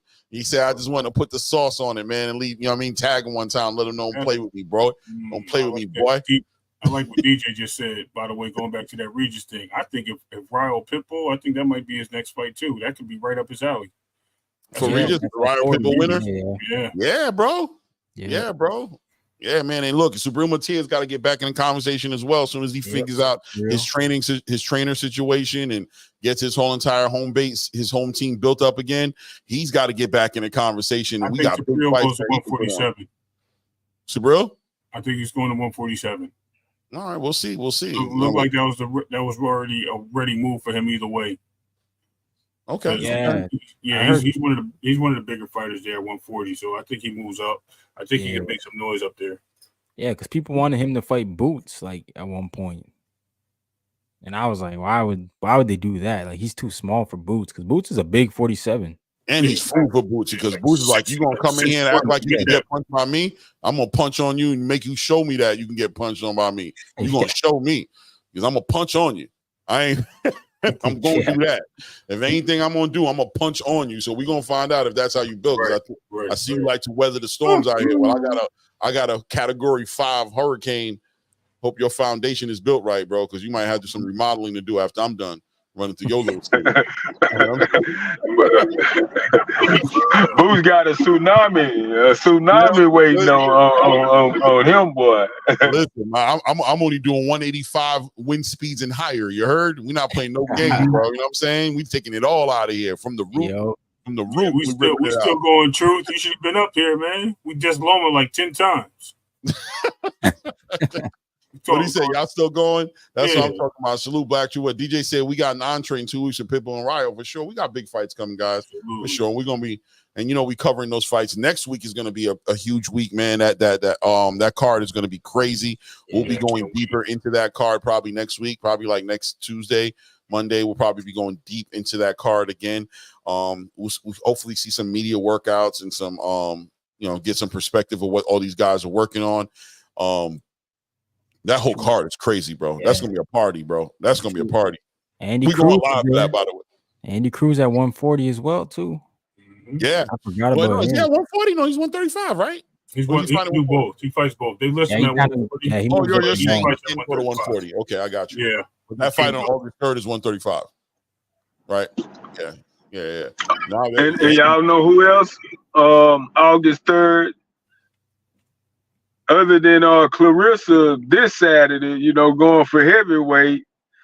Also on August 3rd, over there in England, Daniel Dubois' little sister Caroline. She fight again. You know, she over there. She the same size as Tank, 5'5", 135, and she got the IBO title, and also the WBC interim gonna be thrown in on this fight for her. So she getting a little bit more buzz, getting some WBC noise. So man, watch out for her, man. She's very technical, man. I'm big on Caroline. She the real deal, man. 135 is Alicia Bargardner, right? Yeah, she's in a conversation with all those guys now. She's in there with Alicia. She's in there with Sky is 130. Yeah, but she can still get in that conversation. Sky can get in that conversation. So and obviously, you know what I mean, you got Amanda Serrano who's making her move for Katie Taylor. Oh, man, she can come back down. That can get real spicy. It can get spicy over there. Women's boxing heating up in those mid divisions, man. Those lightweight. Bro. Real competitive, man. Let me see. Claymore, start some polls for August 3rd card on your lives. I'd love to know what everyone else is thinking before it starts. No doubt, we'll do that next week when we get it up. Let's catch some media workouts. Let's see what these guys are looking like. I'm really excited. I heard that Big Baby, Jarrell Miller, because the battle of the babies, they both on the card. They gotta win. I heard Jarrell saying he's going to be under 300, guaranteed. He said, I'm going to be under 300. So real? That means he's getting in shape. That's what he said, bro. Andy was clowning Andy Ruiz for taking the hot. Yeah. You all talk about that. Yeah. But he definitely got on it. And Andy Ruiz, no holds barred with Jarrell. He gonna say something. Friend or no friend, he gonna say something. But Andy Ruiz, it's gonna be interesting to see. Listen, with those two guys, I'm very interested in seeing what their media workouts look like. I want to know what their weights. I'm going to be looking at them getting on the scale. I want to see what they're coming in on them scales. I want to see how seriously they're taking those fights. Jarrell came in like 330 pounds the night of the fight against Daniel Dubois. Huge, and it played a part in his conditioning. Considering the fact that he popped on that EPO and all that stuff, it was interesting to see him really just getting winded in that fight, and it looked like exhaustion being a large part of why he got stopped in that fight. But also those bludgeoning shots by Daniel Dubois definitely played its role as well. And Andy Ruiz been sitting out for 2.5 years right now, going on 2.5 years. Been a minute. Last fight he had was against was it against Luis Ortiz? Yeah, I think you're right. Right, that was his last fight. So he looked good in that fight, but Andy Ruiz has this saying that I don't like, when he be like, yo, I'm working with God gave me. God ain't give you them love handles and all that shit you got going over there, bro. Burger King gave you that. You know what I mean? Carne asadas gave you that, bro. You know what I'm saying? That's what gave you that, bro.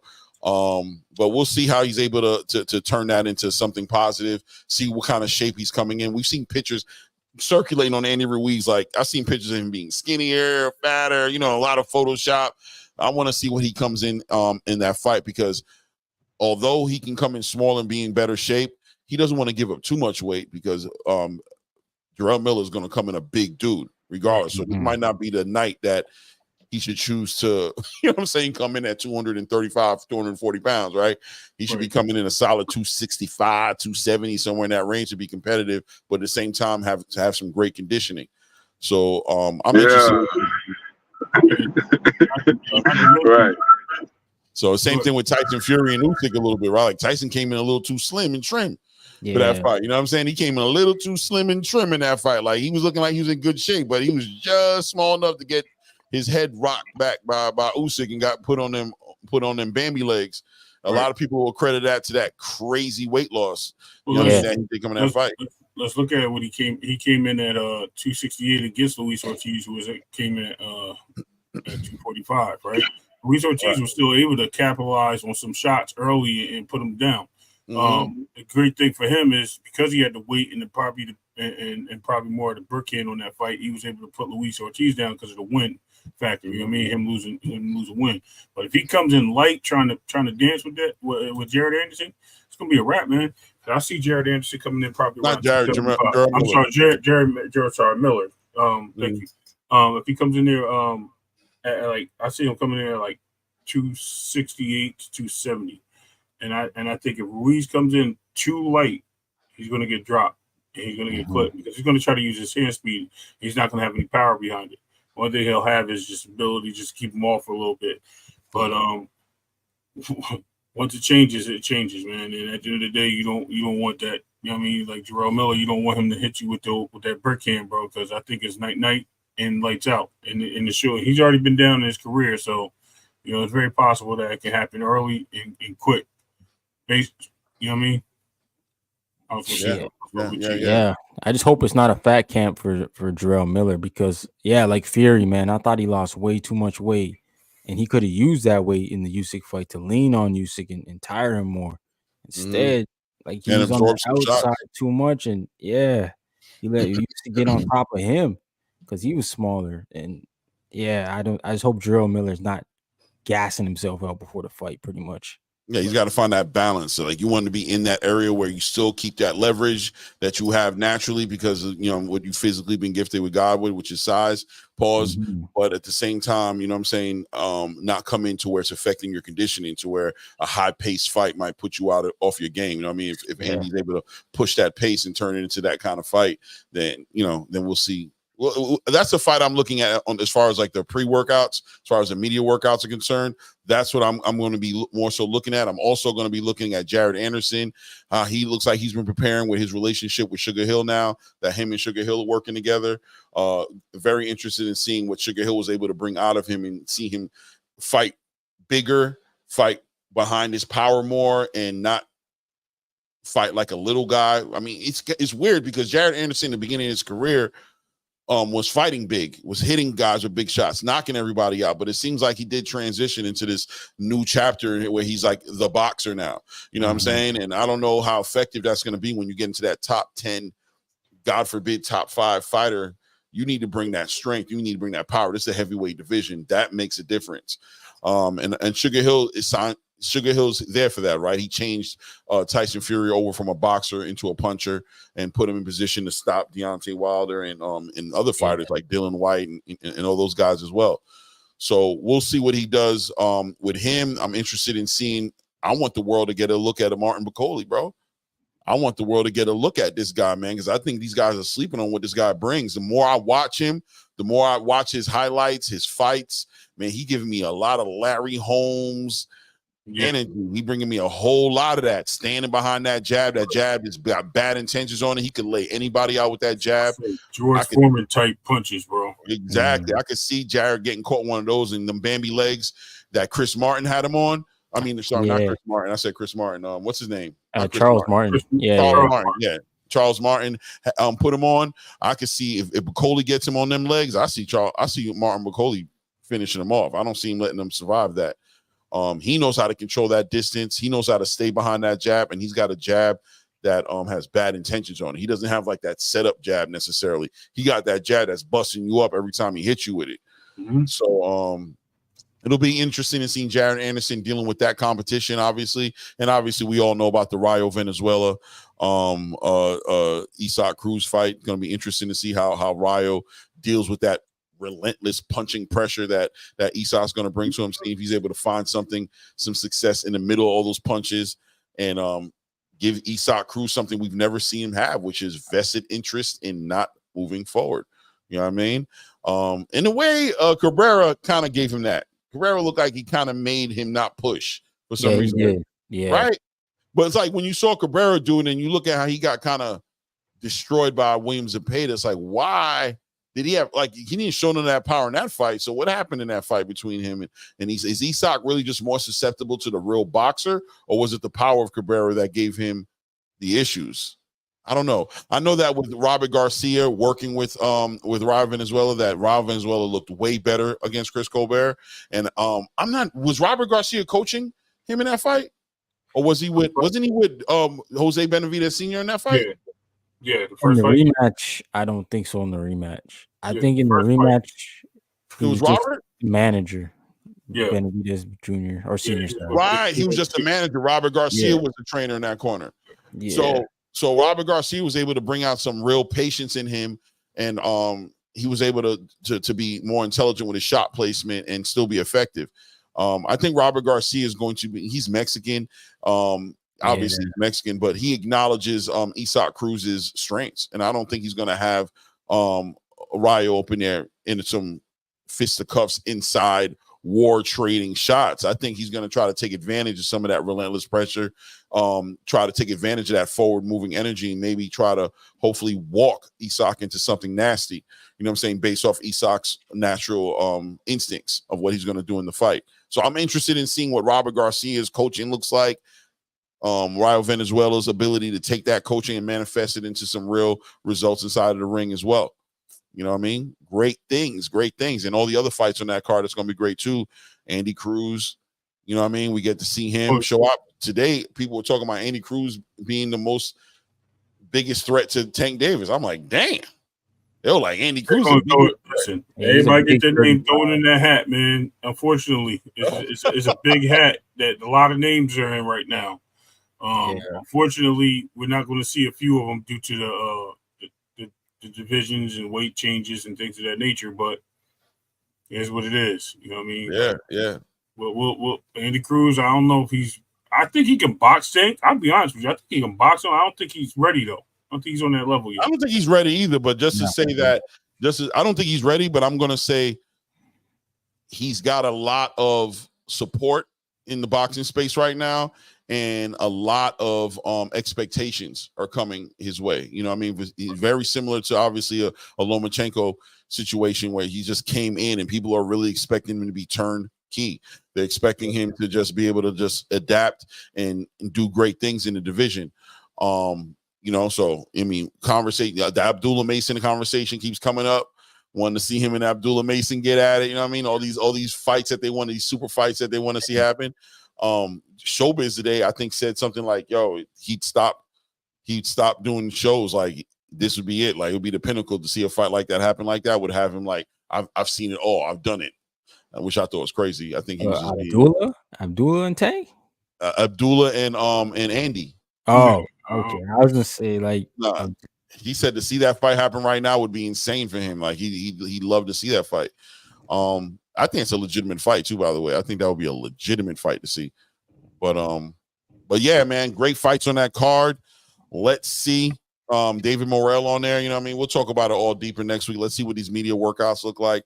How these fighters look coming into there. Question for the panel right quick. You think David Morrell follows suit with David Benavidez and leaves 168 alone and just makes a run at 175? Yeah. I think Canelo Alvarez's stance has really reshaped the division. I think he's chased out a lot of talent, bro, out of that division. I think well, Canelo needs to just drop the belts, man. I mean, if he just want to go on his little swan song of a little exit, like he doing, or giving the world fights they not asking for, facing all this mediocre opposition, you know, he'll throw in a little undefeated Jaime Munguia now that's gonna be, a little overmatched for this type of a spectacle of an event, you know, with Canelo pushing 500 rounds of professional experience. So, dude, if you just gonna just back out the back door the way you're going, drop off the jewels that everybody else is vying for, man. Let the belts go if you're gonna just keep giving us a Berlanga, Rocky Fielding 2.0, man. No doubt. No. I look at it as the Morrell thing is Morrell tried to fight Benavidez. He wanted to fight with Canelo. Neither one of those guys wanted to fight him. I think that he sees that the way he fights and the power he has, he needs a challenge. I think he believes he's too strong for 168. And moving up to 175, he's going to get a better challenge and more opposition that he can fight. And these guys will be at a slower pace because he has a hammer on his right hand and his left hand. I mean, he can knock these guys out with either hand. He's really not great defensively, but he fights like a heavyweight. You know what I mean? So I can see him moving up to light heavyweight and beating up a couple of these guys because he can take a punch. So that looks like that's a better division for him and a better chance for him to dance. And I think we put this sometime earlier this year, Clay, that when Benavidez moves up, and Morrell's going to be right behind him. And that division, that light heavyweight, is going to become a glamour division again. We're going to start seeing everybody move up, and that's where all the fighters are going to be. And you're going to start seeing great fights there. And I think that's the case. No doubt. But, yo, we're going to nobody beat Morrell, y'all. We're going to all I'm saying, as you close out, my bad, Clay, as you close out, man, nobody beating Morrell 175 and under, man. Morrell is nasty. They're gonna have to show me. I don't see anybody beating that guy. I agree. Yeah, we got to see him, and ultimately, we know what the next super fight is at 175. We know what we want to see. I mean, Dimitri Bivol and Beterbiev, winner getting David Benavidez is one, but let's be honest. David Benavidez versus David Morrell, 175, man. Big fight, man. You know what I mean? Everybody will see why Canelo Alvarez has been sitting in his little safe spot underneath his face of boxing title. And don't forget, and Billy right behind him.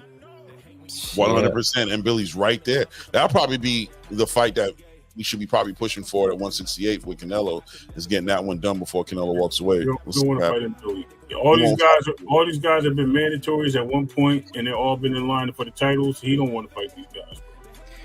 He's waiting for this moment. Well, guys, it's been a pleasure, man. Super panel again. Super panel again. Especially with these fighting Uber drivers. Salute everybody in the chat. Kimbo Slice, Hannibal, DJ, Black Truth, Tanjiro, Asher Fritz, Track Boxing. Shout out to Rachel Nonito Donaire for stopping by tonight and building with us, man. Legacy Defined. Shout out to young Jarrell, the prodigal son of the great Nonito, and Rachel Donaire. Truth is Stranger in Fiction, Jose. Salute to everybody. If I missed your name, I apologize. Shout out to you, Ron Frazier. Shout out to you, Rick Smith. Shout out to my co-host, Ray Davis. And until the next time, you guys know how we gonna carry it. Oh, subscribe. And if you haven't, if you subscribe, thank you. If you haven't, please do it. And remember to hit that like button as well. Let's get this where it needs to be in the algorithm. I appreciate all you guys. Yo, you want to say anything, Ray, before we bounce out? Yes, everyone that we didn't shout out, especially 2 cents and all the, I don't know if you did, but if you did, here you go. 2 cents again. Crystal Flyer, Rick Timms again being on the panel, Richard Donaire and Brian North. Absolutely. You know what I mean? Thank you for being here and supporting us. We always love it. Even shout out to Lance Meyer coming in here and being respectful today. Thank you, sir. Have a good, you know what I mean? There you go, right there. You know I got you, homie. You know what I mean? All right. And JJ. Lance Meyer, salute. Salute to JJ as well, man. Man, peace to you guys, man. Salute.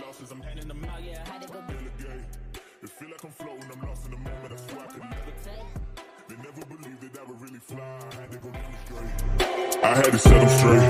They hate when you elevate.